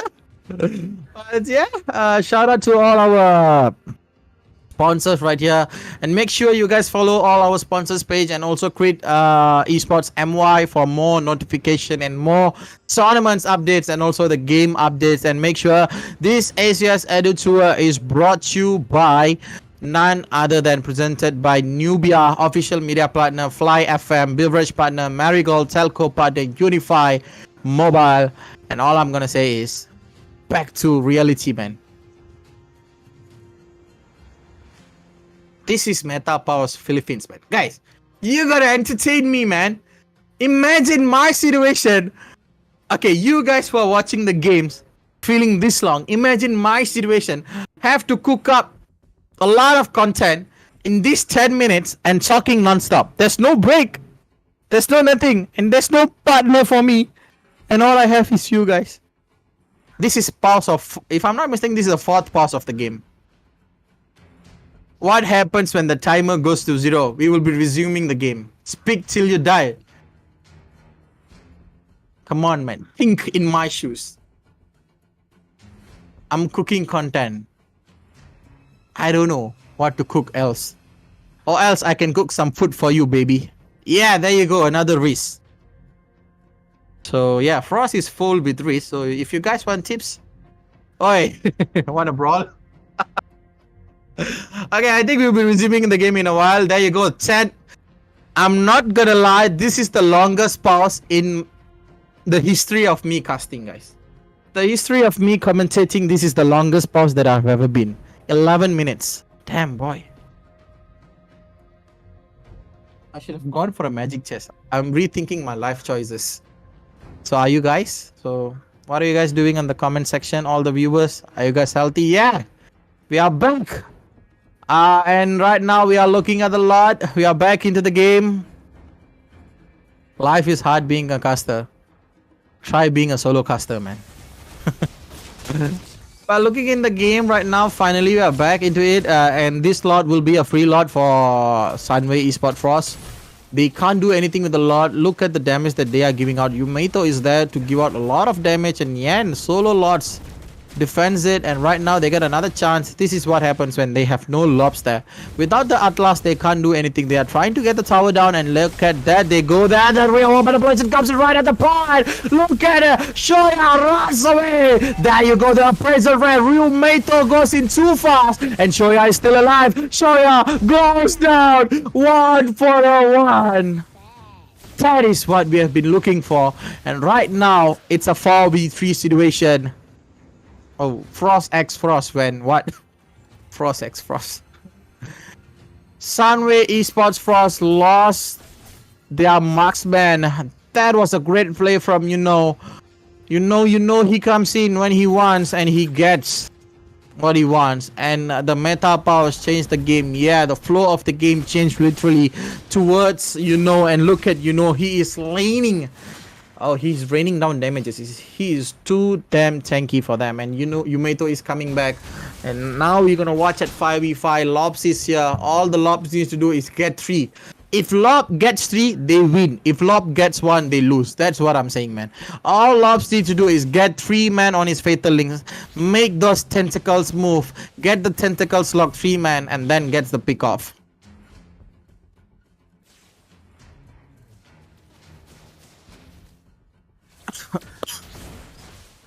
Yeah, so we are still on the game. It's on the 90th minute, and if it was not including the pause, it will be the 90th minute.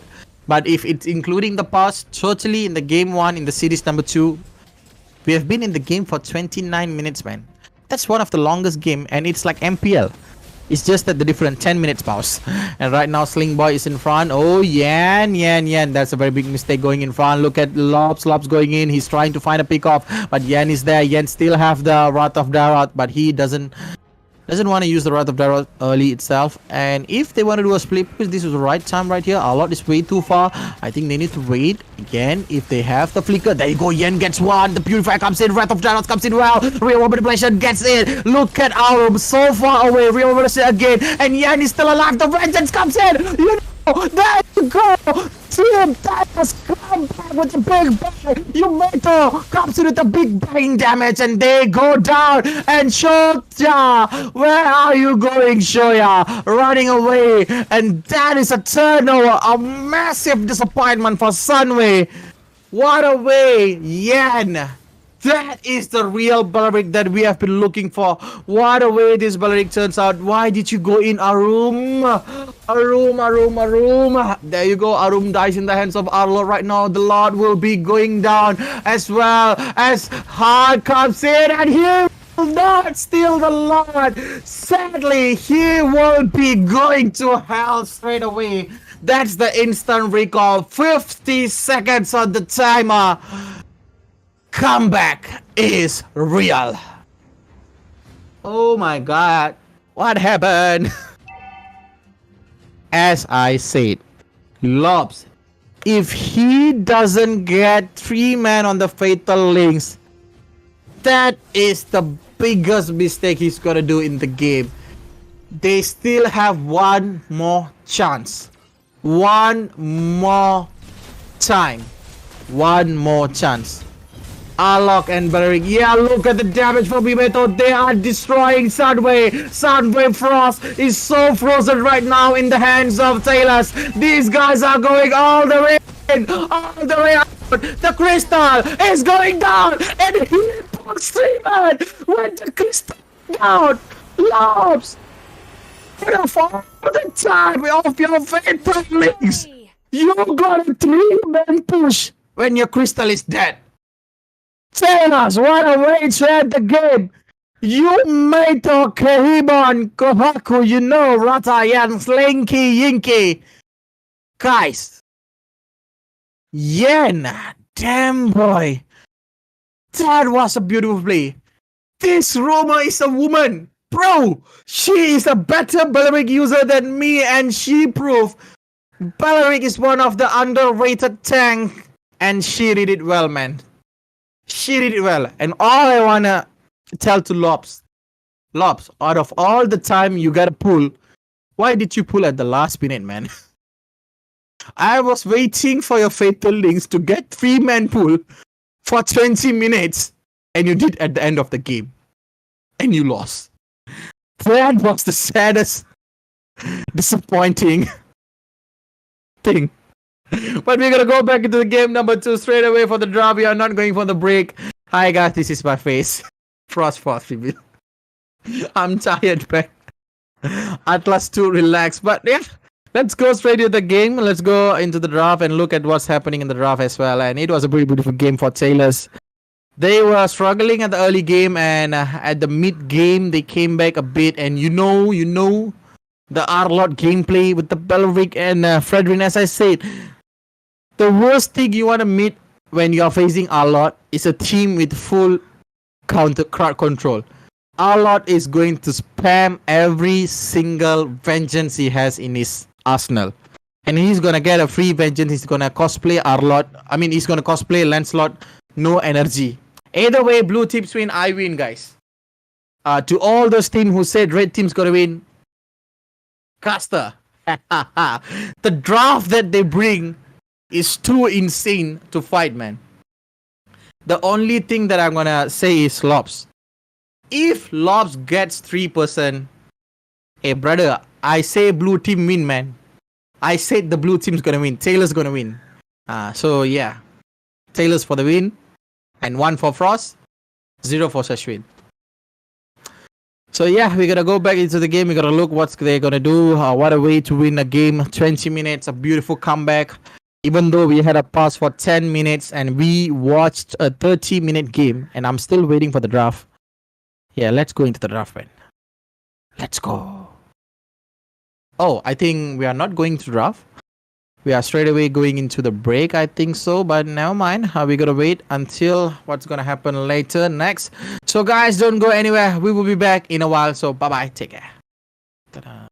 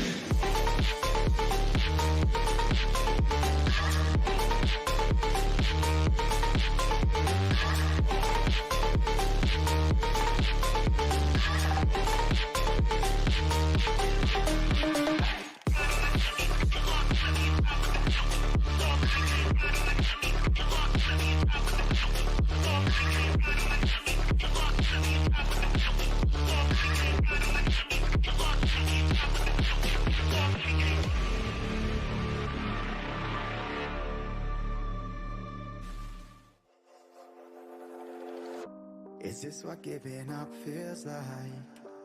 I don't know, I don't know. Tell me, have I lost my mind? Nowhere to go, so far from home. Is this what giving up feels like? I don't know, I don't know. Tell me, have I lost my mind? So I break these walls and hold my head up high, and I step my ground until the day I die. As the rain falls down, there's no more tears to cry, tears to cry. So I break these walls and hold.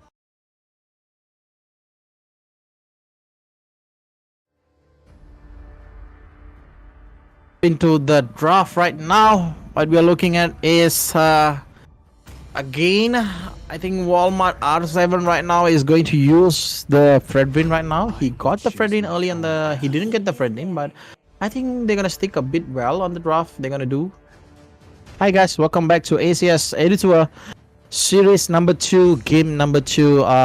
Taylor's Esports Club won the first game with a beautiful comeback with the Leslie on the hand. And once again, we're gonna watch the Leslie will be banned out. It's a respect ban. So all the viewers on the chat, make sure you guys are staying with me. Come on, man. Give some chats, give some hi, give some thumbs up. So yeah, back to the game. We are looking at a lot of changes have been made. Fredrin is now on the hands of Sunway Esports. So is Sunway Frost gonna win the game? It's still questionable, but Sailors Esports Club is playing pretty well for the draft they've made and the game 1. And now we're going for the game 2 and we're gonna look at the draft a bit more.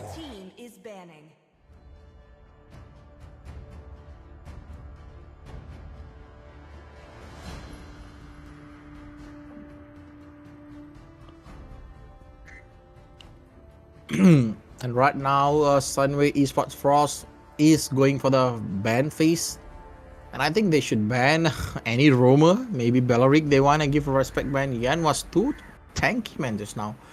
Yan was tanking a lot of damage. She was so damn sustainable. It is in despair that I see the fondest hopes.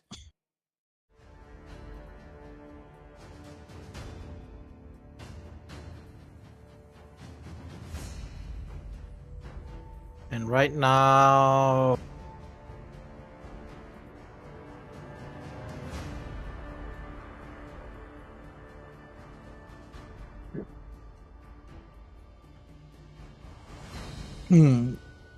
looking at the draft, Nathan is out of the game, guys. Same goes as well as one more draft ban for Taylors. I think they should ban out any good marksmen here, but they will ban out this Atlas. They don't want to give Lobs again the Atlas because the Lobs was pretty much good on the Atlas, but it's just that he only got 1 most of the time. He needs 2 or 3 so that they could win the game. But yeah, so to all the viewers that are watching the live stream, where are you guys there? Yeah,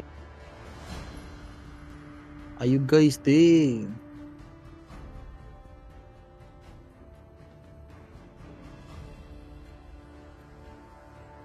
Time and tide wait for no Your man, team is nor picking. girl. So right now, the last ban will be Beatrix from the side of Sunway Esports. Hello, hello, hello. Welcome back. Yeah. There you go, guys. You guys are here. Thank you for saving me.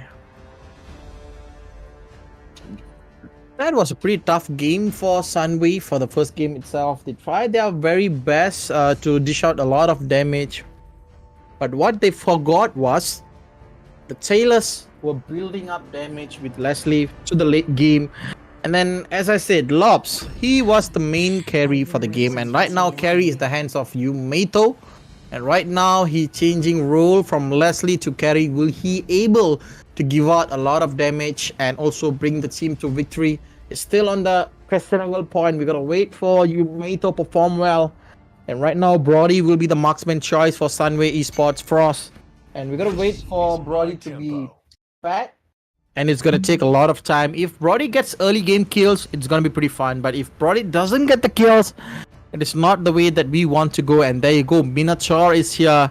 I think having the Minotaur here is a pretty much upper hand for Sunway Esports Frost. With the lineup they have and the knockup they can give out. Oh, it's going to be pretty much hectic. But Florian Estes? Okay, we got to wait. If they are going for the Estes, I think Taylors can go for the Florian. Come on, man. This is the perfect moment for you guys to bring in the Florian to destroy the Estes, or else they can bring in the Bugzia as well. It's a direct counter for Estes as well. No need to build Dominance Eyes, just use the Turtle Poisons. He has an inbuilt anti-lifesteal hero. So to all the people who's watching the live stream, make sure you guys share the live stream, keep on commenting, keep on supporting us, and make sure you guys support us.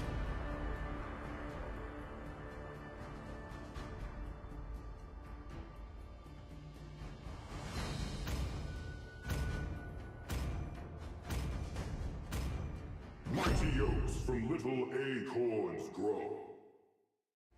And there you go. Yen comes in with the Bellbrick once again. This tree is not giving up. This Yen was so good. And we gotta go into the series game number 2 in series number 2, which will be the deciding game. Are we going to watch game number 3 or not? And we're gonna see what's gonna happen.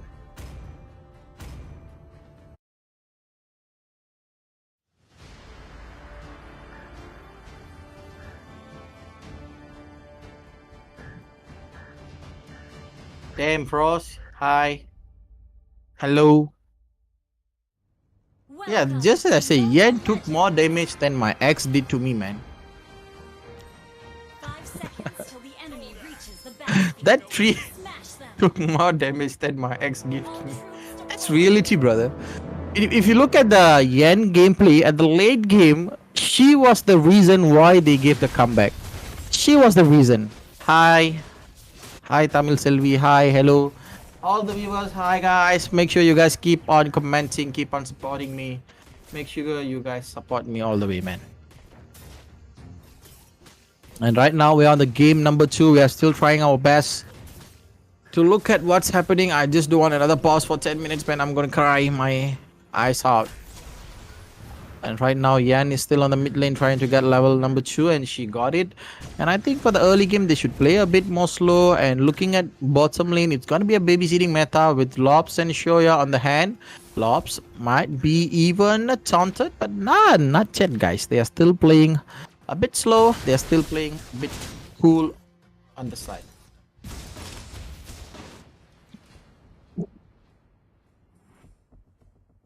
And looking at the movement of Stayless Esports Club, they are going for the pick-off. Look at Arum. Arum is pretty low. Arum is running away for his life with the sprint on his hand. I think that's a pretty good pick-off from Arum. Arum runs away. He doesn't want to give the first blood to Stayless Esports Club. And basically, if you guys ask me, looking at the top lane also, it's quite tough. 1v2, you know it's a very big mistake. And he dies off just like that. This is what I've been telling to him. If you're using Arlot, wait until you reach level 4. If you're gonna go for 2v1, I think he should wait until all the skill set is there. Look at Shoya, runs away pretty fast. But Shoya manages to get a lot of pick off. And look at that, these guys are focusing on Shoya. They are managing. They're telling to themselves, we can't let Shoya get to level 4. We can't let Shoya get the farm that he wants. And moreover, if you guys are having a babysitting meta, you guys have to get at least 1 tower before 5 minutes on the lane.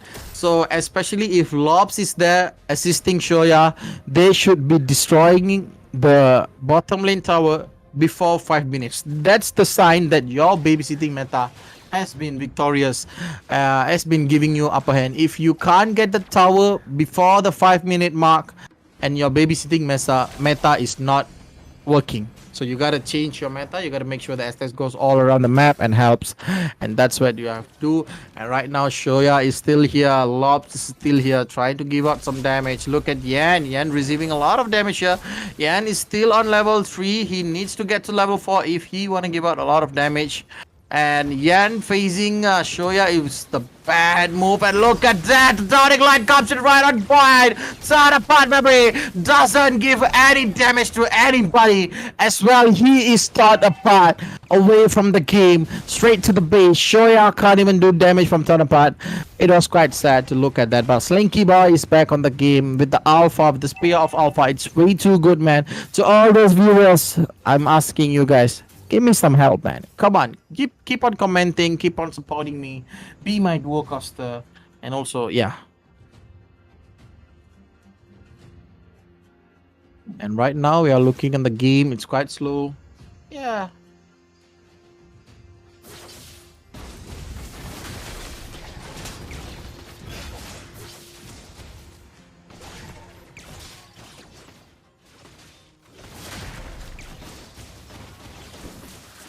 Right now, looking at the top lane, it's still normal itself. Yeah, it's quite okay.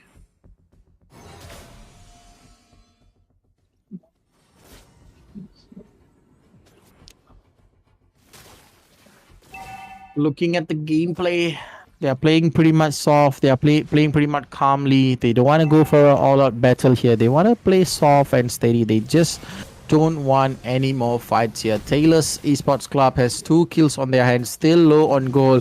They are still back on the goal. Yen comes in with the right moment. Wrath of Darat gets 2. Look at that. They steal the turtle and they get 1. Will they able to get 2? Look at Yen. Yen is pretty low for him and comes in with a beautiful immobilization from one of the Xavier, and they get 3 for him. And Lobs is pretty low, and Lobs might die too. Slinky Boy comes in. Lobs, you are in a very big of danger, but Lobs uses his skill sets to run away. But there you go. What a beautiful victory for Taylor's Esports Club. They get 3 kills and also a turtle on their hand, and that is how you change the game. That is how you make the game, and that is pretty much perfectly alright for them. And right now we will be looking at Sunway Esports Frost losing up their lead on the early game. Now they are down 1k gold. Taylor's Esports Club is leading the game with 1k gold in their hands.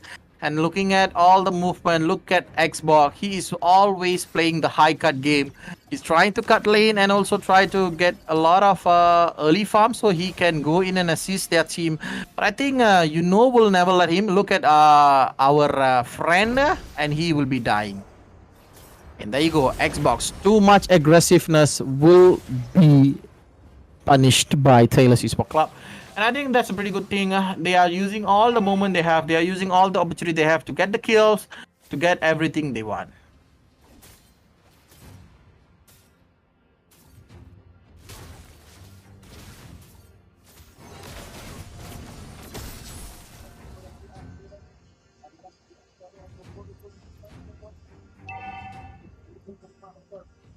And looking at the itemization, Xavier is already with the Clock of Destiny. He needs to have the Enchanted Talisman to make sure he can spam his abilities a lot so that he can give out a lot of damage. That's all they have to do. And right now, Walmart R7 is still there, receiving a bit of damage from carry. Yan is also there. Yan is also playing softly, and Shoya is trying to get the pick off. And look at Shoya. Shoya is looking pretty good and pretty well right here. Bloodlust X has been completed by Slinky Boy. And Slinky Boy right now is looking pretty good. 10 level. There's a 2 level lead between him and Walmart R7. And all I'm doing is looking at what they are doing here. Okay, the turtle has not been started by any of the team. These teams are waiting for the right moment. Yen has been found out by Yif right there. White Crystal, one of the worst thing. Oh, what a beautiful shot by Yen. And look at Walmart. He will going off from the cave. Manipulation comes in. Look at Slinky Boy. He is still alive. He is still surviving. Gets 3 on the hand. They get 4. And they will be victorious on the turtle fight. Even though they didn't get the turtle. What a way. Yen taunts the Walmart and then comes in with the Spear of Alpha, and they get a lot of upper hand from that kills. 10 total kills with 2k gold lead. That's what Taylors have been looking for, and that's what they have done in this game. They are not backing off from here. And right now the turtle will be secured by them. with no problem and flicker away. Man, that is so sad, man. This Xbox came in with the last insanity and flickers away. Just like that.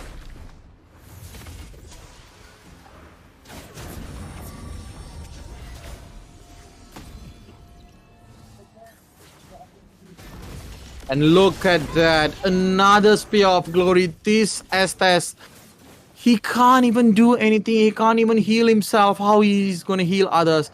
That is what's happening. Every single time Spear of Alpha comes in, there's always a death. And look at him. Look at Khan. Khan will be formed. And look at Khan. Khan's very low. There you go. There comes the reward manipulation. Tries to give him damage, and you know. But Yan is still there. It's quite annoying that Yan is too much tanky for them. Yan is also giving me damage as well as he's having Vengeance. He has two Vengeance, man. Inbuilt Vengeance and the Vengeance spell. And they get the mid tower right now. Walmart is on the big problem. And Walmart dies.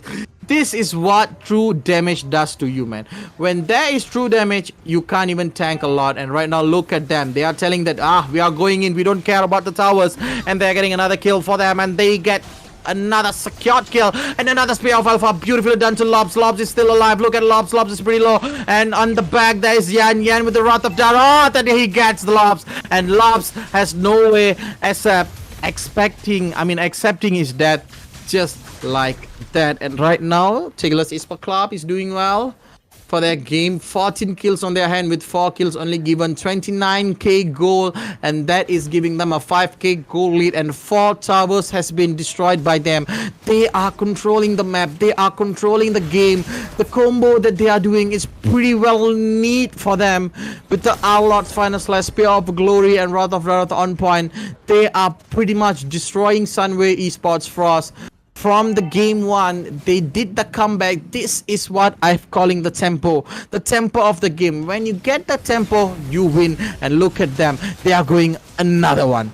Alpha is very good. Yeah, Alpha is performing pretty good, man. The true damage from him, Ronnie, is way too good to handle. Look at him. He is just bursting down damages. He is a raining meteor shower, man. Once he goes in with the Spear of Alpha, all you can expect is death. And right now, they are going in. Yan is all alone right here, taking on all the damage. They will focusing on the Lord. Lord will be dawn. Look at Yan. Yan comes in with the Wrath of Daroth right here. Beautiful setup. Yan goes down, but don't worry. Look at Lobs. Lobs dies in the process of protecting their teammate. And that is a beautiful exchange. A Roma for a Roma. Now, both of the team don't have Romas, and this will give another upper hand for Teknologi Esports Club because of what they have built. They have a lot of damage here. All they have to take care of is Lobs. If there's no Lobs, there's no healing.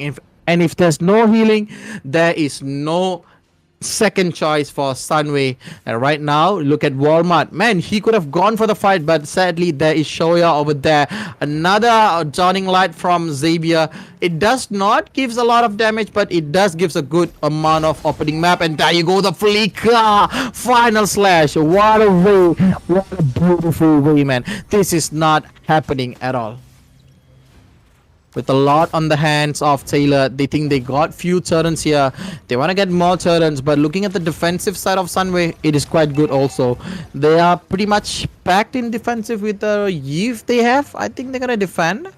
And here comes another turret for them. I think they're going to go for the defending, but they won't able to go a lot more further because the Xavier is there always with the skill 1 and skill 2 combo. Look at that. Man, he gets all the stun on point. And right now we are watching at Taylor's Esports Club leading the game with 6k goal lead, and they got 6 towers on their hands, and 1 lot has been given to them. And the lot number 2, which is the Luminous lot, will be appearing in few more minutes, which will help them to push more towards Sunway Esports Pro. So Sunway Esports Pro have to find a way. If they want to come back, guys, you gotta listen to me. They gotta make sure Lobs is surviving the team fight. Nobody comes near Lobs. All Lobs have to do is use your Moon God healing, Moon God blessing, to make sure you give out a lot of damage. And look at, yes, he does receive a bit of damage, but he's still there. He's still surviving. He's still working out on what he have to do. Yan is basically waiting and praying for somebody to step inside the bush so that he can use his Wrath of Daroth, immobilize anybody that comes near him. Oh, this is worse. There you go. Wrath of Daroth comes right on the point. They get Walmart. R7 real manipulation is coming down. Look at the carry. Comes from the back, bursting down Walmart. And right now they are fighting another pick-off. It's still alive. Aurum is still here. Aurum is still alive for the game. 1 for Aurum, 2 for them. It's a 2-for-2 trade. A nice trade here. And Yen dies. I think it was too aggressive for going inside way too hard. I think they should wait for Slinky Boy and they should win. And hi to Shashwin. Hello, brother, and welcome back to our ACS EDU. Make sure you guys get all the codes so that you guys can win the Nubia phone in the giveaway. And right now they get another pick off and they won it.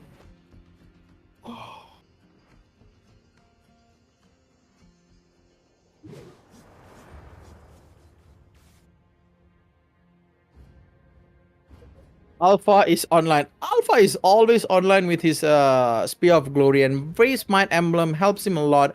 Every single time he hits somebody, every 6 seconds he gets a lot of healing from 5% of his max HP. Even he goes for the tank build, he will be capable of giving out a lot of damage as well as healing himself. And right now the Luminous Lord is going downwards, and I think this Luminous Lord will give a lot of impact for Taylors because they want to get the win. Yen is all alone here. Yen is 2 in front. I think Yen should back off a bit. He should focusing on getting his health back from the skill number 2. I think he will do that, as well as he's gonna go for the pick off. Oh, looking at the momentum of the game, all 3 lanes will have a little bit of push. Mid lane will be having the first encounter. I think pushing the wave in the mid lane was a big mistake for Taylors. I think they have to wait, and also they have to go all out. And right now, looking at the bottom lane, the Lord here, Lord will be charging into the turret. And look at the Downing Light. It is starting to give out a lot of damage, but what are they doing? They can't do anything about anything.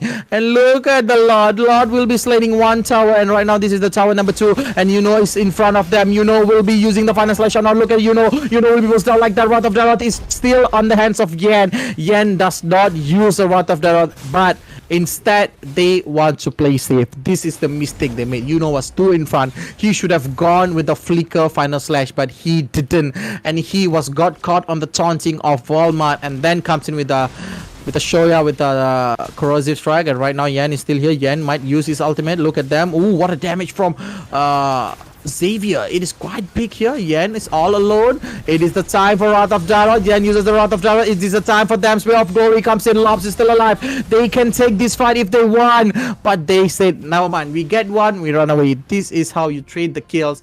They get Walmart and they sacrifice Yen. I think it's a good trade on the side of Taylor's Esports Club, and it will help them to prepare more towards getting the 3rd lot of the game.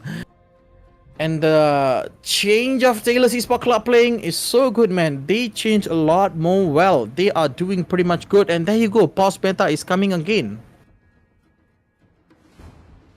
So, hi guys, all the viewers. When it's paused, you gotta talk to me, man. You gotta talk to me.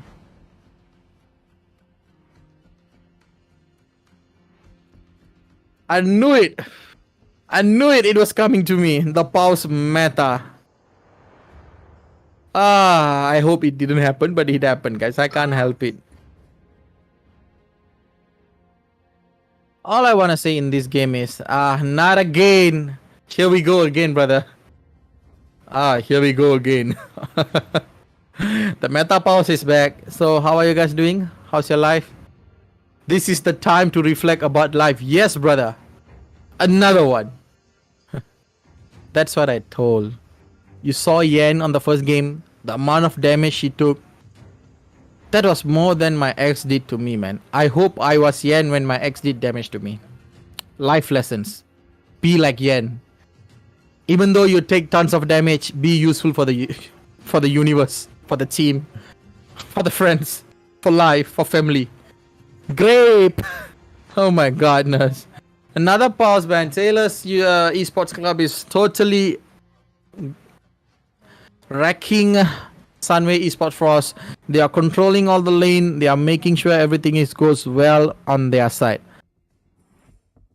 Alpha is broken. Hero Plus with Florin. Broken. I think Florin in this draft will be pretty much broken as well. It's just that they don't want to play heal. They want to play setup. So they went for the Belleric, and I think they are performing well with the Belleric too.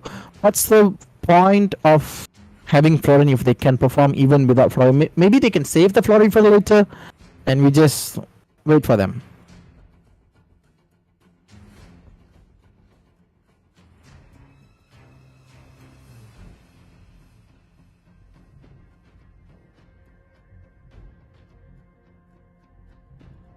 Game pause. Yeah, we are back in the pause. I'm still thinking about my life. Yeah. All I'm doing is, what is life? Come on, guys.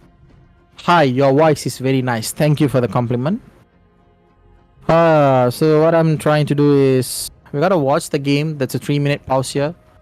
Are we going for the 10-minute mark? Before this, we had a 10.5-minute pause. And now we're gonna have maybe 11-minute pause, maybe, guys. We gotta break the record. Break the limit. More pause, more talking, more reflect on life.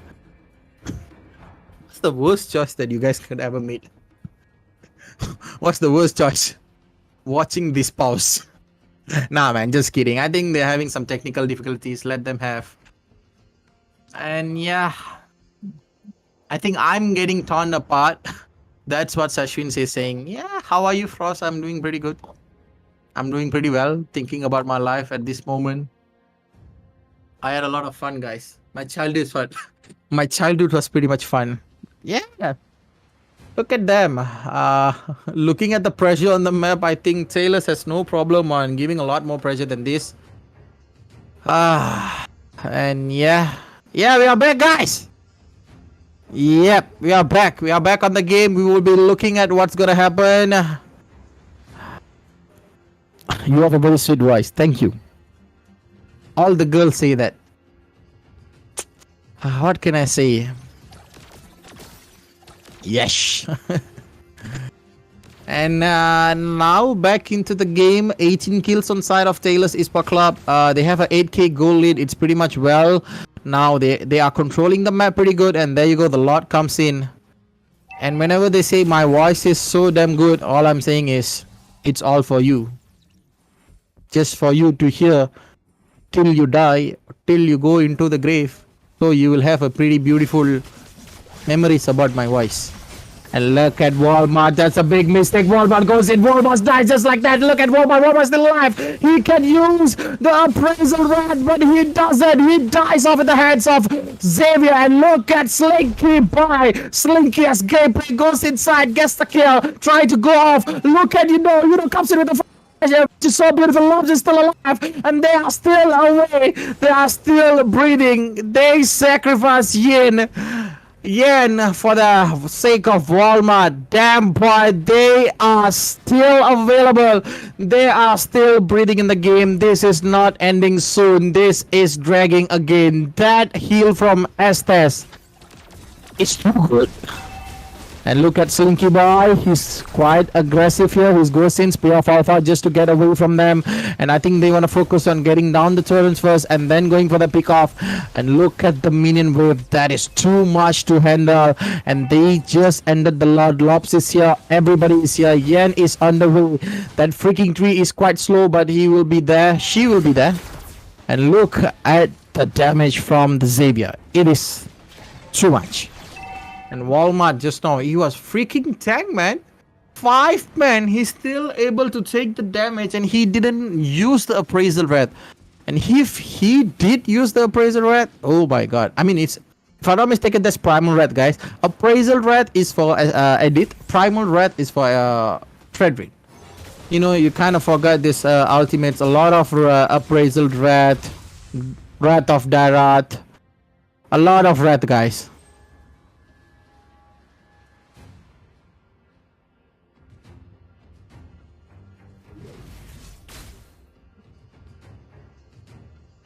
And looking at the itemizations now, everybody is nearly full items. It's a 50k goal and 10k goal. This is going nowhere else. Look at it's all alive here. Will be picked off right here. I think this is a very big mistake. Look at them. They got 3 right now. Comes in with a freaking final slash. He gets 1. He gets 3 on the final slash. Part of memory gets down. Look at dies by Slinky. Comes in. Another beautiful way of Slinky Boy getting the Walmart. But the minions become the MVP of the game, and the minions gets the game as well. They won it. What else? Even the minions is on the side of Taylor's. Well played, minion. MVP. Yumeto came on Kohaku, Rata, Yan, Slinky. They won the game 2-0. Taylor Esports Club gets a 3-point victory. What a way to end the game. What a way to get the perfect match for them. First game, beautiful comeback. Second game, they were like, give the minions to win lah. I don't care about winning. My minions is too good for you, brothers. And the minion won. Ronnie, there you go. That was a beautiful game, guys, from Taylor's. And this is all we have been waiting for. And that was Series 2, 2-0, 3 points for Taylor's. Sunway Esports Frost tried their best to come back, but sadly, it wasn't their game. It wasn't their game, guys. It was Taylor's game. It was their game from the day game 1. The draft that they made, the synchronization that they do with the draft is so good. Every single time they come in for the team fight, they come in with a bang, and then they go with a bang, and that's how it ends. And I think that's it for game number 2, series number 2. And we will be back on series number 3. So all the viewers, don't go anywhere. We will be back in a while. So see ya. Sebuah bandaraya, rentak berterusan yang menggalakkan kita ke depan.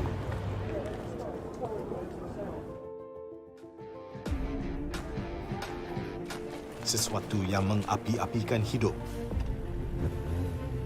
dan semangat kita. Setiap orang mempunyai gaya dan irama tersendiri.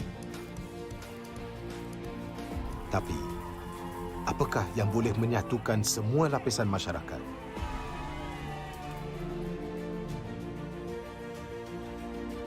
Yang akan menarik perhatian seluruh negara dan mengujakan fan-fan dan players kita. MPL Malaysia ditubuh pada tahun 2017 dengan impian yang besar untuk menghimpunkan player-player Mobile Legends terbaik di atas satu pentas kompetitif yang terbesar di Malaysia.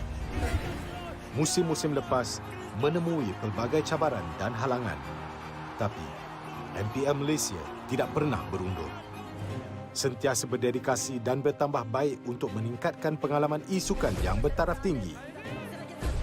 Kini, MPL Malaysia adalah satu liga yang penting dan paling dinanti-nantikan di tanah air kita. Dengan fanbase yang setia dan pemain profesional dari pelbagai latar belakang yang berusaha menuju ke puncak MLBB eSports. Persaingan dah semakin sengit, namun juara hanya satu. Inilah aksi kita, budaya kita yang unik. Inilah MPL kita yang dipenuhi dengan drama dan emosi. Marilah kita nyalakan pentas kita. Ini gaya kita.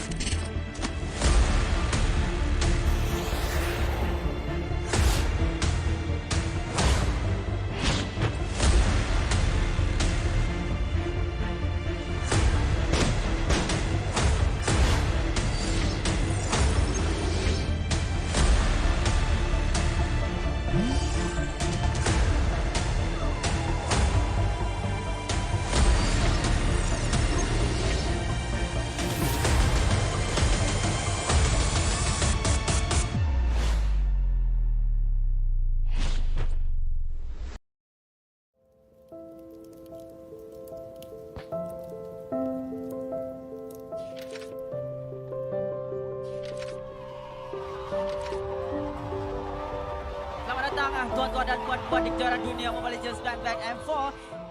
Big difference sebab dekat M4 nampak macam diorang ada identity crisis. They're not sure how they want to play the game. They're not sure who's going to be the carry, what kind of rotation that we're going to use.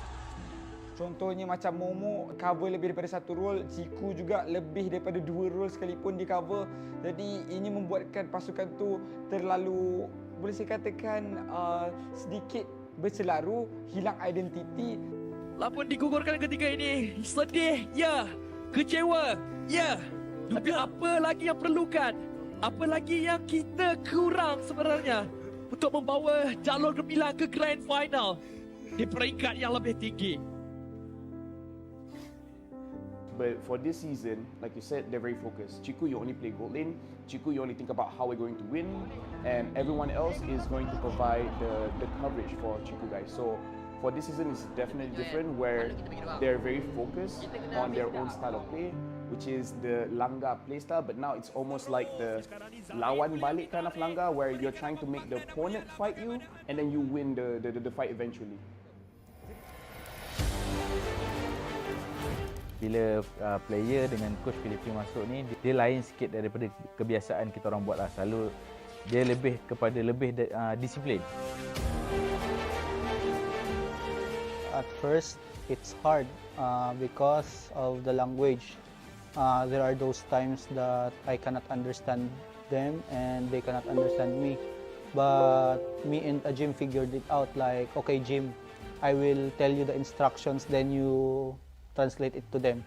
So that's what happened. That's why our work get easier because of it. Kemasukan Coach BF saya rasa dia lebih ke arah disiplin lah.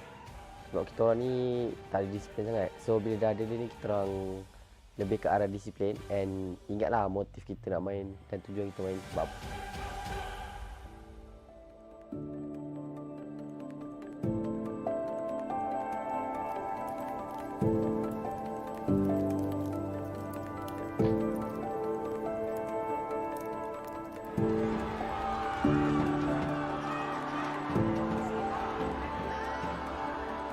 MVP is Chico Guys!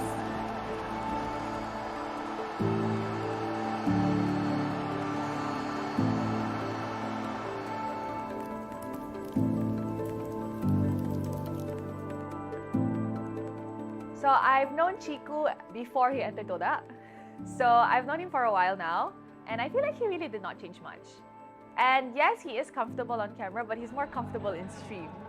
So maybe the viewers online are not as intimidating as the viewers in person. Perbezaannya yang you telah dapat di diri you sendiri? Perbezaan? Dulu saya single, sekarang saya dah kahwin.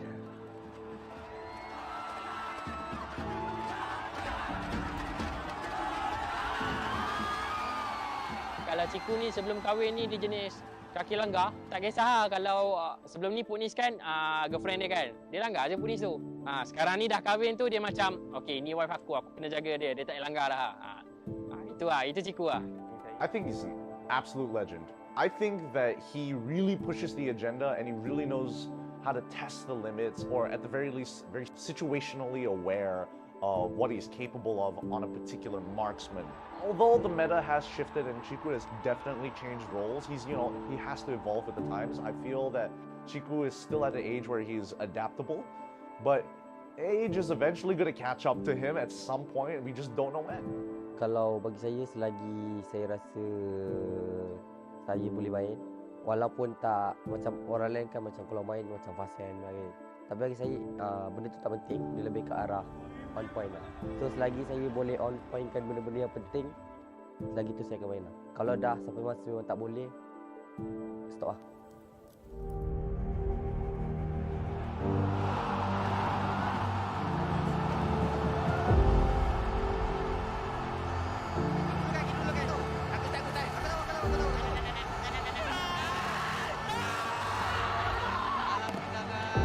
Pasukan Toda meneruskan dinasti mereka. 4 berbalas kosong, 3 kali juara MPL Malaysia. Untuk season ni ramai orang yang toksik, ramai orang yang maki, kata suruh keluar todak, Moon dengan Ciku suruh keluar todak apa semua. But in the end of the day, kita orang mesti dapat buat lah. So bersyukur saya sangat kepada Allah SWT yang memberi kita orang kawan-kawan yang macam family macam ni. So alhamdulillah sangat-sangat lah.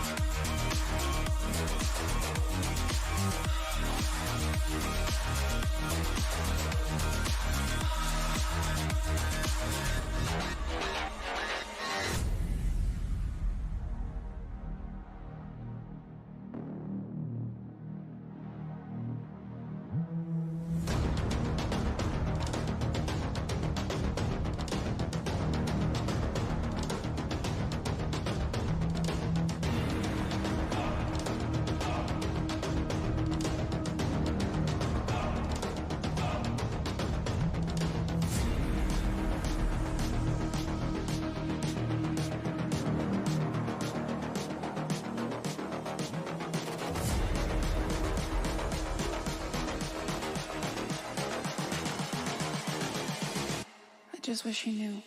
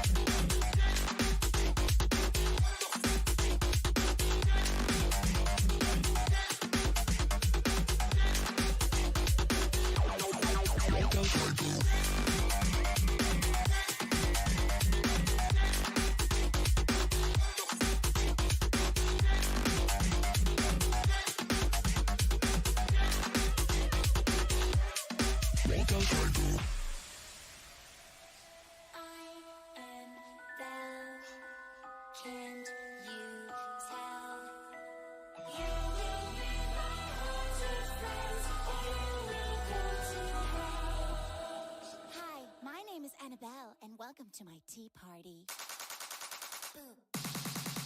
Cookie?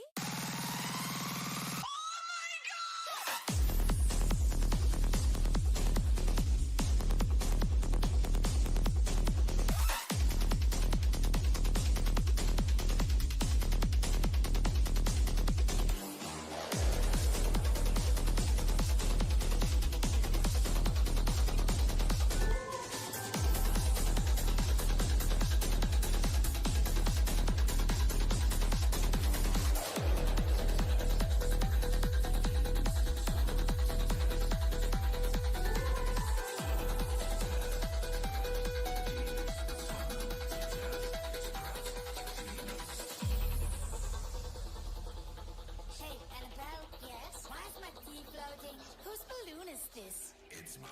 Oh, Penny, can you pass on the Witcher board for me? You sure? I am Belle.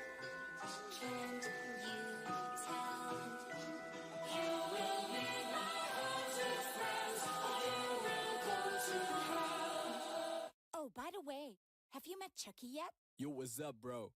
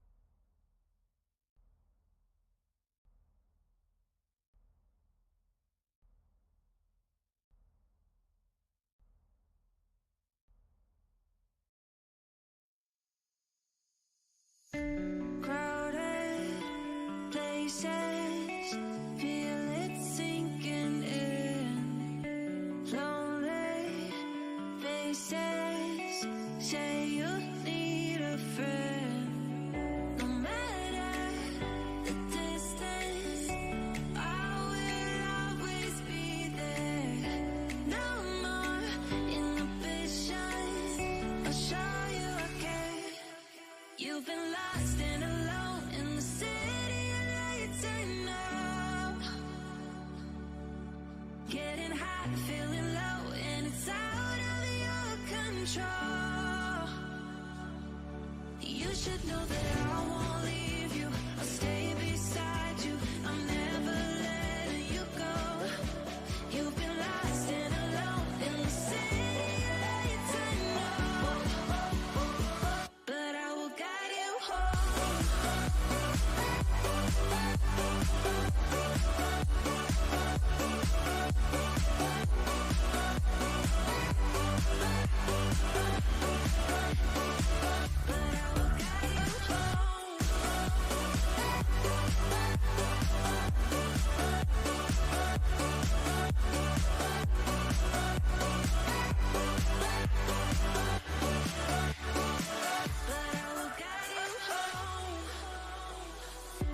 Fight your battles, always by yourself.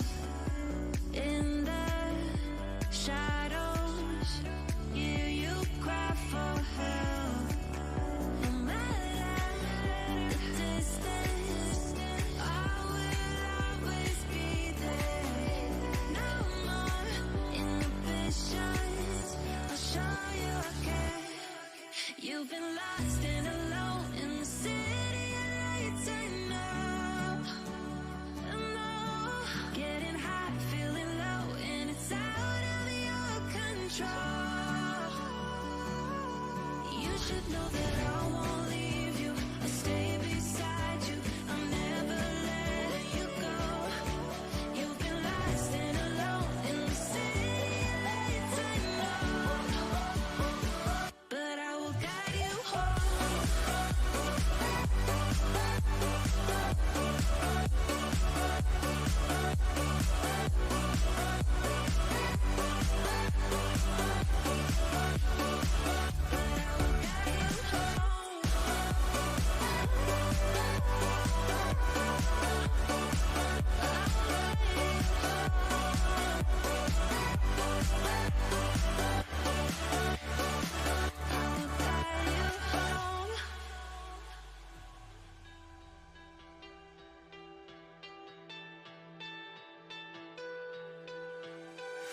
Letting love pass by, something I've done so many times.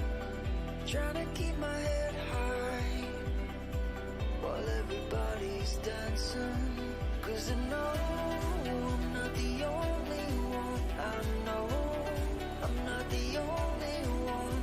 Since you took hold of my broken heart, just like a miracle. You're the angel, the one I've been waiting for. You're the angel, the one that pulled me out of the dark.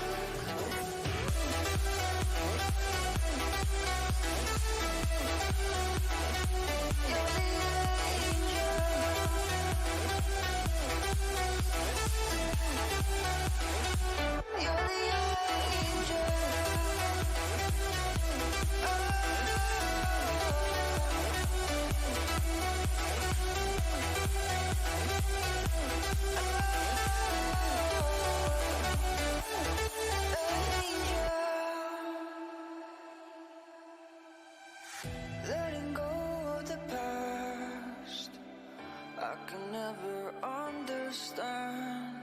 So many questions, why? Well, everybody's dancing. 'Cause I know I'm not the only one.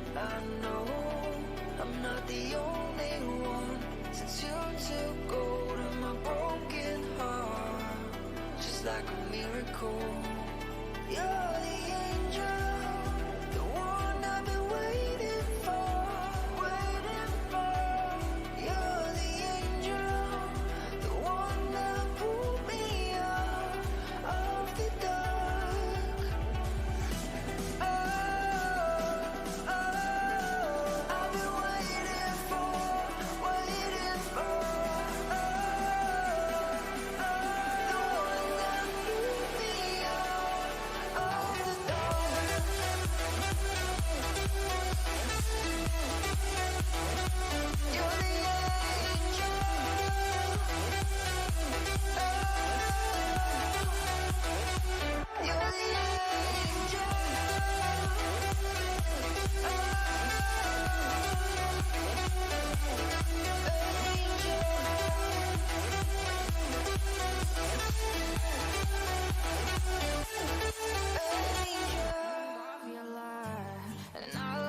myself again. You hit just like a drug. This time I won't let you in.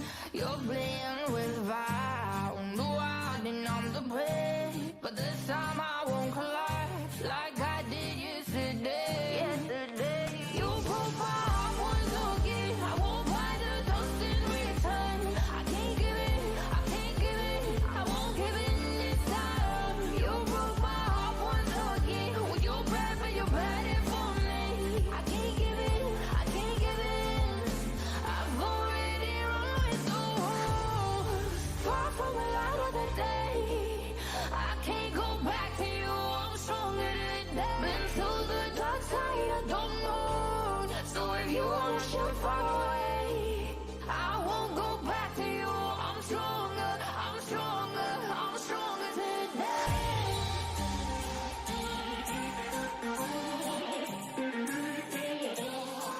I'm stronger today.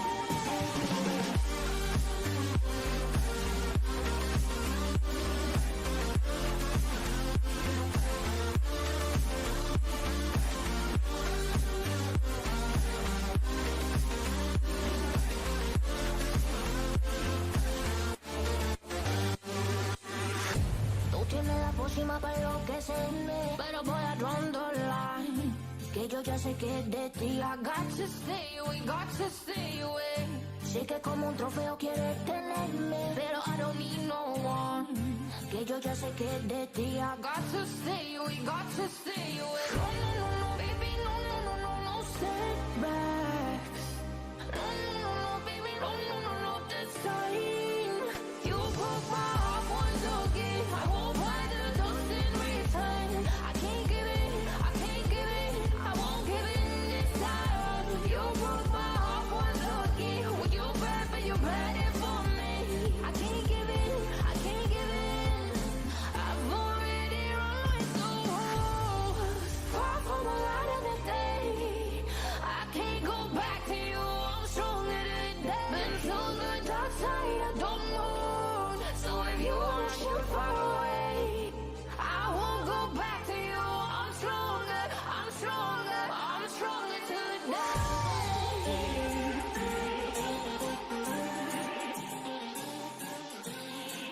I'm stronger today.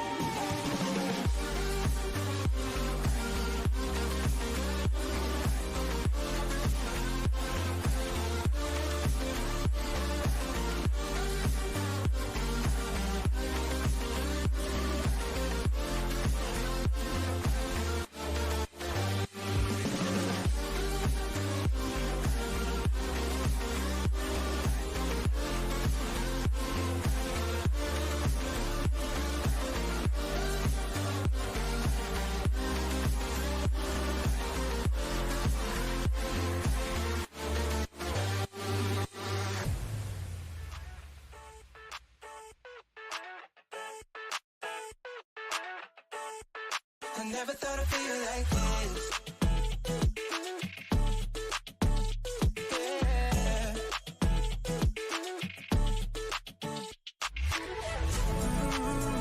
I never thought I'd feel like this. Ooh, never thought I could. I never thought I'd be on my shit, be on my. I'm spending my time in love like I should. No more struggling for my blood. Yeah. I never thought I'd feel like this. Feel like this. Feel like I never thought I'd feel like this. Feel like this. Feel like I never thought I'd feel like this.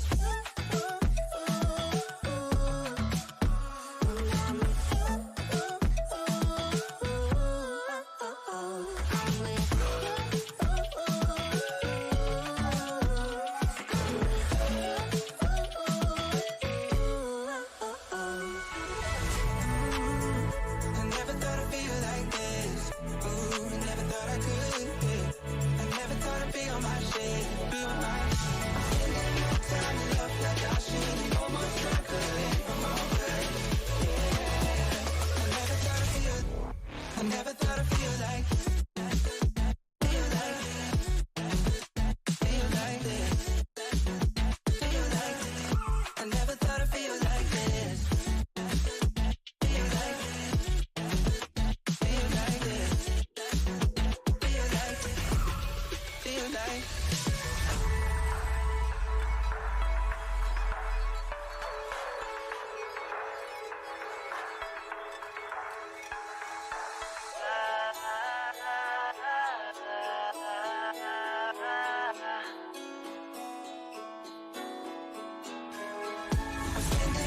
time in love like I should. Almost struck a lane from all good.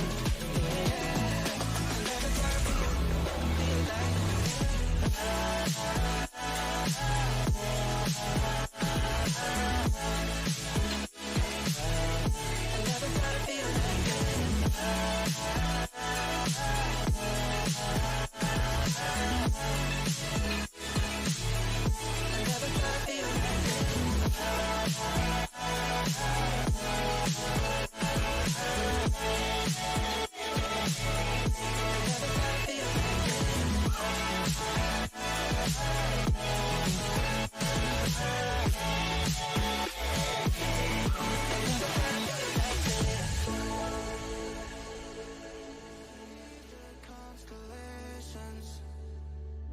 they remind me that this life cannot be lost forever. I watch my generation. It's so evident this world will soon be gone. Will soon be gone. Can we leave for tonight?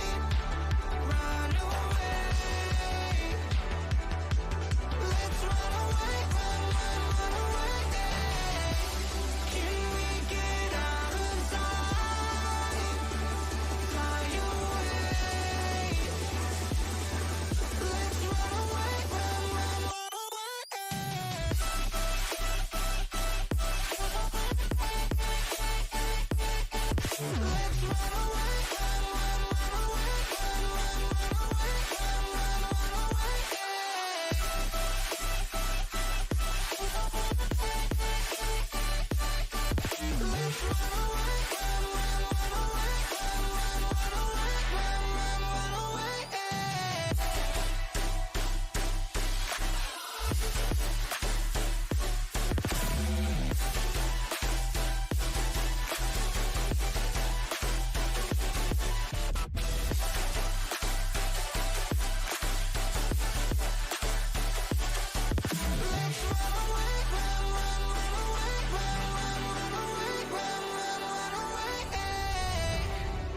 I see the constellations. They remind me that this life cannot be lost forever. I watch my generation. It's so evident this world will soon be gone. Will soon be gone. Can we leave for tonight? Run away. Let's run away, run away. Can we get out of sight? Fly away. Let's run away, run away.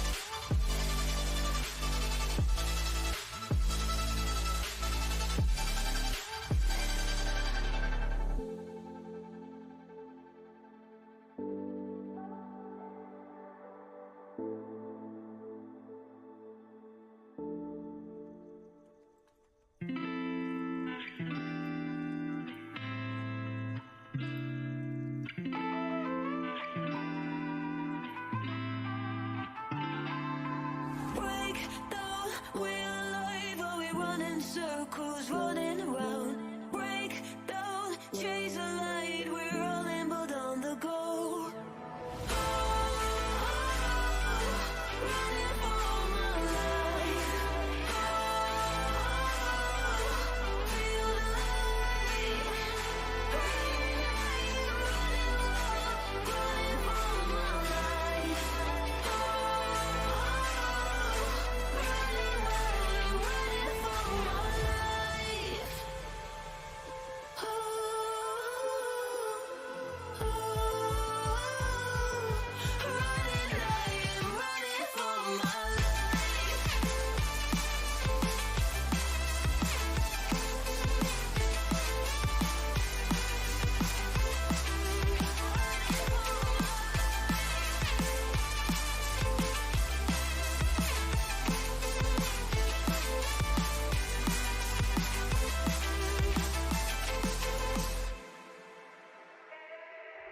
Head high, we're alone. Are we taking all in front of us? Head high, how could we know it was all along on the side?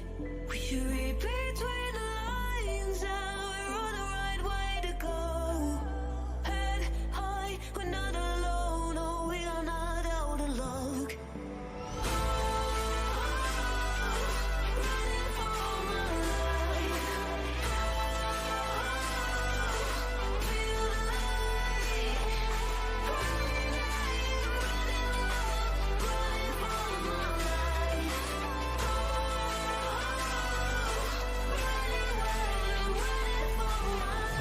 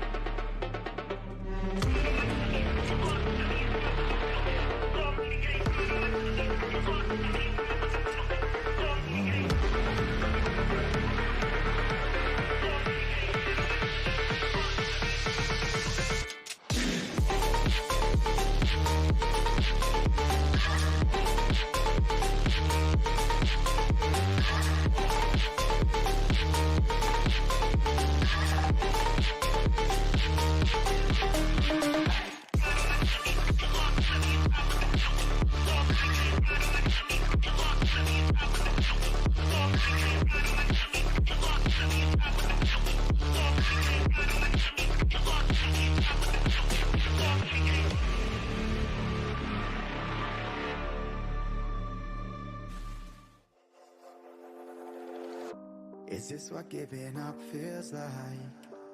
I don't know, I don't know. Tell me, have I lost my mind? Nowhere to go, so far from home. Is this what giving up feels like? I don't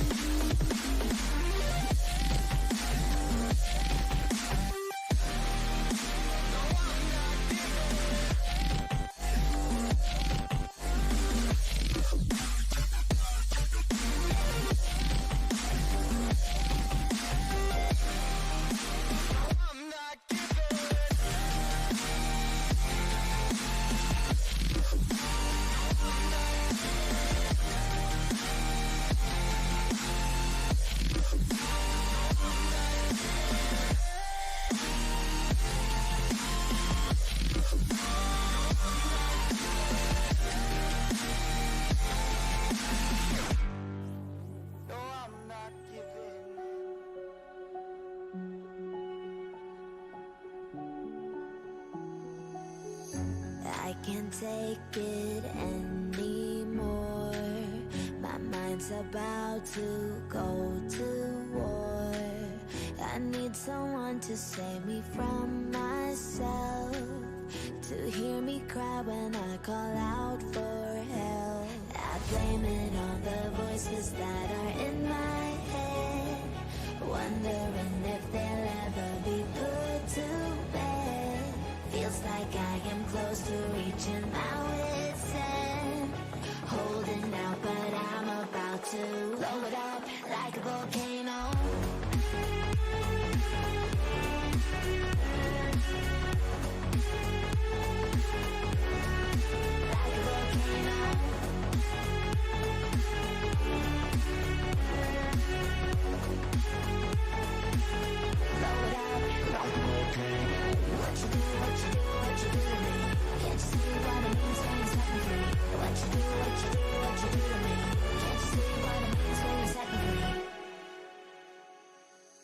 Another day to lose control. There's a fire in my bones. My sight gets blurry, pushing back the tears. Should take a leap of faith and face my fear. I blame it on the voices that are in my head, wondering if they'll ever be put to bed.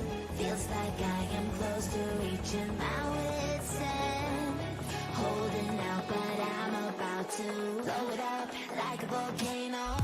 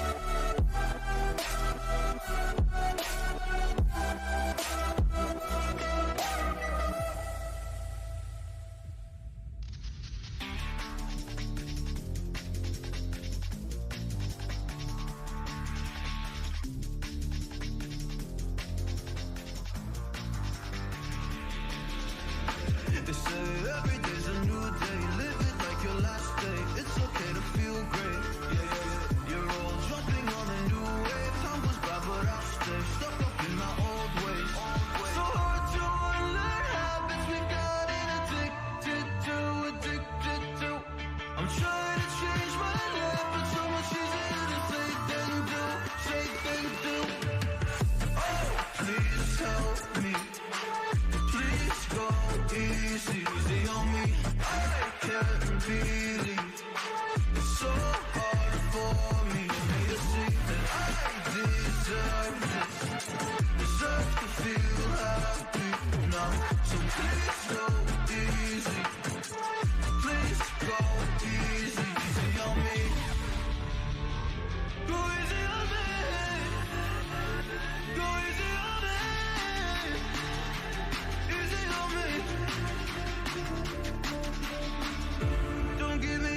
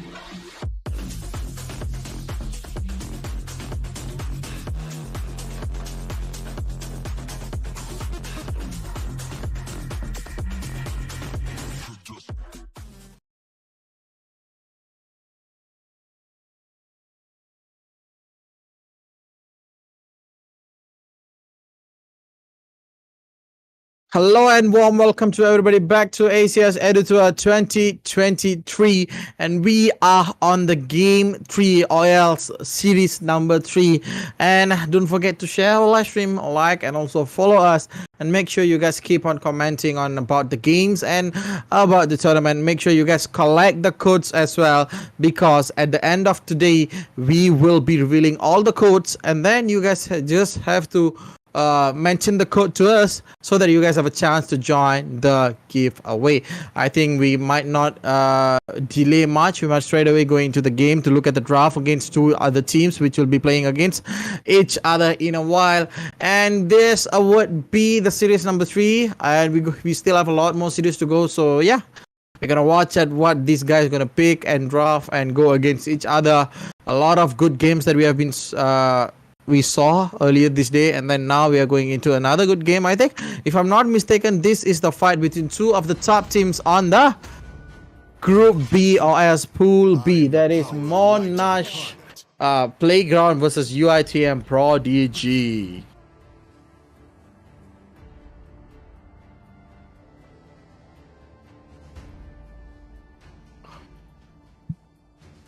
This is where it all gets serious, guys. It's not easy to have this kind of lineup here. They're gonna pair out the Kacha early itself. And to the viewers out there, make sure you guys keep on commenting, and also make sure you guys keep on supporting us, guys. All the eyes that has been watching, come on guys, you can do it. Hello everybody. Hello Tinaga, and hello. Sir, what's your command? Your team is banning.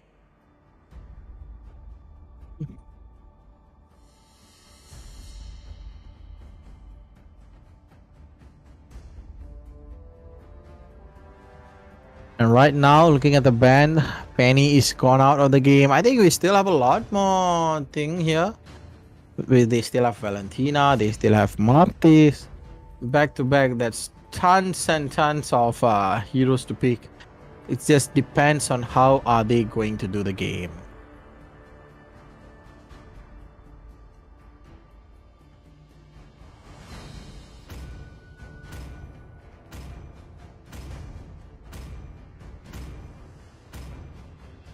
I didn't cure the pain.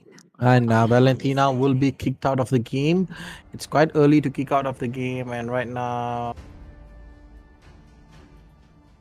we're just gonna wait, and then we're gonna see what are the draft are they going to be. What's your prediction about the draft? If you ask my prediction, I think most of the thing they will ban is more towards assassin and also tanky heroes. And we can expect few marksmen here. Both of the teams are very good. Ling is out of the topic as well. As I said, assassin in this patch is too good, man. Especially Ling, Fanny, Hayabusa. All these kind of heroes are too good to be in the patch. And with the new emblem settings also, they give a lot of upper hands for all these assassins as well. And right now we're gonna wait for UITM Prodigy to have their third ban of today.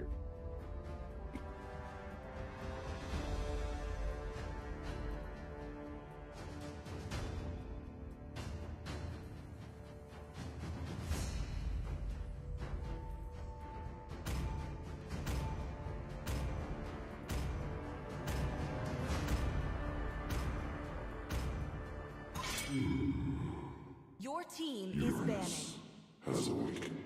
And right now Uranus is out of the way.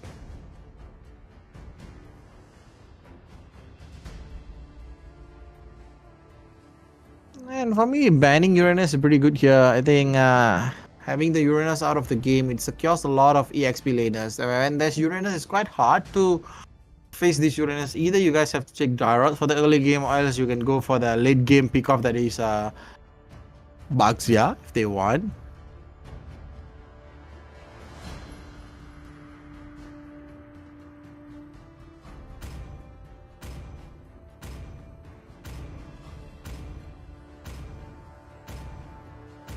And right now, Yif is also out of the way, and for me, I can say only one thing. When there's no GIF, it's very easy to do a lot of team fights. You can go in, you can go out. A lot of stuff can be. The mobility is so flexible when there's no GIF, because the GIF is one of the best hero to slow, and also to make sure enemy team suffers from the slow as well. And right now, Destroyer, what he's gonna pick for the first pick of the day for them, UITM Prodigy.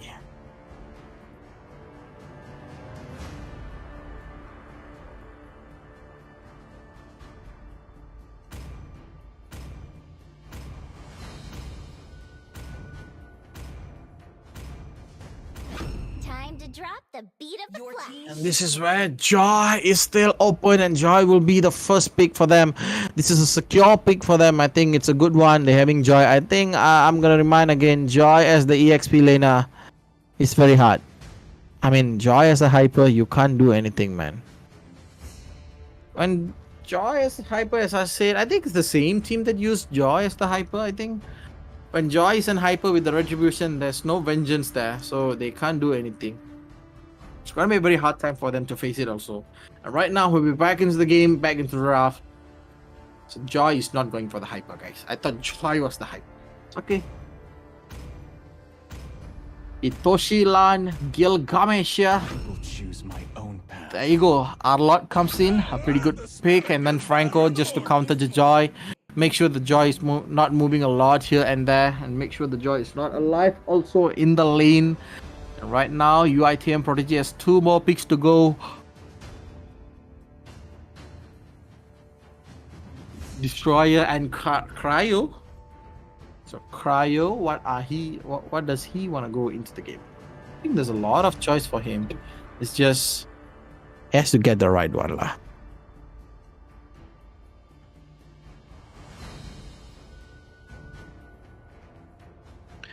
Depending on what they're gonna use, there you go. The Beatrix comes in.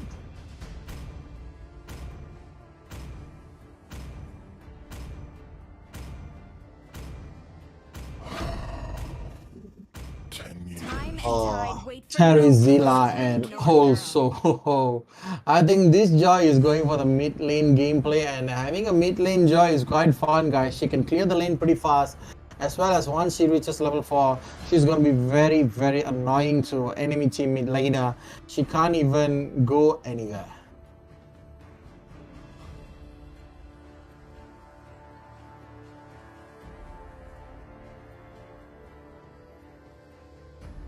Right now, we are waiting for the last pick for the first picking phase. And we're gonna wait until what's gonna happen. So all the viewers out there, you guys can keep on commenting, keep on supporting us by showing your comments. And also make sure you guys stay tuned with us. Come on, guys. You guys need to be my duocaster. So make sure you guys comment, guys. So there you go. Clean is on the way. And having the clean is pretty good here. They're gonna have a lot of true damage, by the way. Where Clean can basically spam his skill 1 and spam his ultimate. That is Grenade Barrage. It's gonna be pretty good for him, where he can get the true damage and then can get the kill against this Joy. And if Joy is going for the jungle, I think it's gonna be pretty hard for Joy, because without Vengeance, Joy has a reduced sustainability overall in the game. Most of the time, whenever we are facing a Joy, I think the Joy is better suited with Vengeance to give out the damage that she wants. And also, it's gonna be happen. If Arlord and Joy fight in the XP lane, who will win the lane? I think if Arlord and Joy goes into the same lane, the only thing that's going to be different is the mechanical skill. If Joy misses any skills, Arlord can use it for his benefits. But if Joy doesn't misses her skill, then Joy will be winning the lane with the electrifying bits and stuff. And all I'm gonna say is it depends on how this guy's gonna play. Hayabusa is out of the game, as well as Angela. And for the last ban right here from Team Monash Playground for game number 1, I think banning another roamer will be pretty good and pretty sufficient for them. Maybe they can ban off Laureen if they want, or else they can ban off Franco. I mean, Atlas is still there to pick, so a lot of open pick here. It depends on how are they going to move into the game. What's their strategy? How are they going to synchronize with the draft? That's what we gotta watch, guys.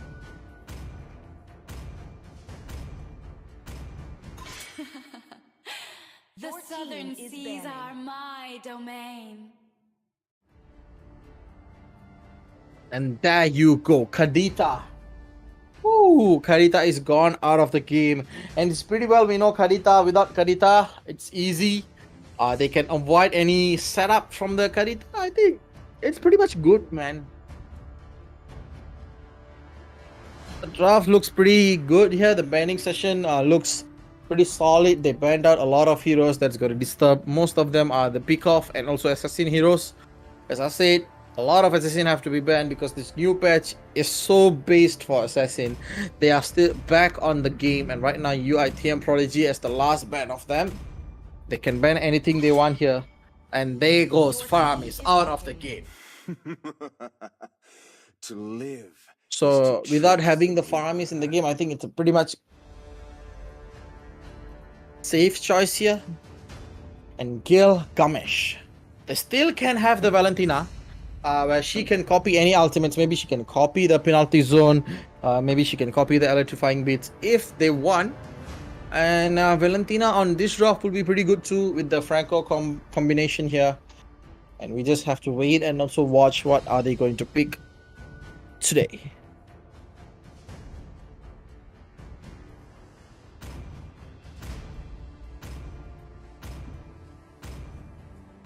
Red team, I mean Monash Playground with a good tankiness here.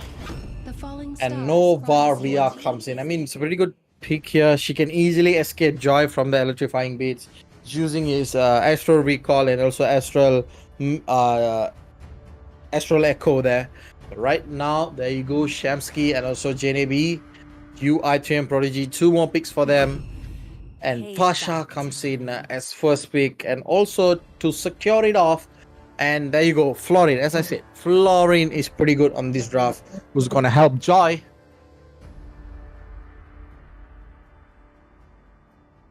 to get a lot of lifesteal there, a lot of spell vamp. And if they want to try Atlas over here, I think they can't. Yeah, Atlas is a good pick too, but depends on how they're gonna use. Even Kufra can be used here, and there you go, JD goes for Kufra, guys.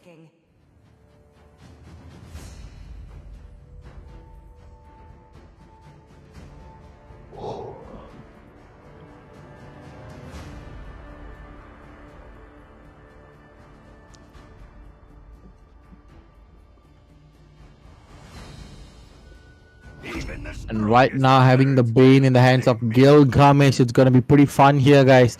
And all I'm gonna say is one thing: both of the teams looks pretty good.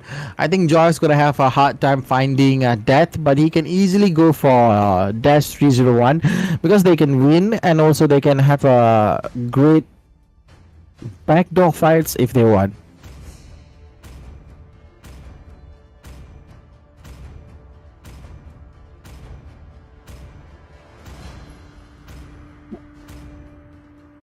And there you go, the draft has been done. Everything is going pretty well for both of the teams. And I'm going to say one thing only.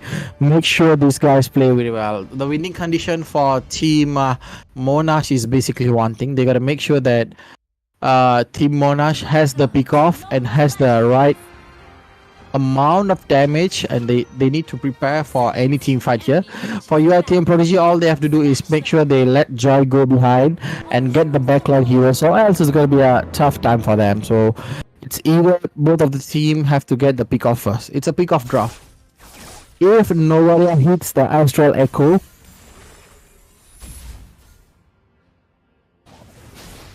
it will definitely increase the hitbox, and it will help a Franco or a Bane get more damage. And also, yeah, is that Fasha? Yeah, Fasha, I think about countering Noah is not the best choice. It's just that when Fasha is there, both of them are long range, both of them can clear lane easily, so it won't be a big issue. It's just on team fight, and there you go, nobody dies off in the first blood in the hands of UIT and Prodigy. And UST Prodigy looking pretty good. They got the first blood, and right now they are on the game. And to all the viewers, guys, come on, keep on commenting. Let me know which team are you guys supporting, as well as keep on commenting in the comment section so that I can have a partner for casting. And right now, Itoshi Lan runs away back. He knows that he can't fight this Terazilla on the early game. It's the most safest way they can move here. And right now, having a Franco babysitting here, I think is pretty good. If Cryo gets in any Iron Hook, he will be punished pretty bad. But looking at Cryo, Beatrix is so OP. I think, yeah, Beatrix is so OP when he farms. And look at that, Janie comes in. He doesn't go in. That was a scam, guys. That was not supposed to happen, but it's okay. And right now we are looking at JNAB trying to pull in and then pull out again, but not using his Tyrant's Revenge. I think he's gonna wait until the late game. And looking at Gilgamesh is taking quite aggressively the game right now.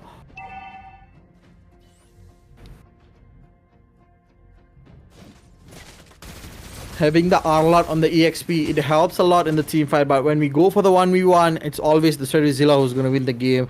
Other than if you guys manage to use the Final Slash, pulling in the Terazilla into the tower, that's different. And look at that, UIT and Prodigy don't have any competition on the lot, and look at them, they get another one. UIT and Prodigy is playing pretty well here. They are trying to get the kills, and they have stacked 2 kills for now. They got the turtle, they got the 2 kills, and they have a 1000 gold lead, and that's more than enough. Now Shamski from the back dash is on the verge of danger. He might die here. He will be focused by Cryo, but look at Gilgamesh comes in back away, and Itoshi Lan swipes one by one. He gets Cryo out of the game, and it will help them a lot. And looking at the Joy, electrifying base is on the way. Electrifying base didn't help a lot. This is why we need vengeance on him. And another beautiful hook from Monash gets 3 kills for Churchill. And this is where the game changes. Look at the goal. It came back right at the point where both were same. And right now they were focusing on the goal lane and also getting the gold plating so that Dash can have a lot of farm on the early game itself and then perform in the mid to late game with a lot of penetration and also damage, true damage. And if you guys ask me, I can say Monash Playground can. Monash Playground has the higher winning opportunity here, but looking like that UIT and Prodigy is still back on their feet. They are still giving back whatever they received earlier just now. It's just that they're gonna wait and wait and wait until they get a perfect moment to dive into the team fight and get the victory moment they want. But it's still the same, guys. You gotta watch it.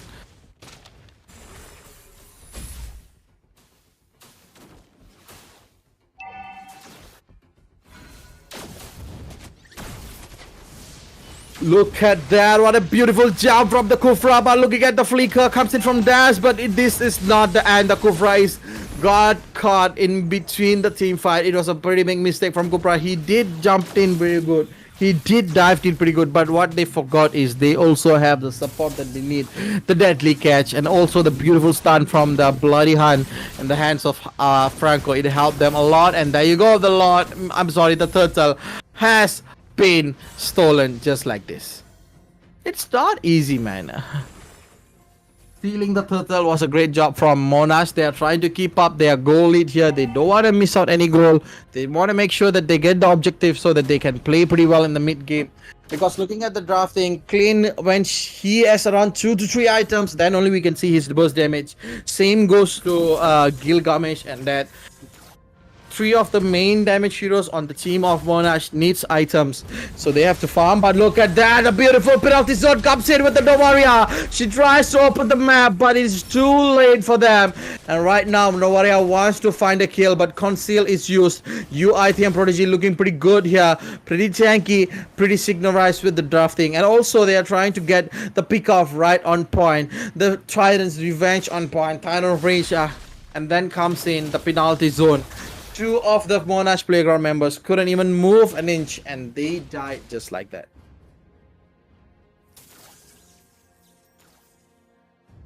And all I'm saying is, when they're gonna play quite hard, when they're gonna play quite aggressive, they're gonna make sure they watch out the position also. So if they miss position, or if they wrongly step somewhere, it's gonna be very bad for them. And looking at the way UIT and Prodigy, they are trying to control the game with 1k goal lead. I think that is quite happening here.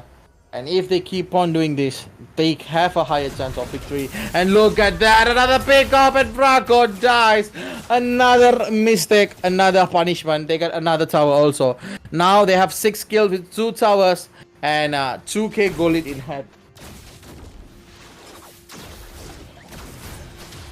And this is why you don't give easy kills, easy money for them. And right now, looking at Itoshi Lan, tries to come in, tries to find a strike. He gets one. Look at the damage from him. It's too big for them to handle. Comes in the deadly catch to finish it off. Jay runs away, but it is not an electrifying bit on point. Coming in, and look at Beatrix. He is not giving up at a penalty zone, only to the oxygen. Natalia got caught on the penalty zone, guys. Quite sad. I think he didn't want to waste his flicker. I mean, I'm sorry, his flicker was not even there. If he had a flicker, he would have got 4-man stun there on the penalty zone, and it would have eased the pain of UIT and Prodigy to get the upper hand on the first game of the 3rd series. And right now, as for me, I think the Bane comes in with a deadly catch, and this might be the end of Jay. I think the Jay still survive. The kind of ganking they're making on Jay, it's pretty good, man.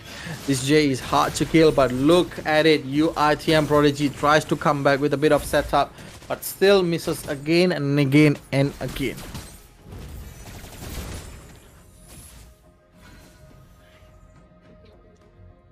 This is not easy to take it on. UIT and Prodigy is still looking pretty good. Still looking pretty strong here. Monash Playground is still trying their best. They are 3k goal less than UIT and Prodigy, and UIT and Prodigy looks like pretty comfort over here. Look at the itemization. Beatrix, she got her Blade of Despair. 8 minute, she got a Blade of Despair. And looking at the Roamer here, I think looking at Terzilla, Dominance Eyes, and he's going for the full tankiness, and it's gonna be very, very much pain. And right now, looking at Cairo will get another tower for the team. This is the 3rd tower for her, and right now looking at Cairo coming back into the lane, trying to help a bit to other players will be the best ideal focus for them. And they are trying to get the mid lane here. I think they will be succeeding on throwing down the mid lane and getting the minion wave pressure over here, and that's what's gonna happen here. Look at that. Yeah, straight away going for the mid lane tower, and coming in the ultimate Brian gives up a lot of damage, but he receives in back. But looking at the penalty zone, gets one flicker from Dash, and Dash runs away from the team fight. He know that he can't fight just like that, and Feather Airstrike gets Dash just like that. The damage from the Feather Airstrike is too much, and she gets the kill.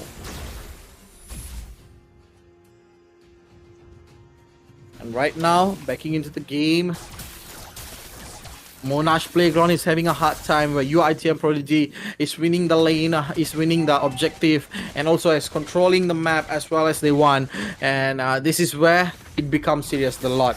The first lot of the game, this is the normal lot. It's not the luminous lot or it's not the evolved lot, which can dish out a lot of damage and a lot of function right now.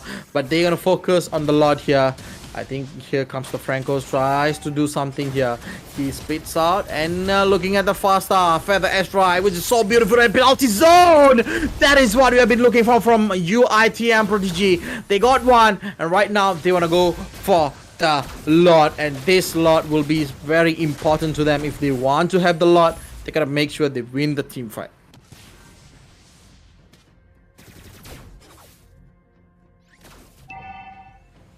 And back into the game, the lot has been baited and also never hit. They just want to bait and play. They just want to make sure that nobody there on that place from UITM Prodigy. And this is where a beautiful feather airstrike comes in. Itoshila nearly dies on the feather airstrike. I think this is not a good message for him. And look at them, they're going in. Jane very low, gets the side defense, penetrates, comes in, gets one. But looking at the penalty zone, it was perfectly on the moment and comes in the deadly catch to push off any other remaining members of UITM Prodigy in front of them. 11 kill, facing off with 5 kill. Around a 3k goal lead for UITM Prodigy. Monash Playground is struggling to get the farm. They are still 3k away. And looking at the itemization, Genius 1 is done. Holy Crystal is done. That's more than enough for a Joy to give out a lot of damage. And right now,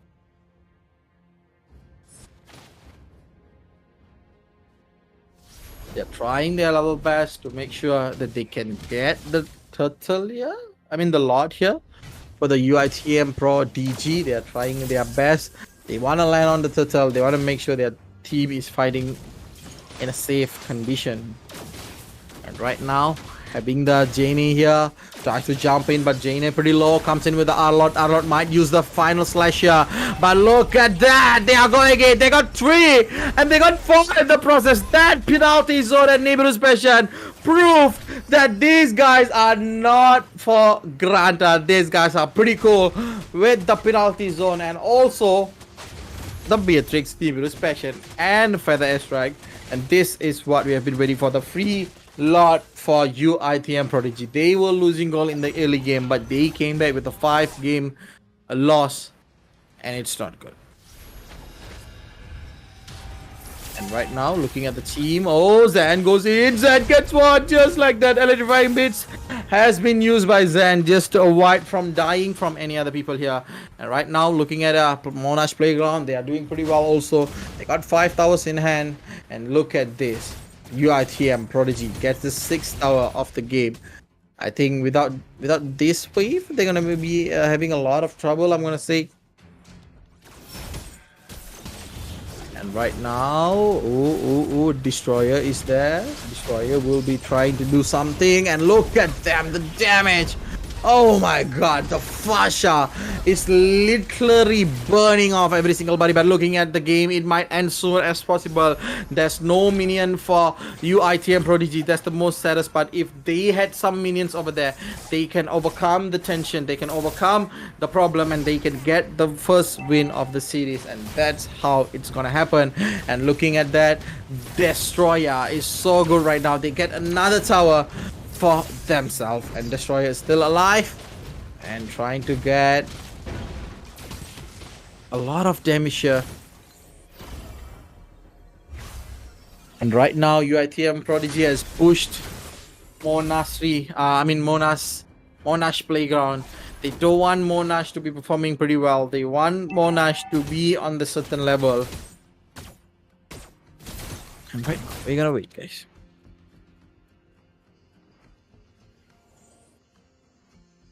Right now, looking at the game, it's still on the same par.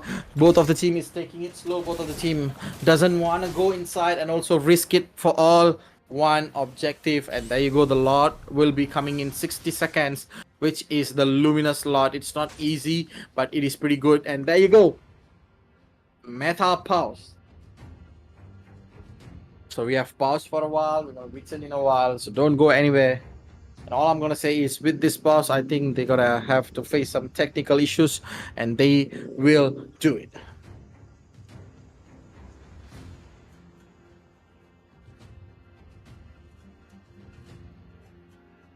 And there you go. The pause is still there. As per I say, the win condition is basically don't let anybody come near to your marksman, which is Beatrix. And once the Beatrix is down, it's going to be a tough time for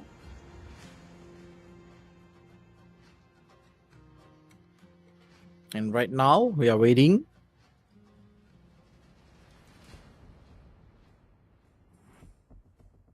And there you go. We are going straight into the game number 1 in the series of 3, and we are waiting for the Lord, all the teams, because they know with the Lord they can do something. They can give a big comeback that they wanted here.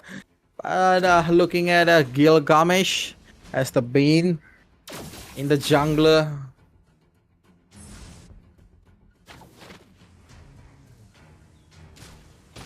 This is where it happens. This is going to be very exciting for them. They have to try to win. They have to try to pick off. And they're going to wait for the Lord as well as Team Monash. They are waiting for the Lord also. With the final slash they have, they can do a lot of stuff here. But having the Fasha here, it's quite bad. There you go. Comes in the banner rage, and Bane goes away from the map. He dies just like that. I don't even know what's the problem. He went inside, he got stunned, and then comes in with the banner rage. What a way to end one of the most strongest. And right now, UITM Prodigy will be focusing on the crystal. They want to take the crystal. They want to make it and also make sure.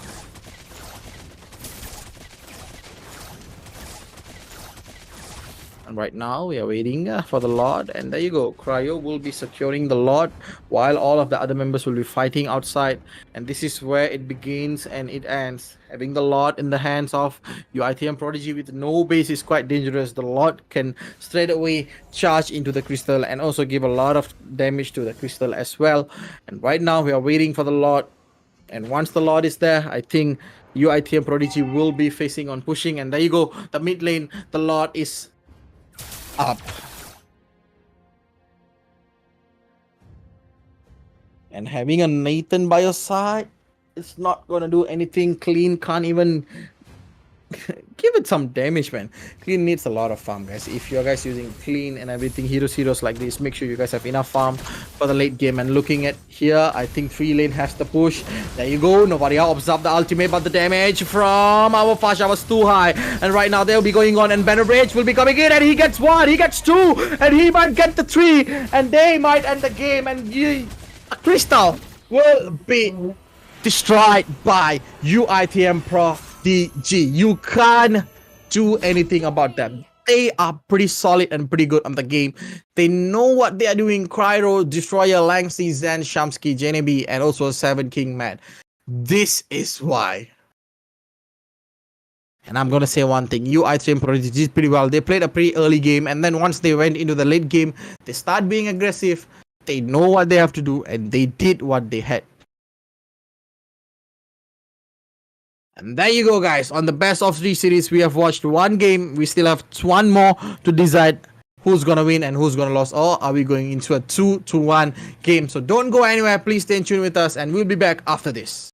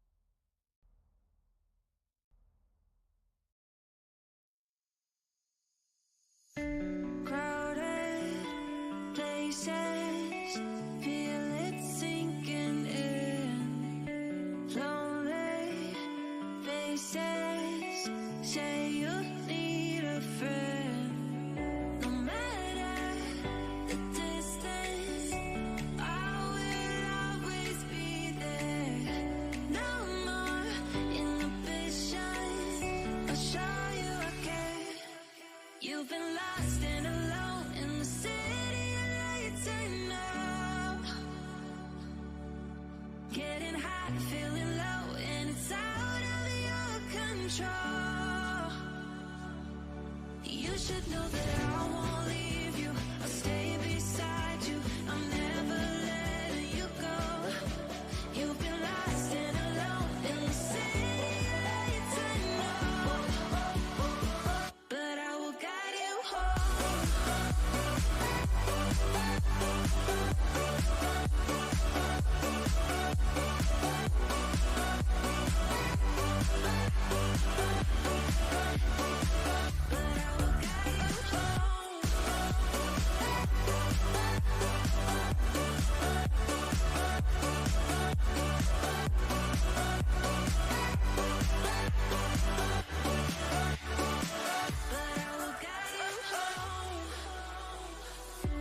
Fight your battles, always by yourself.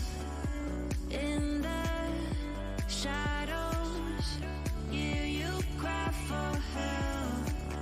No matter the distance, I will always be there.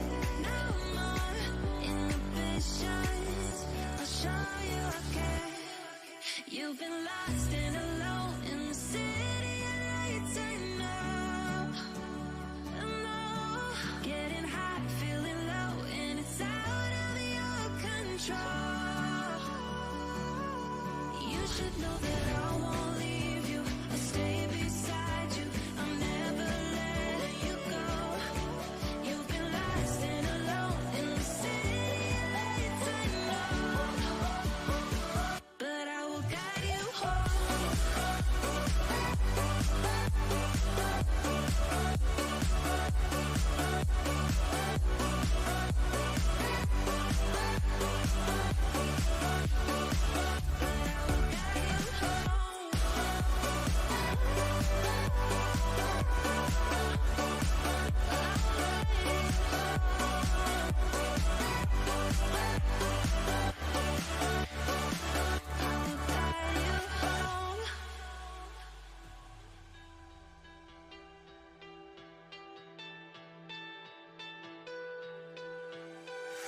Letting love pass by, something I've done so many times.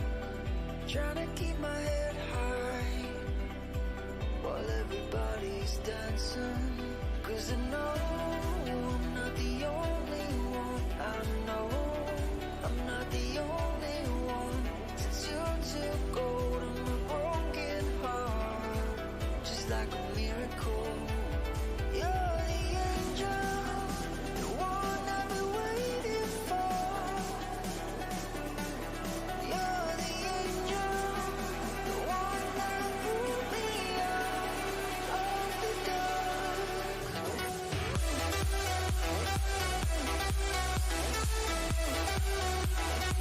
You're the angel.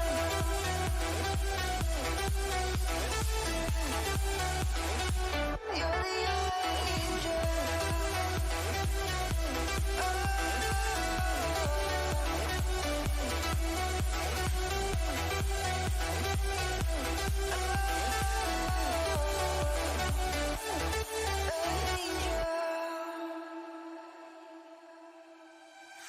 letting go of the past, I can never understand.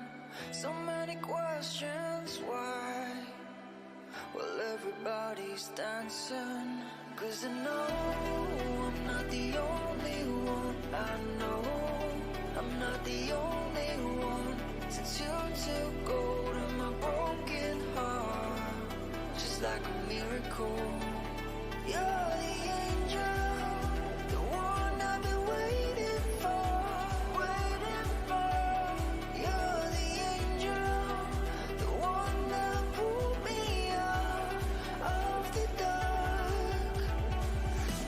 Oh, oh, I've been waiting for, waiting for. Oh, oh, the one that pulled me out of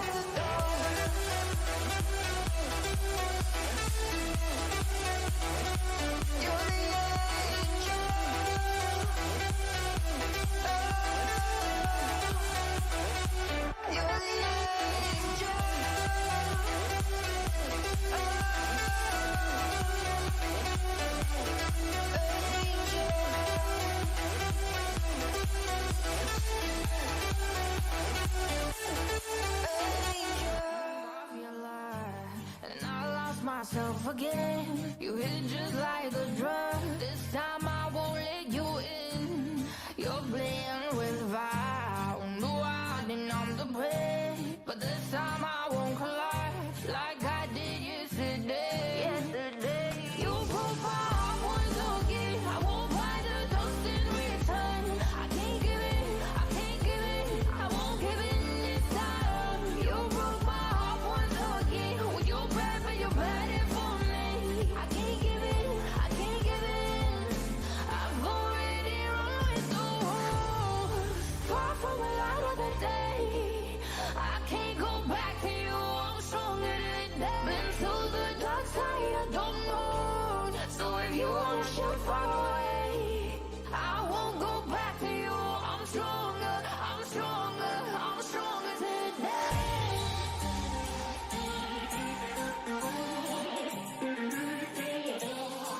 I'm stronger today.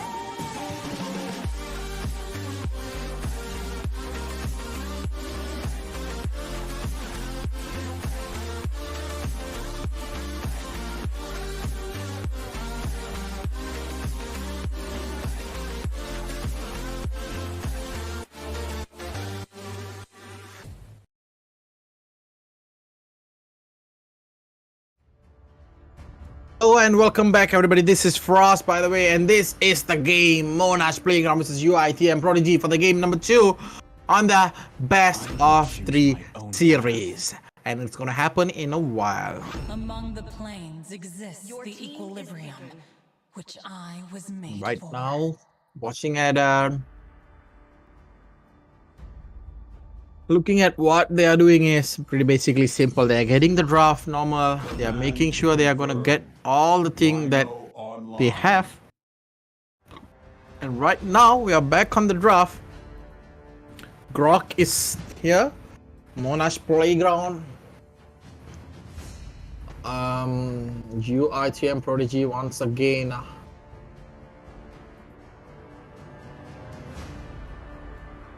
So we just have to wait and then watch what's gonna happen here, guys.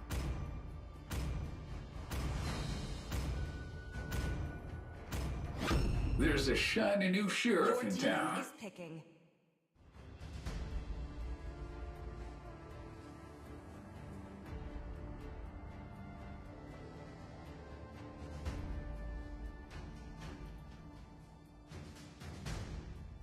There you go. Clean once again for Dash 301. I think they are playing a bit same draft. I think nah, man, that won't have able to happen here because having the same draft just now is quite hard. The clean didn't perform much for Dash 301. He was always getting killed back to back, and right now, for me, I think having the clean again is not a great choice. But with the Grok, I think they might able to create something. But there you go, Cloud comes in again, and this is the Cloud that we have been hoping for. A lot of game we haven't had the chance to watch Cloud perform, but this is the game we're gonna watch Cloud, and they are going to ban the next few more heroes. I think we have to wait and then, you know, see what's they're gonna go.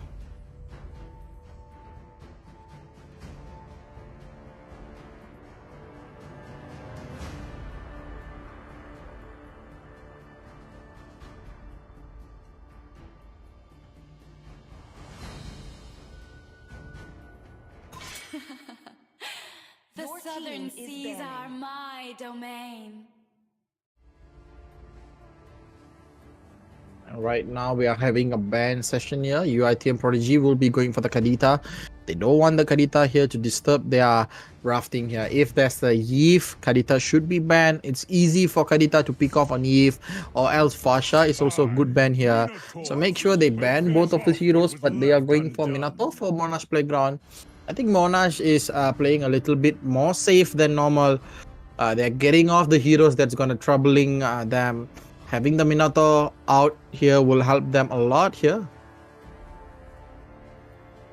And this is where it gets quite interesting. The last ban of UIT and Prodigy.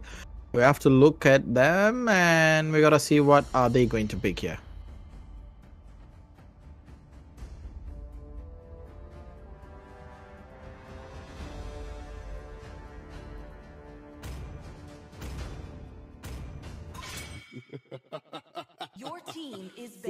And there you go, Martis. And not a single worthy foe.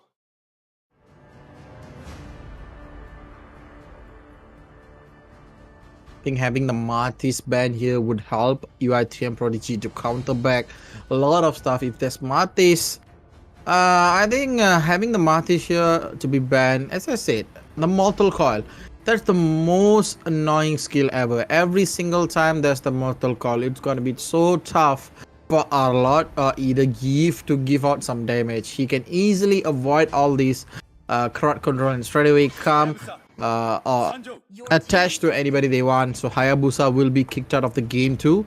And right now,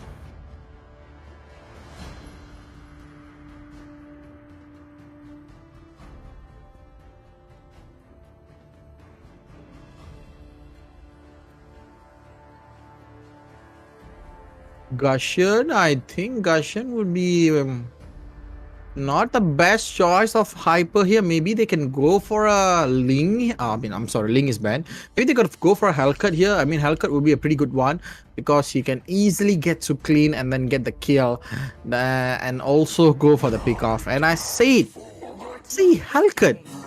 I knew it, guys. I knew it. It would be Hellcut.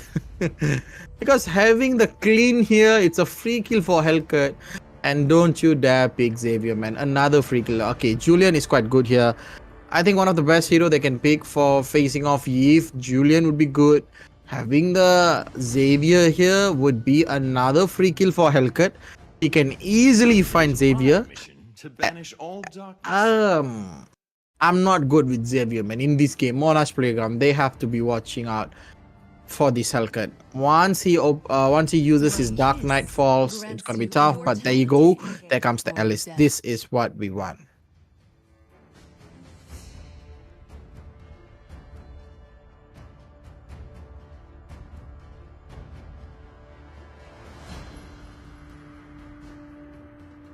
And Diggy over here, if you guys asking me as the roamer, I think I would prefer to put a Atlas or else a Flori would be good here.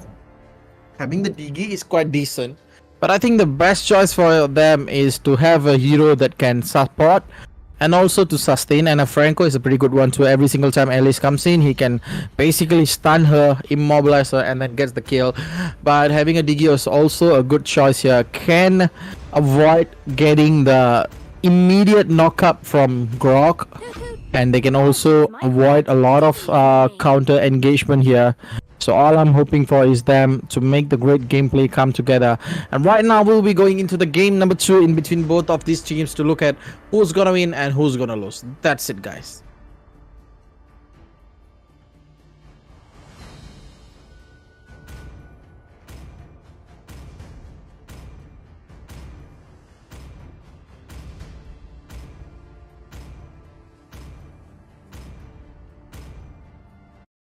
And right now,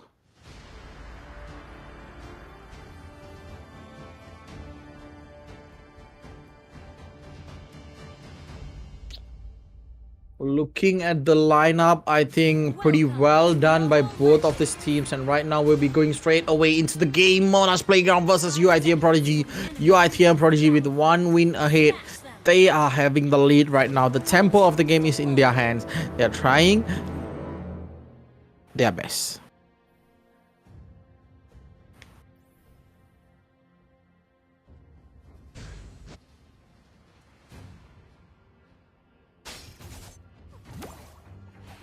And right now, looking at the gameplay, it's still the basic, nothing much here, still in the early game, and this would be a tough game. Oh, look at that. They're trying to clear off as fast as possible just to give the Cloud as much farm as possible. That's the plan. Let the Cairo get the farm, and then once the Cairo has all the damage, he is just going to give out a lot of damage from the Blazing Duet, and also you can get out with also get out easily. Right now Shan is still trying to find the way, is still trying to get the pick off, and that was set. Hellcut left Lito on the last hit and Alice secured it.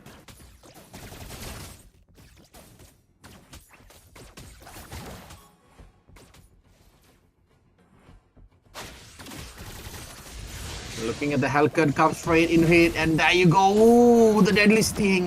Didn't get a lot of damage. He's still in the early game. I think he should take it easy a bit, but looking at the way they are playing, Zan is quite low. Zan might going down, but Retribution is pressed on him, and Zan will run away from all the danger that he has been facing just now. But it's okay. It's still on the early game itself. Itoshi Lan has the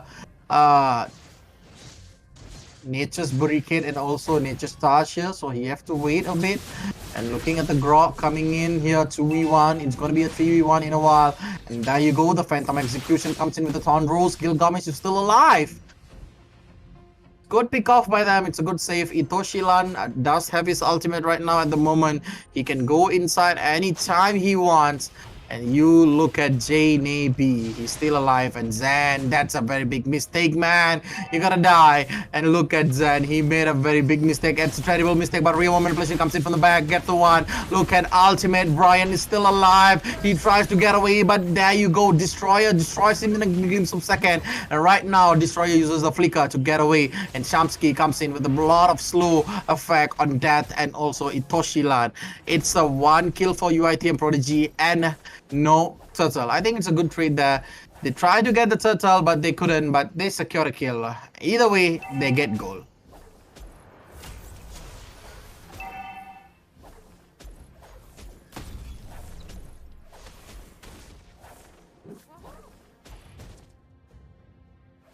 Right now, having on the top lane, Grok and Unlock, it's going to be a tough time for both of them. You just have to wait and then we have to see.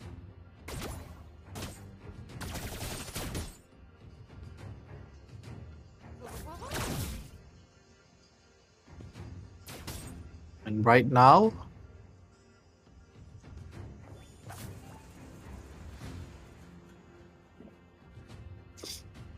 looking at the itemization, it's not big of a deal. It's just a 600 goal lead in between both these two teams.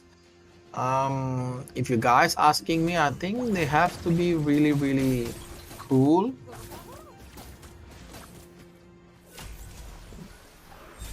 Brian is the one they're gonna focus. Look at that, they comes in for the Brian is still alive, blazing away at the minion, but from the back Alice comes in with a blood art. Look at that, is staring at them, and there you go, Jiggy goes off and Shamsky's alone and double kill. Gilgamesh, 2 kills for them, and that's a good one, securing a lot of EXP and gold. At the same time, they are giving a good comeback here. And right now, Cairo is still alive. Zen, he has to do something about it. He has to start waking up and making sure the damage of the deadly stinger is there, or else he's gonna having a hard time here. Itoshilan gets a lot of damage. There you go, he goes pissed off, and Itoshilan is still alive on the game. It's still early itself to decide what's gonna happen, but all I can say is making sure UITM Prodigy is staying alive is a way to win. Looking at that, they comes in, Zen gets the turtle, and they are going to go. Dark Knight falls. Look at Ultimate Brian. He dies in the hands of Diggy, but they are still alive. Looking at the Vengeance poking off damage on Cairo. Cairo runs away just like that. Jane being is still alive, but Real Manipulation gets one. Double kill for Jane, but they are still on point. Where you want to run that? You can't get away from them. That's what they are doing right now. Looking at Destroyer coming from the back. They get one. Gilgamesh is all alone. Gilgamesh goes off, and it was officially a wipeout, guys. That was a wipeout. That was a beautiful one. Back to back, the Diggy. Damn, it's quite annoying with the alarm bomb of him, and a lot of damage has been done by him with the focusing mark as the emblem. He's gonna increase the damage that dealt to the enemy by 6% as well.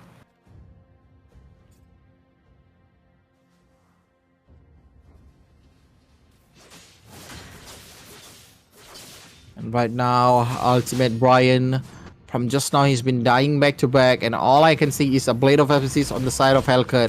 Hellcat needs more than that. He needs minimum 2 or 3 items to burst down any single one. And looking at the way Itoshilan runs away, he can't do anything. And look at them, he comes in, and there you go. There comes the reverse time and the time journey to escape from everybody. Shamsky is there, waiting for Zan. Zan is alive. Zan tries to run away. Will he able to? It looks like no, but they are striking back. Looking at the Monash playground, striking back is pretty beautiful. And looking at Cairo, another fighter flash. That is was beautiful from Destroyer. He got the fighter flash. He got the double kill. He tries to get the triple, and he manages to end the triple, and he goes for the Maniac, baby. This might be the first Maniac after the ACS EDU tour. And look at who got that. Destroyer gets the first Maniac of the tournament. And that is what we have been waiting for. The Maniac that we wanted. The Maniac we wanted to see. Here it is. What a gameplay from Destroyer. He tried and then he succeeded, but this is not good for them. Cryo has to run away, but he has been unpursued. And looking at Shamsky is still alive, and he will run away also.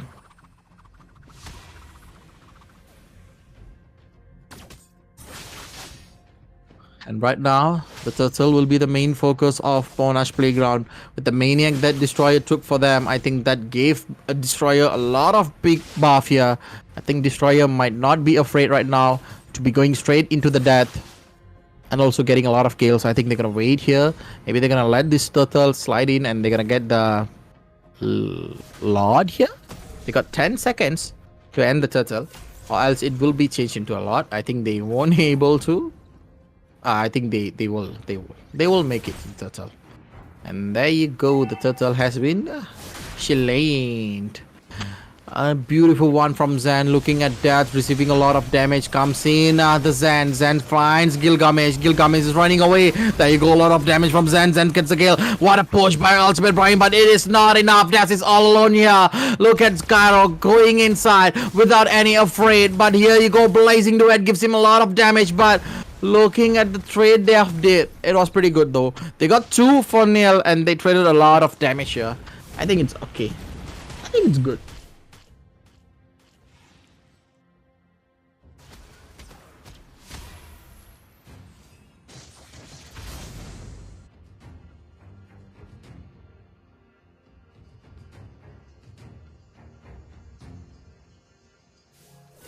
And right now,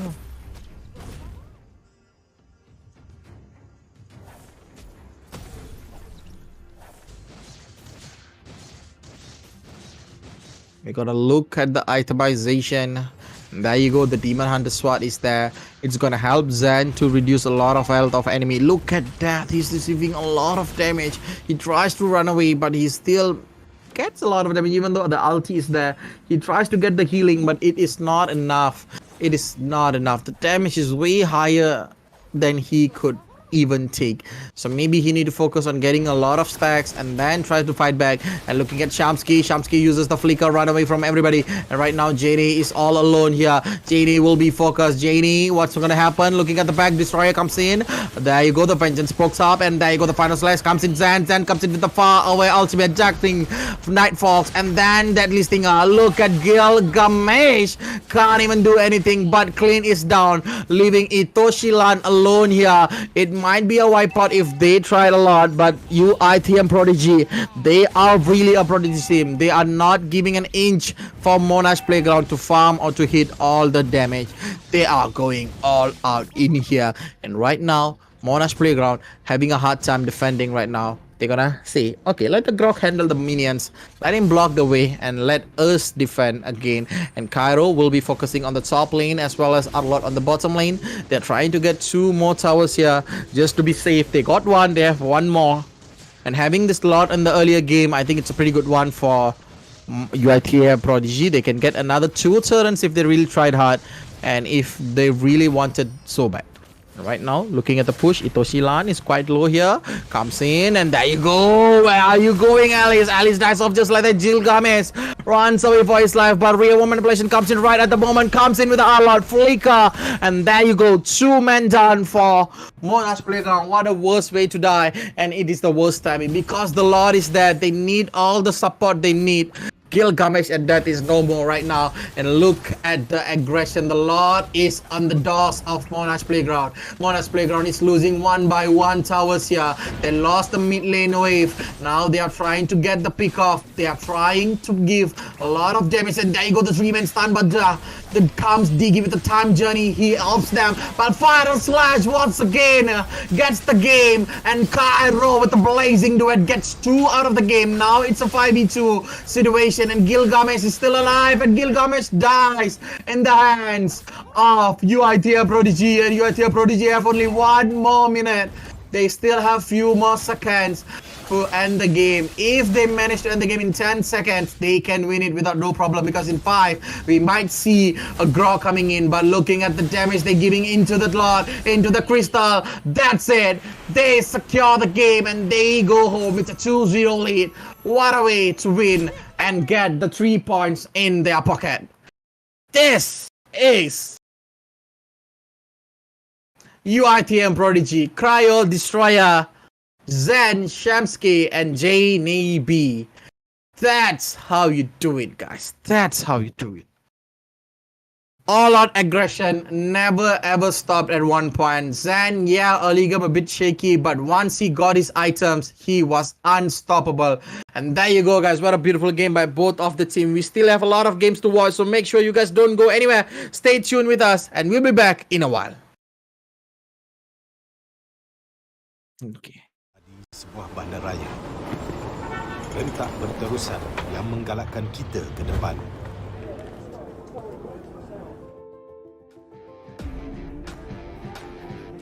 Sesuatu yang mengapi-apikan hidup dan semangat kita. Setiap orang mempunyai gaya dan irama tersendiri. Tapi apakah yang boleh menyatukan semua lapisan masyarakat?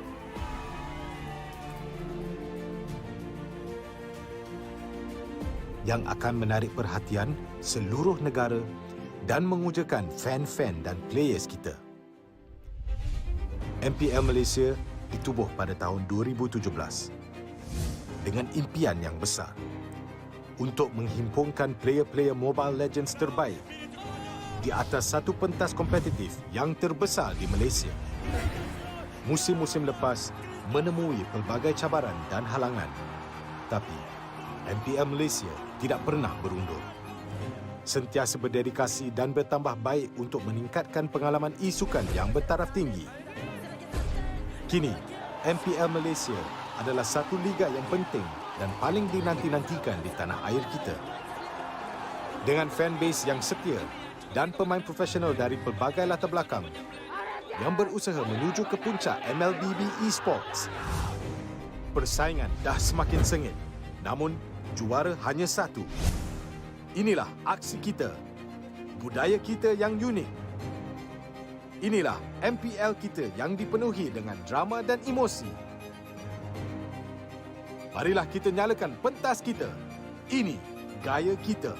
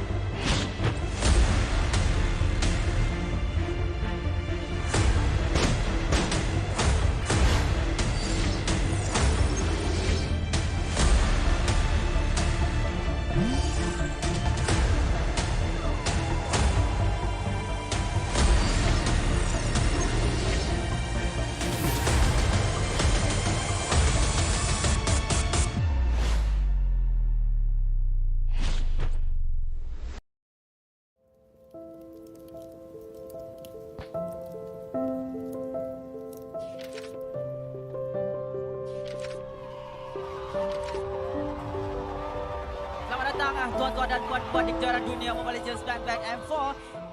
Big difference sebab dekat M4 nampak macam diorang ada identity crisis. They're not sure how they want to play the game. They're not sure who's going to be the carry, what kind of rotation that we're going to use. Contohnya macam Momo cover lebih daripada satu role, Ciku juga lebih daripada 2 role sekalipun di cover.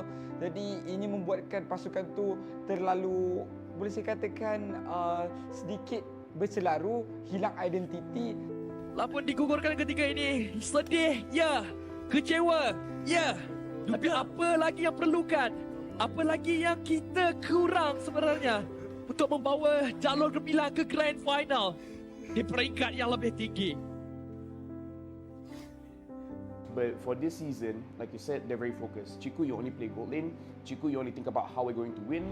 And everyone else is going to provide the coverage for Ciku guys. So for this season, it's definitely different where they're very focused on their own style of play, which is the Langga playstyle. But now it's almost like the lawan balik kind of Langga, where you're trying to make the opponent fight you and then you win the fight eventually. Bila player dengan coach Filipin masuk ni, dia lain sikit daripada kebiasaan kita orang buat lah. Selalu dia lebih kepada disiplin. At first, it's hard because of the language. There are those times that I cannot understand them and they cannot understand me. But me and Jim figured it out, like, okay Jim, I will tell you the instructions, then you translate it to them. So that's what happened. That's why our work get easier because of it.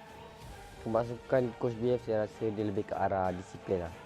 Sebab kita orang ni tak ada disiplin sangat. So bila dah ada dia ni, kita orang lebih ke arah disiplin. And ingatlah motif kita nak main dan tujuan kita main sebab apa.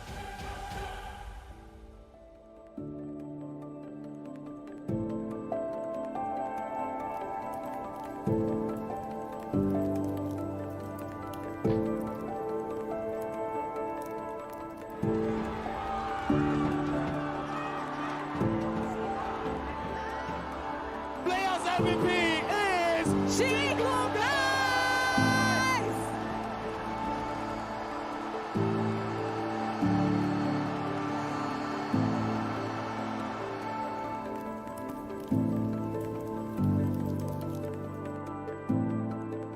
So I've known Ciku before he entered Toda.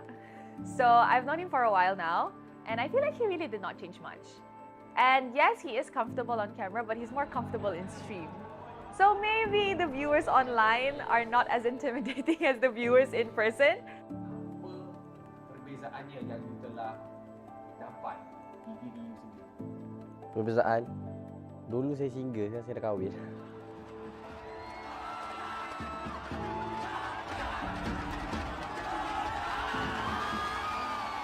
Kalau Ciku ni sebelum kahwin ni dia jenis kaki langgar, tak kisah lah kalau sebelum ni Punis kan girlfriend dia kan, dia langgar je Punis tu. Sekarang ni dah kahwin tu dia macam, okay ni wife aku kena jaga dia tak langgar lah. Itu Ciku lah. I think he's an absolute legend. I think that he really pushes the agenda and he really knows how to test the limits, or at the very least very situationally aware of what he's capable of on a particular marksman. Although the meta has shifted and Ciku has definitely changed roles, he has to evolve with the times. I feel that Ciku is still at an age where he's adaptable, but age is eventually going to catch up to him at some point, and we just don't know when. Kalau bagi saya, selagi saya rasa saya boleh main, walaupun tak macam orang lain kan, macam kalau main macam fasen main. Tapi bagi saya benda tu tak penting, dia lebih ke arah on point lah. So selagi saya boleh on pointkan benda-benda yang penting, selagi tu saya akan main lah. Kalau dah sampai masa memang tak boleh, stop lah.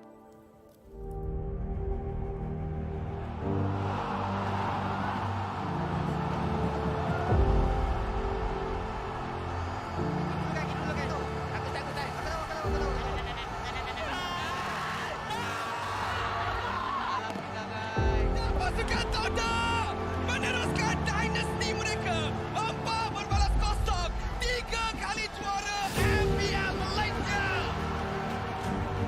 Untuk season ni ramai orang yang toksik, ramai orang yang maki, kata suruh keluar todak, Moon dengan Ciku suruh keluar todak apa semua. But in the end of the day, kita masih dapat buat lah. So bersyukur saya sangat kepada Allah SWT yang memberi kita orang kawan-kawan yang macam family macam ni. So alhamdulillah sangat-sangat lah.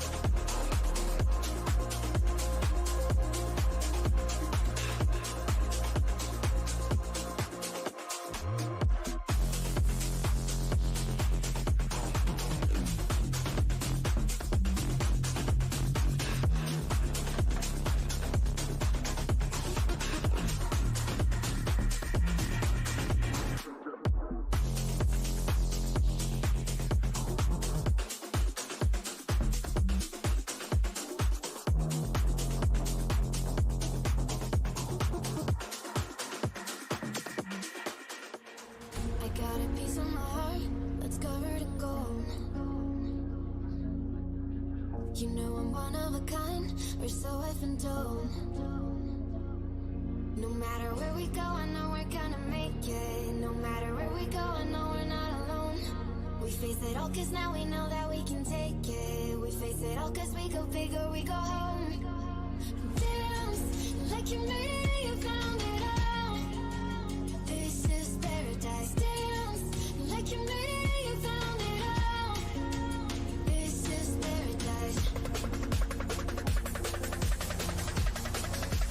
This is paradise. This is paradise. Yo.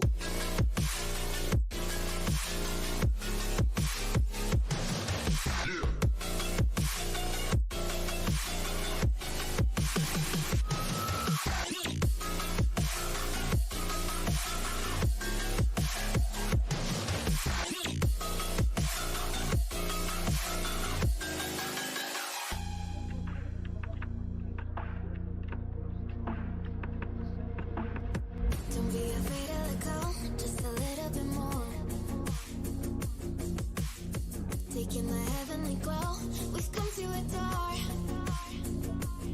No matter where we go, I know we're gonna make it. No matter where we go, I know we're not alone.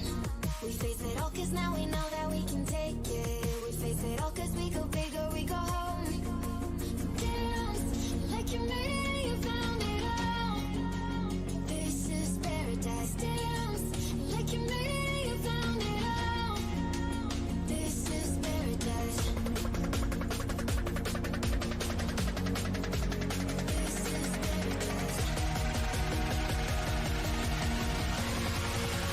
This is paradise.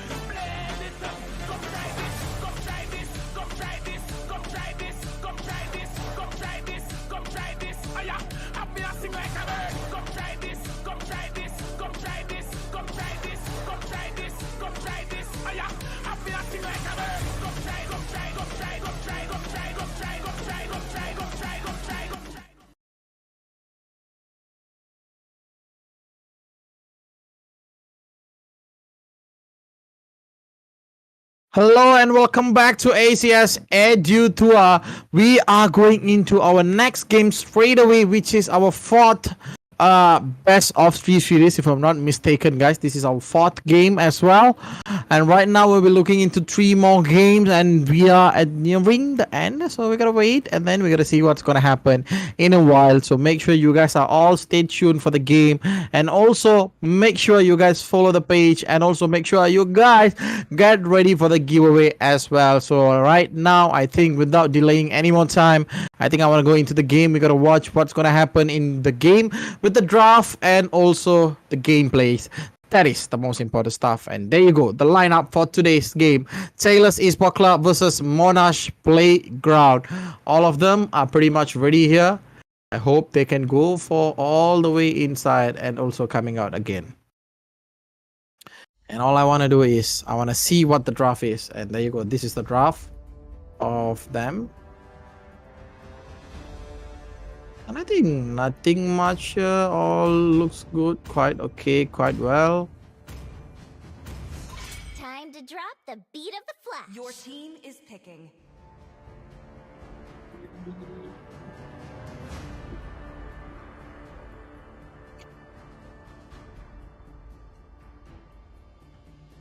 So right now, looking at the way,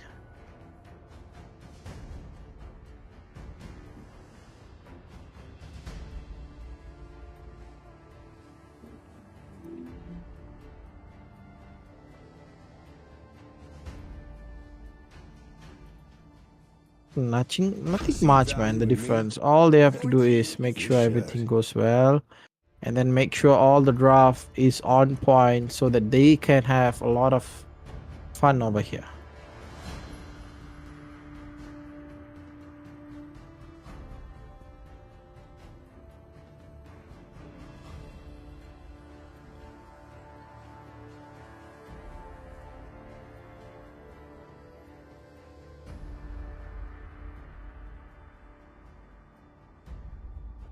All they have to do is wait for the right moment and then wait for the pick off with the Fred Green over here, Hinata Hyuga from Taylor's Esports Club. I think they made a substitution here. King Gilgamesh, Itoshila, and both of the team have suffered loss earlier in the games. I think having this loss will teach them a bit of lesson how to make sure they go towards the game and then they win it.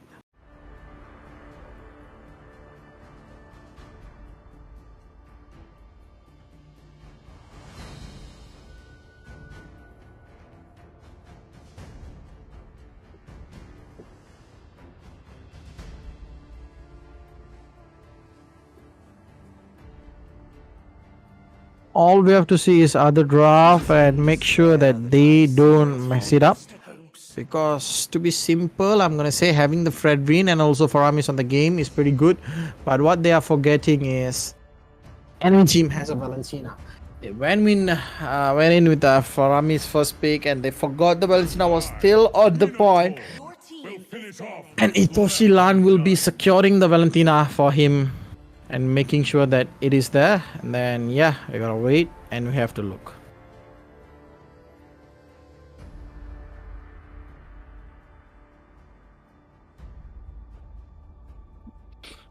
And right now, oh wow, okay, just for you guys, this is the last game for today, which is Monash Playground versus Taylor's Esports Club, the last series, best of 3.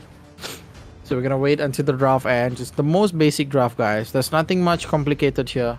Everything is pretty much simple and everything is pretty much fun. All we have to do is watch and also learn from them. And right now, looking at the way everything goes in, I think the draft is pretty basically quite good for both of the sides. The both of them have the quite good amount of crowd control and also damage.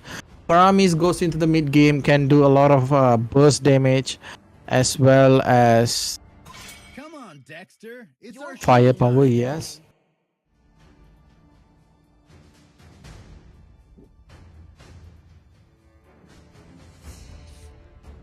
Banning out the Arlot is one of the safest way. You don't want to let Arlot playing against you guys with this kind of draft. And playing against a Lapu-Lapu Arlot is pretty much effective as well.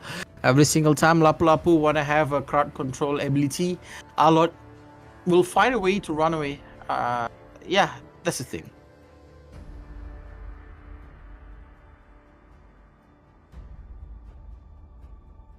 And right now we're gonna wait.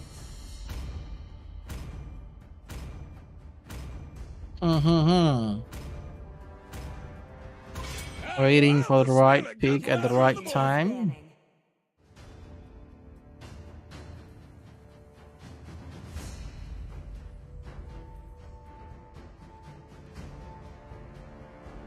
And we are looking at a Franco ban. I think it's basically... I feel like it's a normal template. They don't want to have a lot of problems with this Franco and everything. And yeah. And this is one of the most important pick here also, where Lancelot will be kicked out in respect of Gilgamesh. Gilgamesh used a very good Lancelot out there. And right now, having the Lancelot on the enemy team would be a bit of tough thing to do.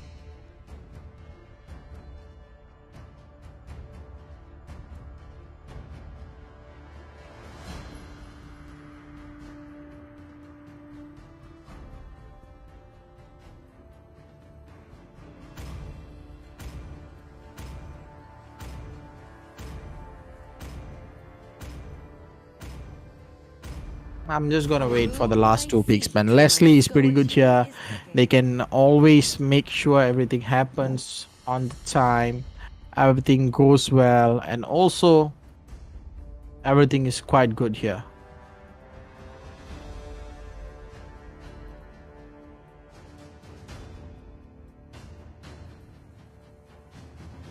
And waiting for the team. Last two picks for Taylor's Esport Club. I'm gonna say that Kohaku will be going for a good EXP laner. Looking at the draft, I think the best one here is Pakito, or else they can go for a Terizila if they want. And having the Belleric on Yan, it's normal. I've seen Belleric on Yan. Yan is too good with the Belleric. I think Yan can be very much annoying, man, on the lane. So yeah, that's the main part, man.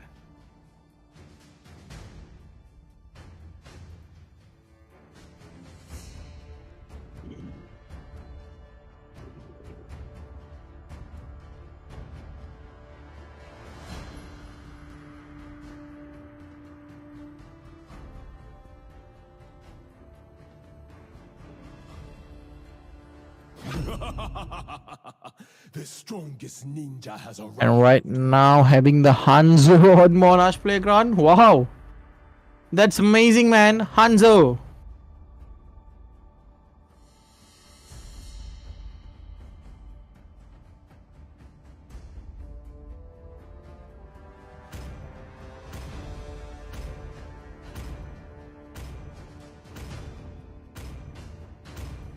Hanzo as the hyper. Ha ha ha ha ha. This is quite bad. Oh my god, having the Hanzo here. I think Hinata Hyuga have to be very careful about his buff, because this Hanzo on Gilgamesh will be freaking annoying every single time he steals it.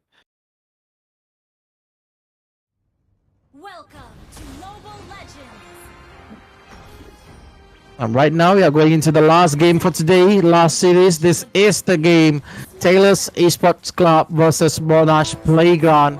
We gotta watch how this guy's gonna perform, as well as how this guy's gonna bring out the whole gameplay, elevate it to another level, and make sure it works well as they can do. And right now, looking on Monash Playground, yeah, I'm gonna just wait and watch what are they going to do.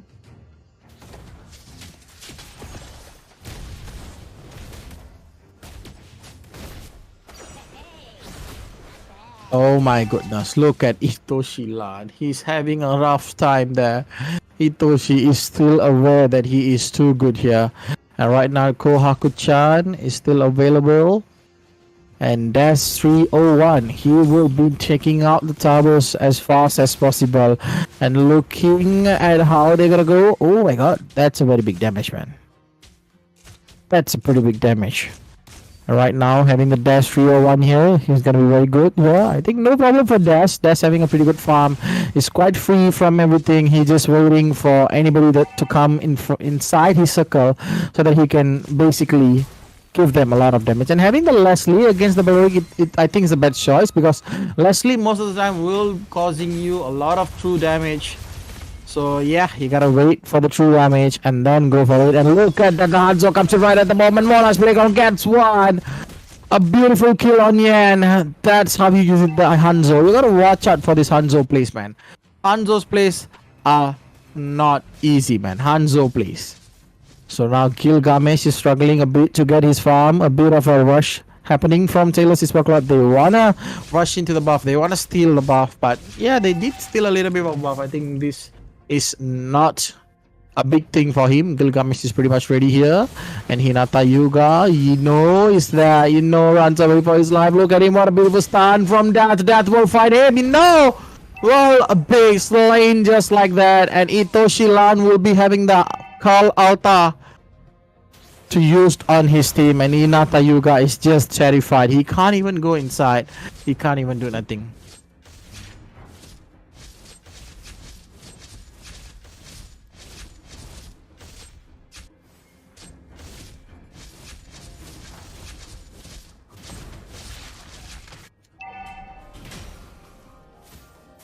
And right now, looking at the gameplay,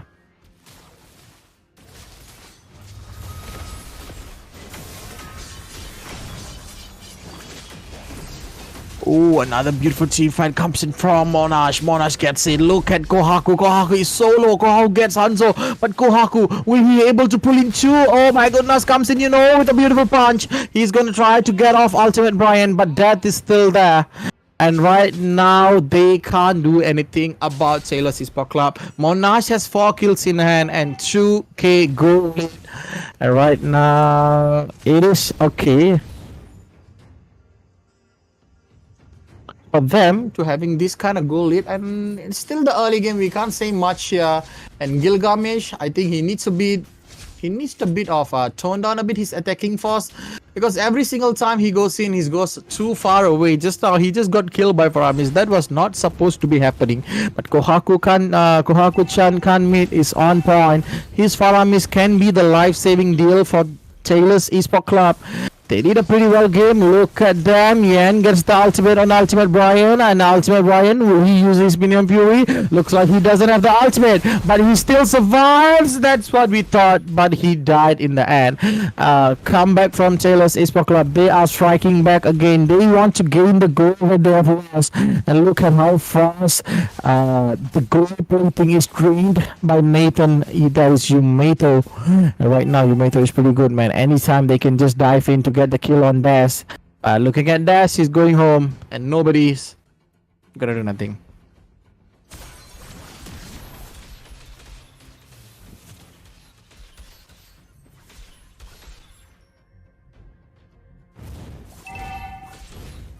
And Yumeto will be getting down all the gold plating, and now he's been securing the turtle. Look at him, he's secured the tower while Monash Playground secures the turtle. But not yet, guys, it is not yet. And look at them, they are going inside right now with the Kohaku on the back, with the Call Alta, with the assist. Ultimate Brian, where are you going to run, man? You can't do anything about it. It comes in the Hanzo. Call Alta is used, but Call Alta is unavailable. That is not useful as well as they thought. Look at Yen, still alive, still breathing. He still wants to get some kills, and he got died just like that. That can't be happening right now. Monash is trying their way best to come back, and every single time they get an upper hand, they get an advantage, they always lose it against Taylor's Esports Club. But right now, Taylor's Esports Club looks like they lost a bit of momentum there after the loss of the team fight. I think they need to reset again. And is laid by Itoshi Lan. And that was a pretty beautiful thing to do. An 18k goal with a 3k lead. That is pretty much high. Yumeto and Yen is here. Look at Yen. Yen tries to taunt a bit on Itoshi, but Itoshi is still staying calm and steady. Look at that. Bravest fighter right on point. Yen, where you wanna run, brother? You will be slain so easily. Just like that. Hyuga is there. Yumeto is trying to get the pick off, but Faramis is out of the game. Look at Yumeto flickers off from the game. Death is still alive. Same goes for Itoshi Lan. He might go in anytime as he wants. He does have the burst damage in his hand, but right now arrival of Death will be the most hardest part for them, I think. Yeah, Death won't use the ultimate snap here. She doesn't want the open map. She just wants to push and get the tower from the goal itself. And right now, getting the goal from the tower, it's pretty good. And strike really bad. He can't burst down, man. He can't burst down. He still needs a lot of damage here. But right now comes in the turn, the beautiful one. Right now, Carl Alta will be open from Valentina. Two Carl Altas are there. Hanzo comes in, gets the beautiful slash, gets 3 man on the way, swipes it, but still leaves alive. This is why Hanzo is quite good, man. You don't have to use your main body so that you will die. You just have to use your special ability, that is your ultimate, just to send your soul to the game and get the kills. That's what they do. Hanzo, get the stack, get the rage at the full point, and then send in the soul. Look at the soul. It gives tons of damage, and there you go. Hanzo gets one with the help of Leslie itself. Right now Hinata is still there, got terrified. There you go. They got a pick off beautiful one from Minato itself. They got 2 in the way. They are trying to get the 3rd kill, and there you go, killing spree for Itoshi-lan. And Itoshi-lan looks so damn confident here. He doesn't even care about who's in front of him. All he does is, can he take down? And he did take down multiple times.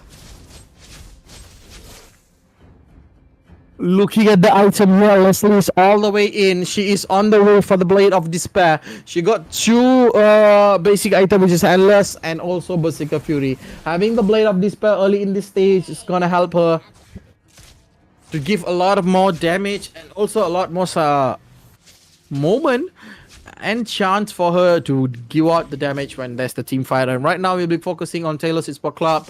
They are now pretty good as well. They're trying to defend with a 7k goal lead on part of Monash Playground. Monash is leading the way with 7k, and Taylor's is still down 7k, and they are still trying their best to defend. But I think will they able to manage it? I think it's a very, very hard thing. And all I want to say is, please make sure these guys are okay.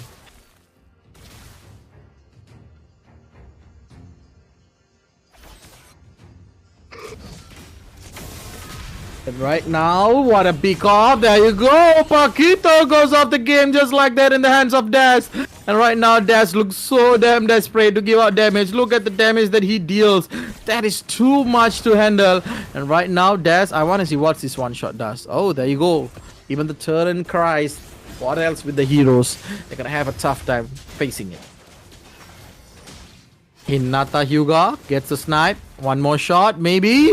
And there you go. What a miss. Kohaku was just an inch off of blocking the hit, and he didn't. Ah, saddest part, man. I didn't thought he would do that.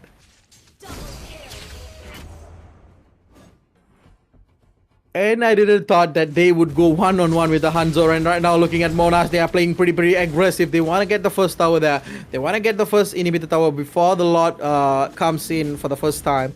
And I think moving this way is going to help them to build up a lot of aggression later in the stage when the lot is there.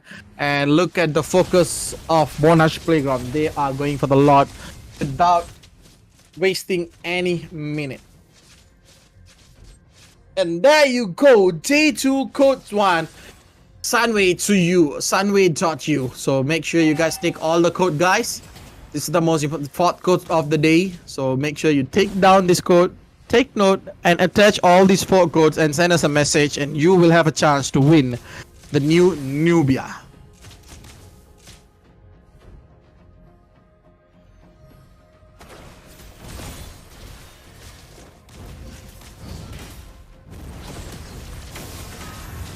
Right now, watching there, look at that, Yumeto. Oh my goodness, he can't even do nothing. Look at Daz coming out with the big damage. Look at Hanzo goes in the back, gets one. Nathan is down. Carl Alta is on the point, but Carl Alta doesn't save anybody. It just delays the death of humans. 3v5. What's gonna happen with the next mini wave coming inside? And Leslie is all the way prepared to give out a lot of damage. Comes in Hanzo. What a big mistake, Kohaku. You were not supposed to be there, but you were. And look at Hinata. He will be slain in a minute, just like that. They are still alive. They are looking for the minion right here. Look at them. They are rushing in. Without minions, they don't even care about what's happening. There comes the Yumeto, and Yumeto goes out. Just like that, he dies also. This is a disastrous game for Taylor's Esports Club. Monash Playground is destroying them a bit by a bit. And look at the Leslie. God damn, 1 shot, 1 kill, just as her tagline. She depletes all the lives and destroys Taylor's Esports Club.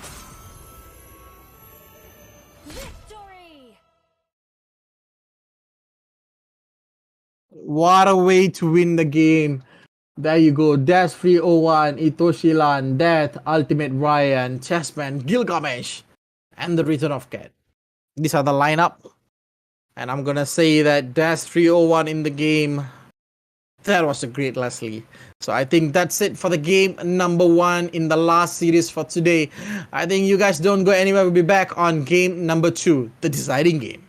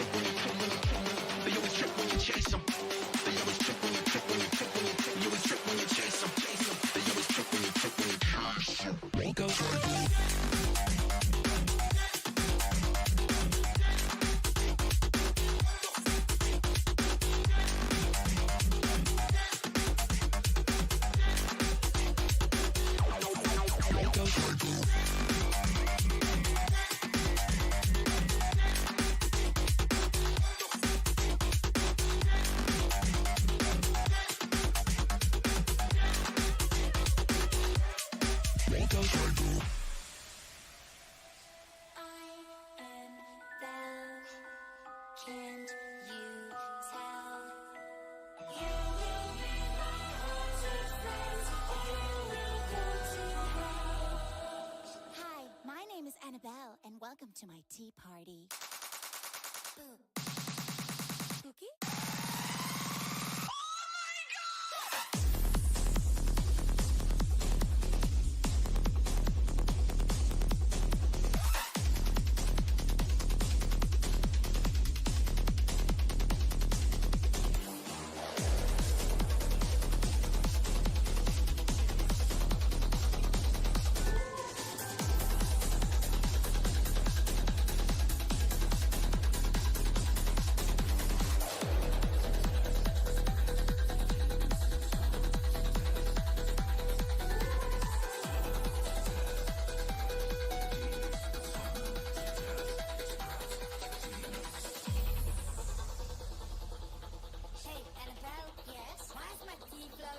Whose balloon is this? It's mine. Oh, Penny, can you pass on the Ouija board for me? You sure? I am Belle. Can you tell? You will be my haunted friends, or you will go to hell. Oh, by the way, have you met Chucky yet? Yo, what's up, bro?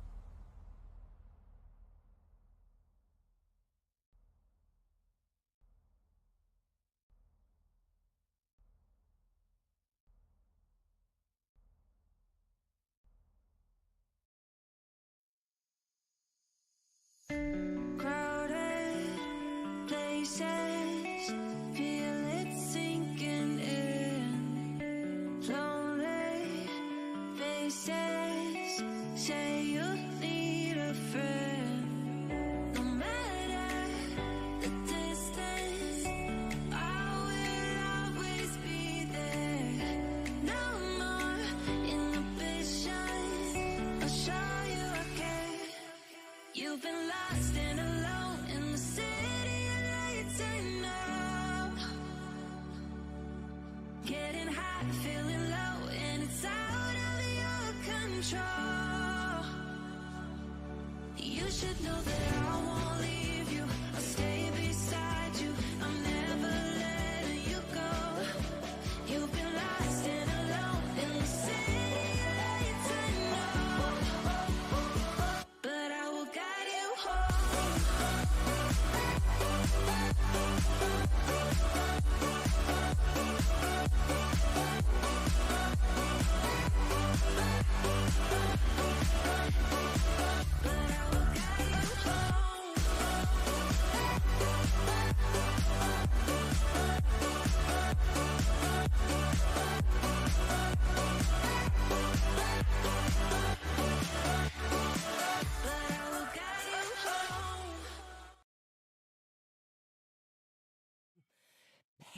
Well, hello and welcome back to ACS EDU Tour 2023 Season 1 Series, last series, and this is the last game. Might be the last game if Monash Playground gets the win against Taylor's Esport Club once again.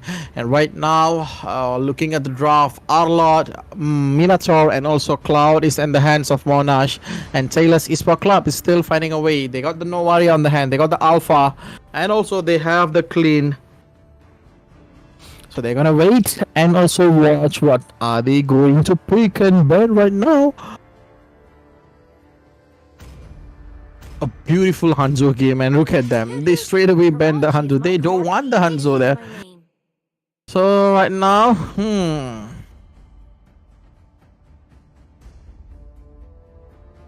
all I can say is Monash Playground bans out the Digi. They don't want to have any other problems, and right now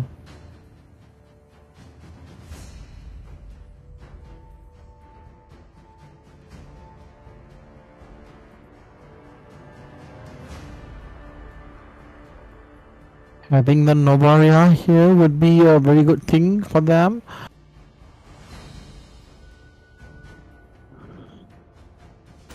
Let's make the whole world And going for the Novaria as well. And I think all the way, if Yan goes for Novaria, all he has to do is he has to make sure that all the bloom that gets on right on the Alpha in the early game, maybe late game she can give it to the Clean, but giving it to the Alpha would be the best choice for them.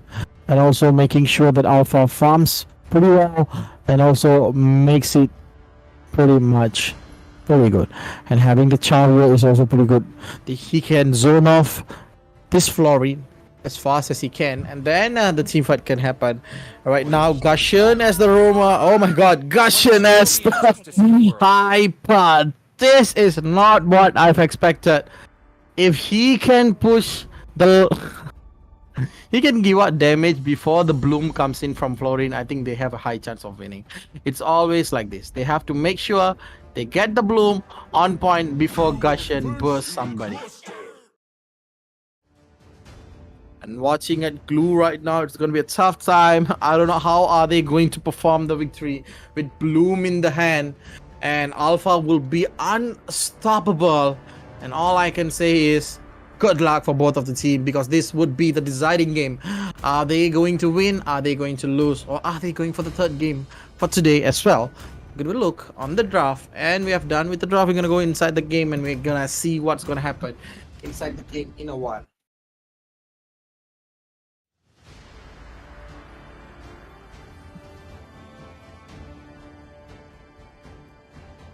There you go, Gilgamesh just now with the Hanzo, off meta pick hero. He performed pretty well, and right now he is trying his best to get the second game on his hands too. Monash with 1 game lead. They want to try to get the 2-0 here, or else they have to go for the third game as in well.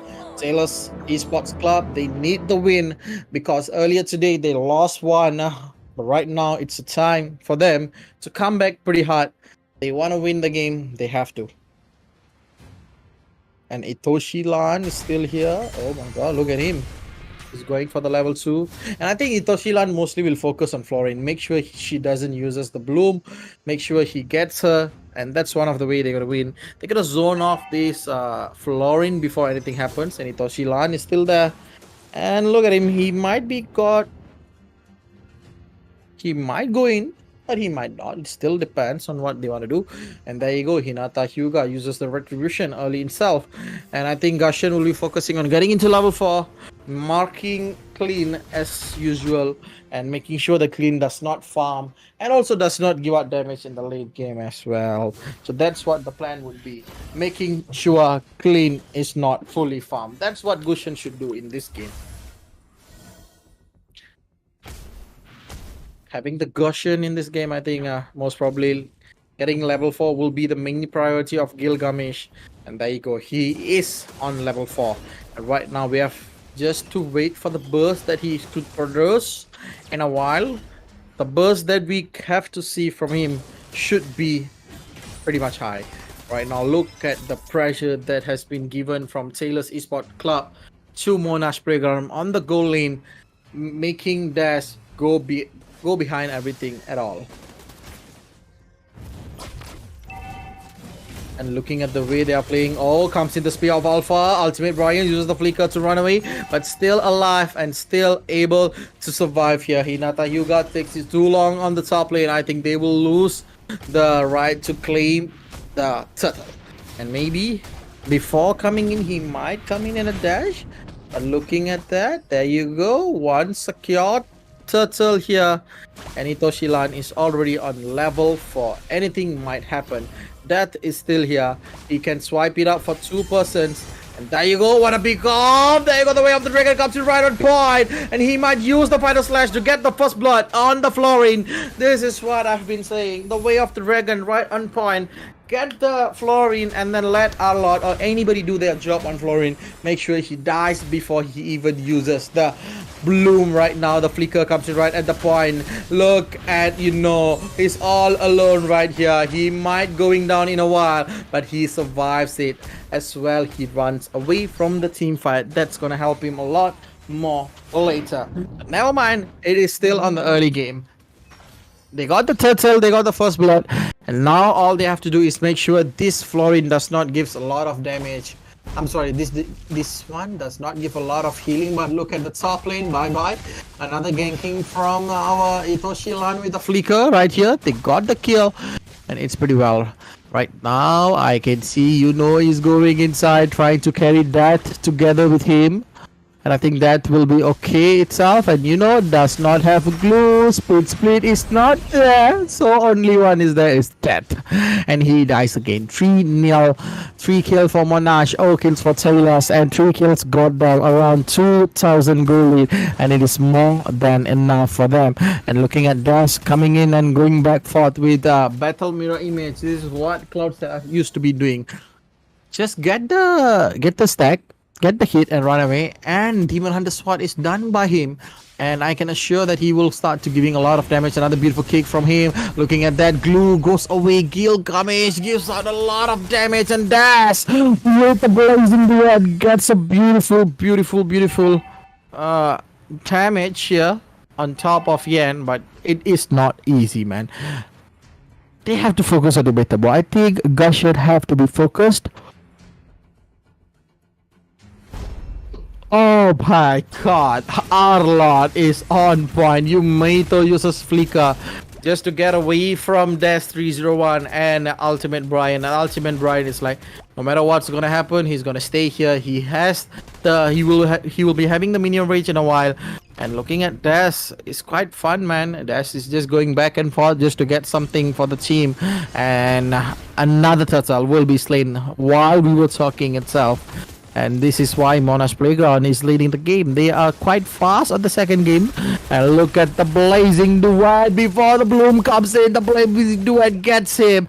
That is a pretty hard thing to do. Florin, 2 deaths itself on the early game.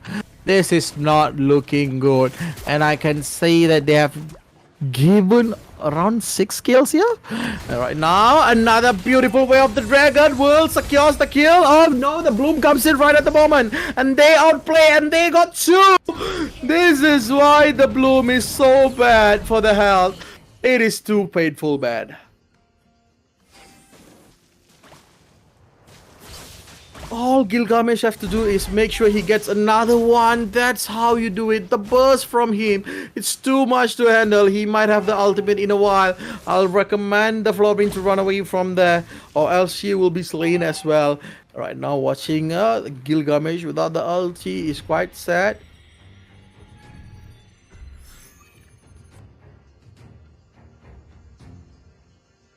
And right now, having the hardest part in the game is coming back 3,000 gold lead. I mean, if I'm not mistaken, that's a 3,000 gold lead, guys, and nearly a 4,000 gold lead at the moment.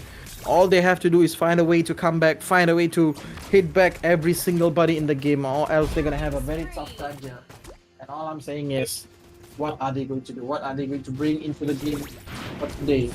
It's not easy to versus them, and Yumeito comes in and Yumeito flickers away. That is how painful this Gusion and Cloud combo is. And looking at that, he's still alive. Look at that. He tries to survive. He tries to pick off, and that will be dying in a while. And they got another one. And look at the beautiful way of the dragon. Gets right into the Yen, and double kill for Gilgamesh. And I think they are not sparing a bit of humanity for what Taylor's Esports Club. They are getting all the kills they want. Right now with this turtle, they will be coming a bit near to the goal lead, where Monash Playground has a 3,000 goal lead on the game. Just now it was around 4k, now it's a 3k with just 1 turtle and 1 kill against Itoshi Lan. And imagine if Taylor's Esports Club got their power spike and then start striking back and getting kills to kills. And that would give them a lot more higher advantage. But right now, having the Florin in the game, looking at the Florin, Enchanted Talisman will be the first item for her. And then comes in with Clock of Destiny. And last but not least, so now look at, no, they get 1. They are trying to push a bit more harder. Yumeito is there with the marksman here, but Itoshi Lan comes in for an aggressive gameplay. They are trying to rush into the buff, and right now they will be going straight away, and they got the kill on the buff.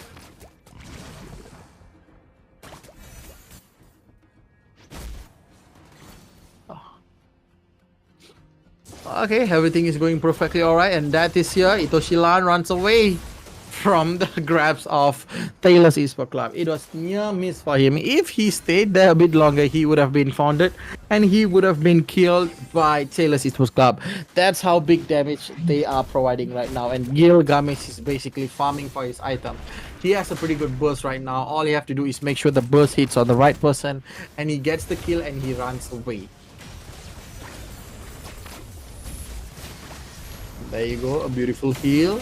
I think they will try to get a pick off, and they managed to get a pick off, and you know he's all alone and he might be killed in a while. There comes the Spear of Glory, gets the Minotaur, and Blazing Duet goes off, yeah, and tries to go away, but what a big mistake from them. Double kill for Alpha. They are still alive, and Gashan goes in without even thinking twice, and Gashan is still alive, and they get one. And look at Yumeto gets one as well. It's a 3-4-3, and looking at Death is not afraid at all. He says, I can do it all again tomorrow, today, and the day after tomorrow.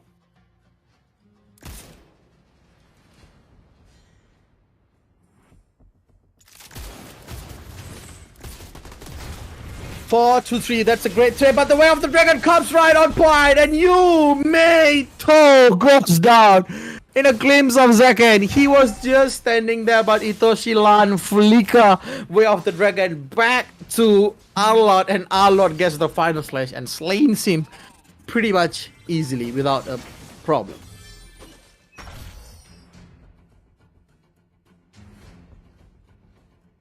And for the beginning of today, it was a pretty good game. 31k goal versus 28k. That's a 3k goal lead here. They're trying to gap it. They want to get it to the 4k or 5k.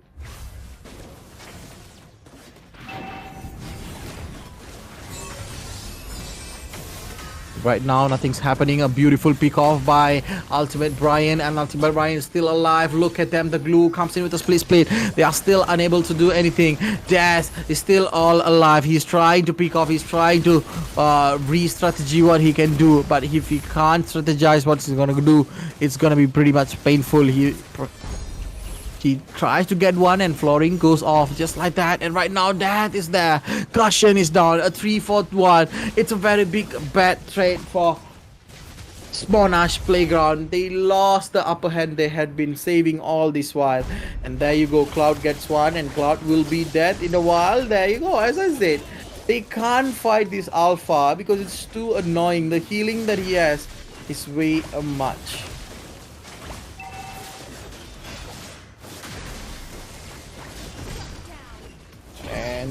And there you go. What's happening? Every single time, every single team fight, there's minimum 3 person is dying just like that. I think they are gonna change the tempo once again. Monash Playground, they have been winning the first game with a pretty beautiful lineup. For the second game, they are still struggling. They can't find the tempo. They can't find. And right now comes in the Lord. Oh, with the help of some people. Look at that. A lot of damage, and also Minion Fury on point to the Alpha, and it didn't give them a lot of upper hand.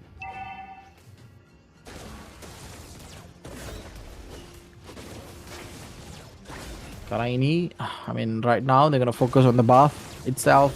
They're gonna make sure they get all the buff here. Taylor's at the end of the game, they came back with a beautiful comeback, and there you go, the clean is done and out of the game, and that is one big hell of a victory for them.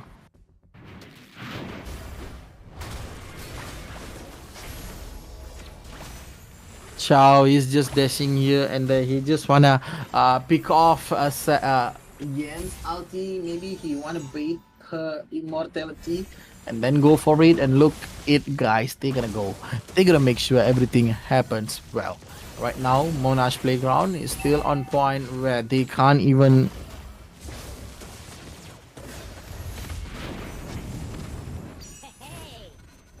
And right now, looking at the V, Itoshilan gets a beautiful pick off, and there comes Ultimate Brian with the ultimate knockup. Will he able to get the knockup? And there you go, he gets one, but still he can't do anything. The damage from them is too high, and right now Dash is all alone. If he wants to go, he have to be very careful. They sacrifice two.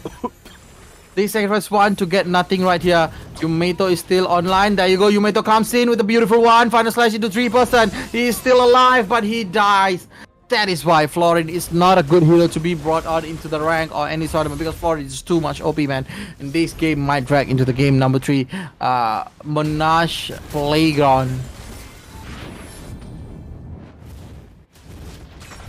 They are trying to defend, guys. They are trying their best to defend.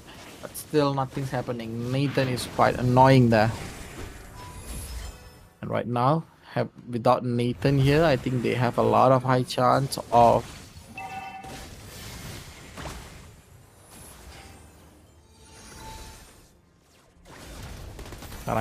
now the lot. This is the Luminous lot, which is quite important here. Itoshilan needs to separate Yen from the team fight if they want to win. And looking at the gameplay here, I think they need all 5 members, then they can go for an all-out team fight. But if they have only 3 or 4 members, I think they have to wait. This is the time for them to go into the team fight. Look at the lot is still available here. Yuno comes in, Yuno is still available, and Yuno is still alive. Comes in dead here, and there you go. What a beautiful knock up by one of the men. Right now, Final Slash hits it, but it isn't enough. They will find the Novaria, and Novaria goes off with whom? That is all alive alone. He will try to survive and outplay, but look at Hinata. He is still alive, but shut down. Final Slash comes in right on the spot. Right now, they get 3. Now they want to get the 4th member of Sailors Esports Club, but he is still alive here. He is still surviving. He is still breathing. But you know what's going to happen to him. He's going to get the kill, and Dash will be aggressive here. And Dash is too low here. He's very, very low to be alive, but he still makes it out. 3 for 2. That's a great change here. And you know he's still here. And Dash going to get the farm here. And Dash will make sure he gets all the farm so that he can get the lot as well. As now we can see, you know, is dragging the lot over to their side, making sure the lot does not do anything, and just the lot will be resetted. And right now comes in Ultimate Brian, Gilgamesh at the same time, and they have to wait for our lot if they want to win. And without the our lot, it's going to be very hard. Itoshirin is still there. Itoshirin is still blocking a lot of vision here. And there you go, Astral Echo is on. And right now, Itoshilan still surviving. He got the Gilgamesh. Gilgamesh is out of the game. Blazing do it. And there you go. Sailors Esports Club comebacks with a beautiful bang with the triple kill on the hands of Yumeito. Only letting Arlot here. But I think Arlot can't even do anything. Arlot will be focused down. Look at them. They'll be going for the all-out push right now in the mid lane with the flower in the hand. They are going in. They are going out. They want to win. They want to build everything down. And look at Yumeito, and they get the game. It's a one-on-one. What a way to equalize. What a comeback. All I'm gonna say is it is flying hell, man. Yumeito Keimogohaku, you know, Ratayan and Slinky. That is how they play, and that is how they make the game in their pockets. Wow. And there you go, guys. It's a 1-1 score. We have to watch our deciding game, which is the game number 3. We will be back in a while, so don't go anywhere. This is quite insane. And this is ACS EDU. We'll be back in a while.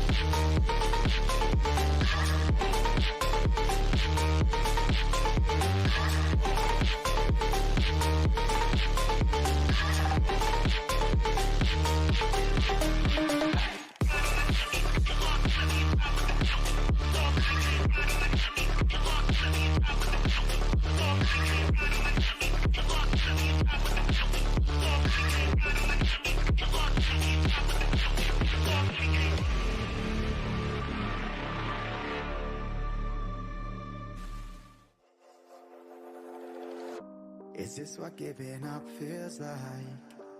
I don't know, I don't know. Tell me, have I lost my mind? Nowhere to go, so far from home. Is this what giving up feels like? I don't know, I don't know. Tell me, have I lost my mind? So I break these walls and hold my head up high,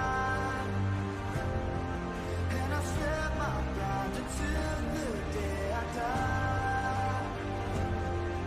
As the rain falls down, there's no more tears to cry, tears to cry. So I break these walls and hold my head up high. No, I'm not giving in. No, I'm not giving in.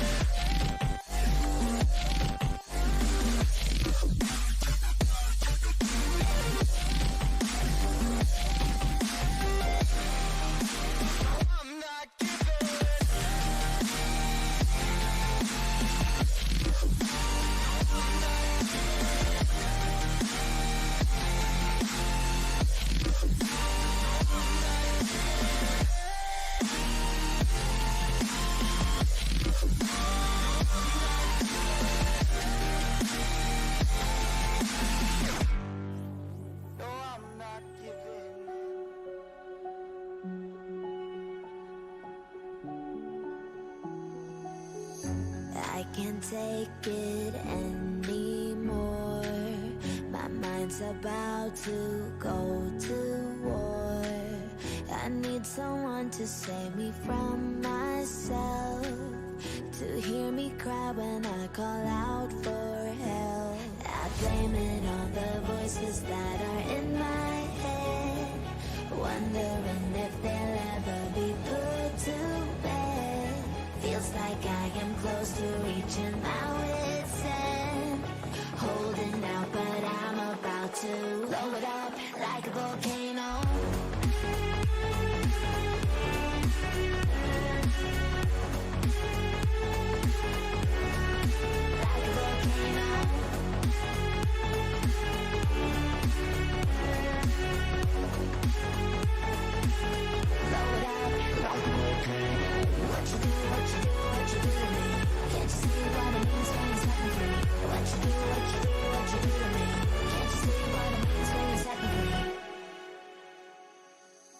Another day to lose control.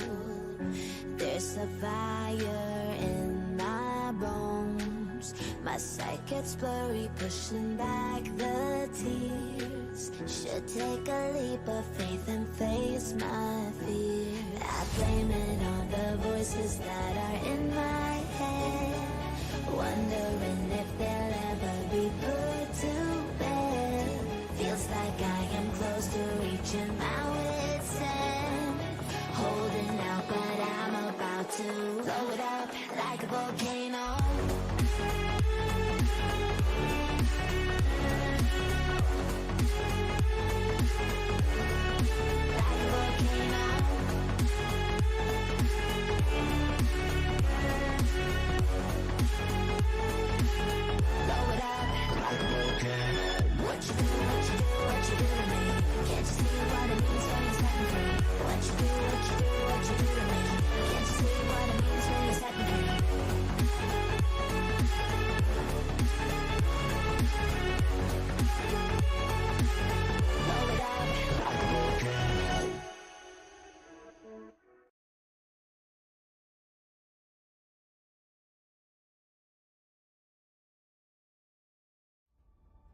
my mission to banish Everybody and welcome back, and right now I'm so surprised to look Teknologi Sport Club is going with a Rafaela. Oh my god. Okay, I think they're remaking. Oh my god, man. Oh, I think they're not remaking. I think it's a real draft, man. This is the first game I'm gonna watch Rafaela on ACS.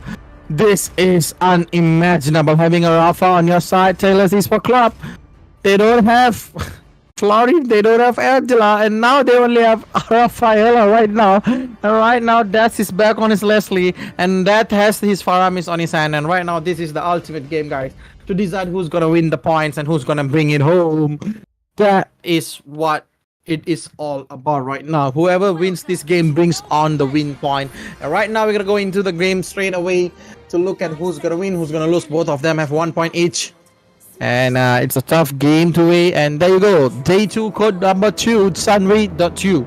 So make sure you guys have these codes in your hands and then pass it on to us on Instagram so that we can process it on the giveaway. So if you ask me what's the giveaway, that's the giveaway, guys. The phone, the new Nubia phone that will be giving away right now. And right now, Teknologi Esport Club is doing pretty well right now. Monash, a playground.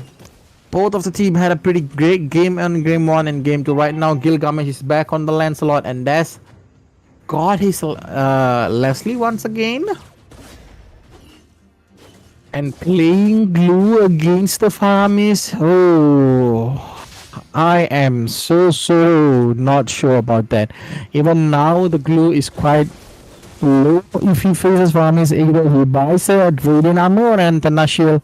Maybe he'll be a bit tanky, but I think he should be great for them. Once he uses the split, it's going to be way more fun. Look at Ultimate Brian, tries to jump in, he got one. What a beautiful way to get one. Yen is all alive. Yen, what a low health. This is the time for Gilgamesh, and Gilgamesh gets one. Beautifully done, and Gilgamesh goes off. This is why they didn't want to give the Lancelot to Gilgamesh, because Gilgamesh uses it so nice, yet it looks so perfect, guys. You can't even deny that Gilgamesh playing the Lancelot pretty well right now in the game. Got the first blood on his hand and got the 300 goal lead also.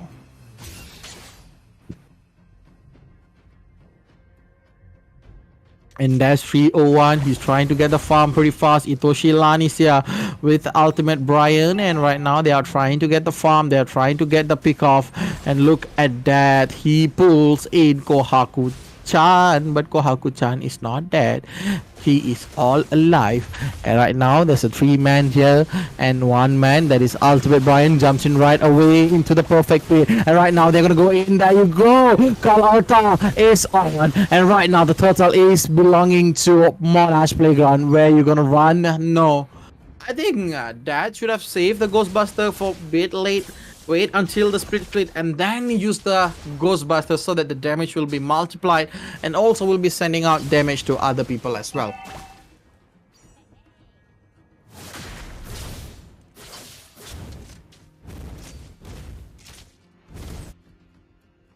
And right now, having the Itoshi Lan here, the Arlot will be the main part of the game.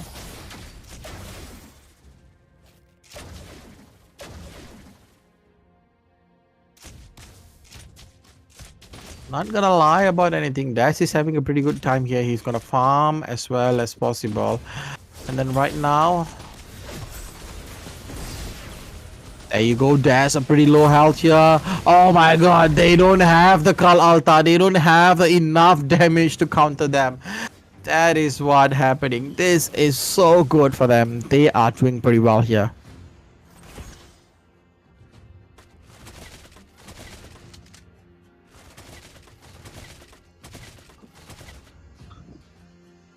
Right now, Monash is trying to get the lead. They want to keep the lead here. Itoshi Lan comes in pretty early right now.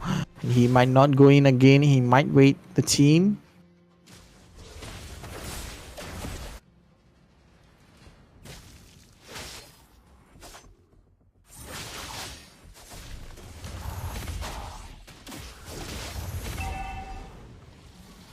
This is what gonna happen. Split. I think that need to be quite aggressive. That need to be focusing on glue, wait, split, and then use it. Use the Ghostbuster. That's how.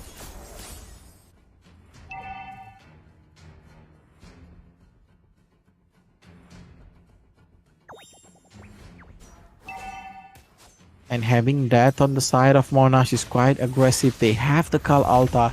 If they want to do, they have to do it. This is what the most important part of the game. They have to find what's the way and also what is the time for them.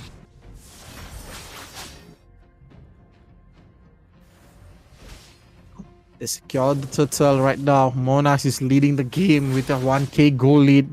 As usual, every single early game they get a lot of lead, but what's the most saddest part is they can't keep the lead as well as the goal.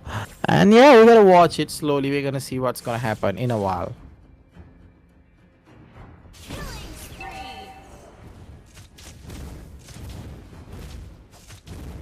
We're gonna wait, looking at Dash and Gilgamesh reducing this turn to atoms. There's a quite good damage there, and they're gonna go off with the damage. They're gonna find another focus. And looking at Harlot, he's so damn cornered by all the people from Taylor Sport Club. He is not.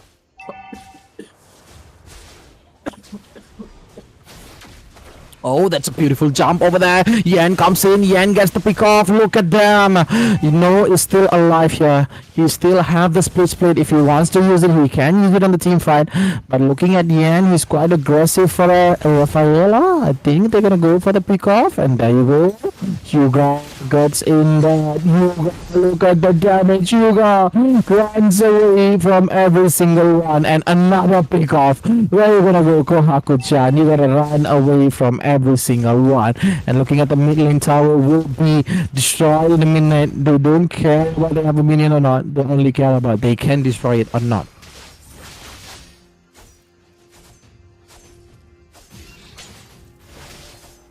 And right now Gilgamesh is just easily getting into the buffs and stealing the buffs of Hinata Hyuga.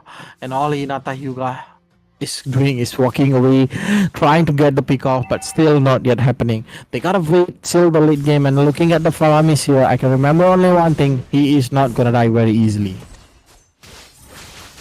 And there you go, the second turtle of the game will be handed to Monash Playground. Right now Monash comes in, Yan very low, he might be dying in a while, and he dies in the hands of Faramis.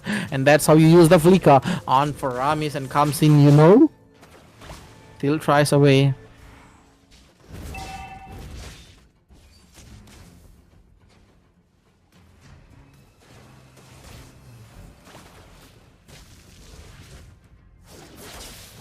Itoshilan is trying his best. He's gonna do his way best. Look at him. They run away, but will they able to get the kill? Look at Gilgamesh. He goes in. He gets one. Phantom Execution. Turn rolls. All of them are low. He's got the double kills, trying for the triple, but no way he's gonna get the triple here. And there you go. Snipes coming on from Dash, and Dash is still alive. What a way that they could do.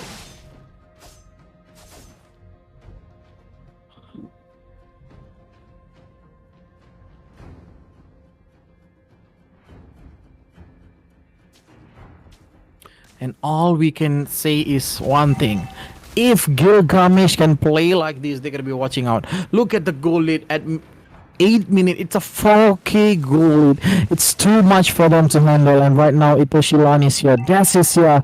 He's trying to do something to them, but he's still available.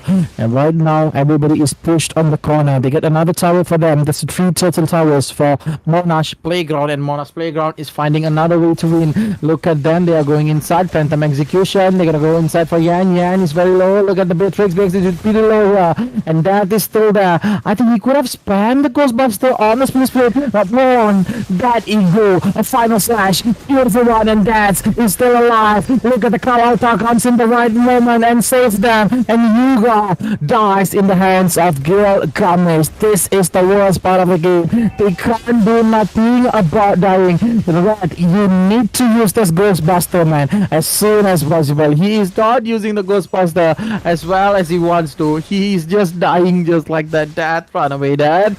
And there you go, another kill for them. another secured kill, another goal lead for them. That's a total 5k goal lead, and don't forget, this is the deciding game for the both of the teams. Two of them have 1 point each, and Monash Playground is leading since the early game. They are not doing this. They want to get the lot, they want to get the push, they want to get the upper hand. Even they have a Rafaela on the side of Taylor's Esport. That is not bothering Monash for doing their play. That is so good, man.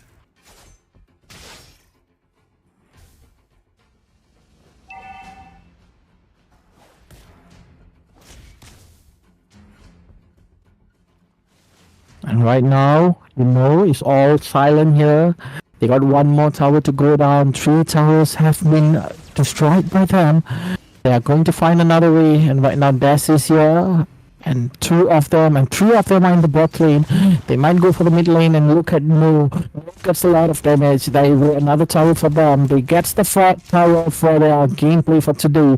And all the focus will be directed to the mid lane so that they can get a lot of that. Gilgamesh goes into the final slide. What a beautiful way to lane. That's Sicilian. Sicilian dives off, comes in the clay altar, saves Ultimate Brian from dying, and now they get another chance for breathing, and they will get another tower here, and they will back off. And now the Lord is there. The Lord is going to go inside the base of Taylor's Esports Club, and Taylor's Esports Club is still waiting for them. And right now, look at that. That uses the Ghostbusters here. That need to be a bit more aggressive with just the glue. If he can, he will definitely well. He's quite sad. I think he's quite frightened about the fact that Taylor's Esports Club can produce a lot of damage, but playing as a Varamis, I think he should be a bit more aggressive, and he should be a bit more fast-handed, because he should aim for the split from blue. He should wait for the Ghostbuster. He should not use the Ghostbuster, just close eyes.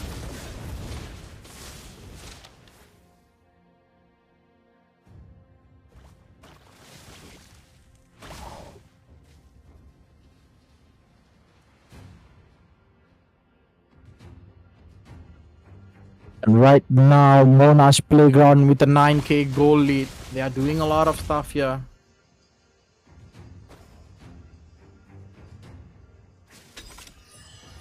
Oh, Des tries to open up the map. There you go. He spends few ultimate snipe here. I think the next slot will help them to push in way more deeper than they wanted to. 3 more base tower is still here standing, and they need to destroy all this and then get the crystal if they want.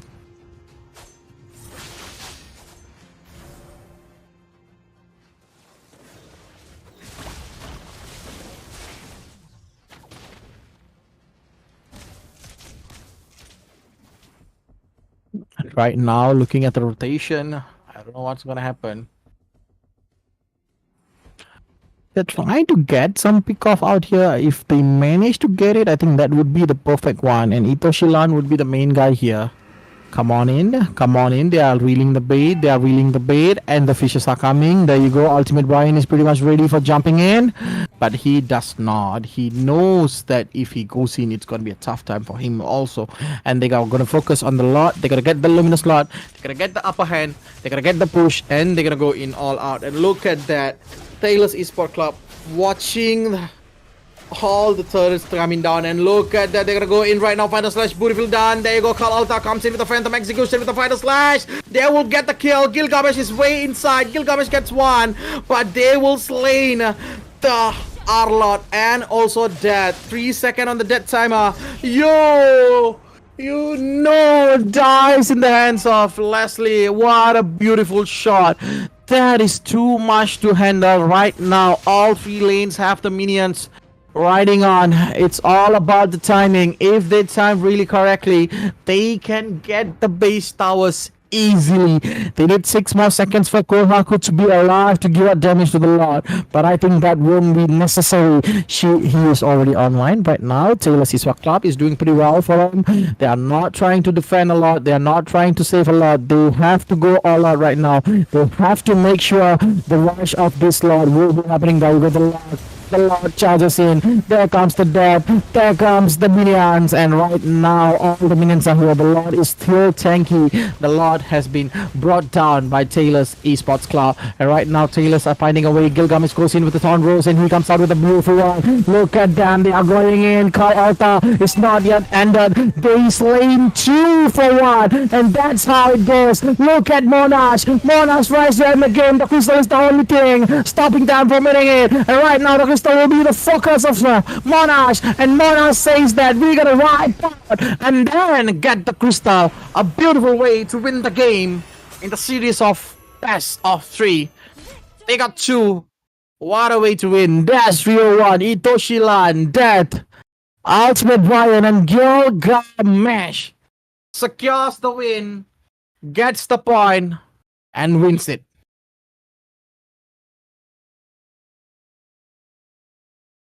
Oh, this is how it happens, man. It is so beautifully done by them. Monash gets the victory on their hand. And right now, all I'm gonna say is thank you for all the people who's been supporting us from the early stage. This is week 1 on league stage, and we saw a lot of games, and we still have week 2 and week 3 coming up next week and the following week. So make sure you guys follow Crit Esports MY to get all the new notification about the games and everything. I think that's the program. That's the end. And I am Frost. This is ACS EDU, presented by Nubia, official media partner Fly FM, beverage partner Marigold, telco partner Unify Mobile, and we will meet you guys again on next week.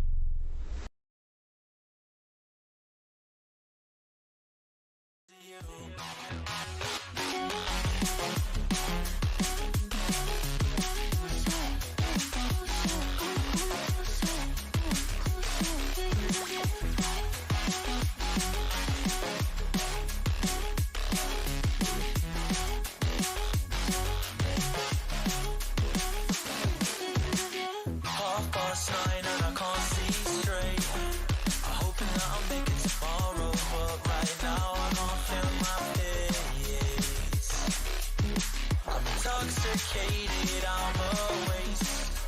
Hoping I can drown the sorrows, but I love that bitter taste.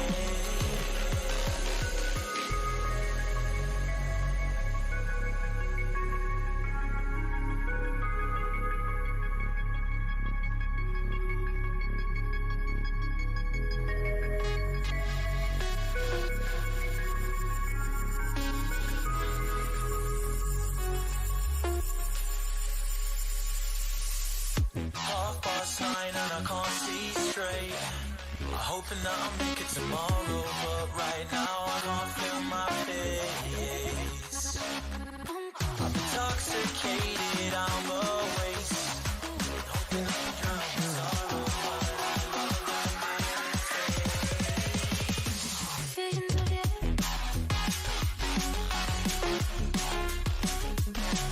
Come closer.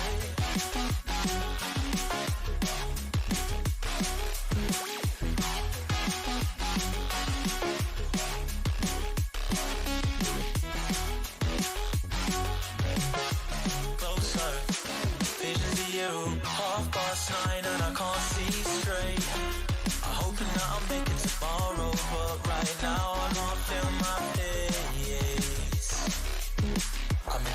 intoxicated, I'm a waste. Hoping I can drown the sorrows, but I love that bitter taste.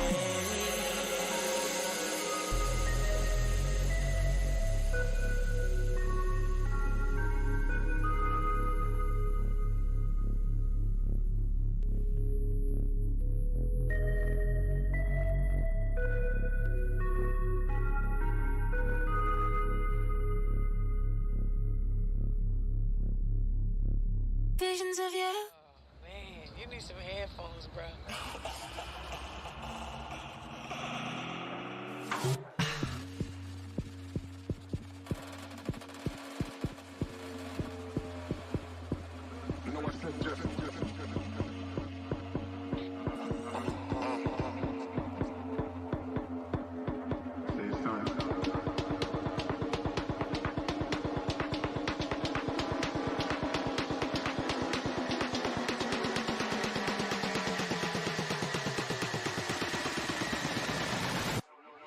You know I said yes.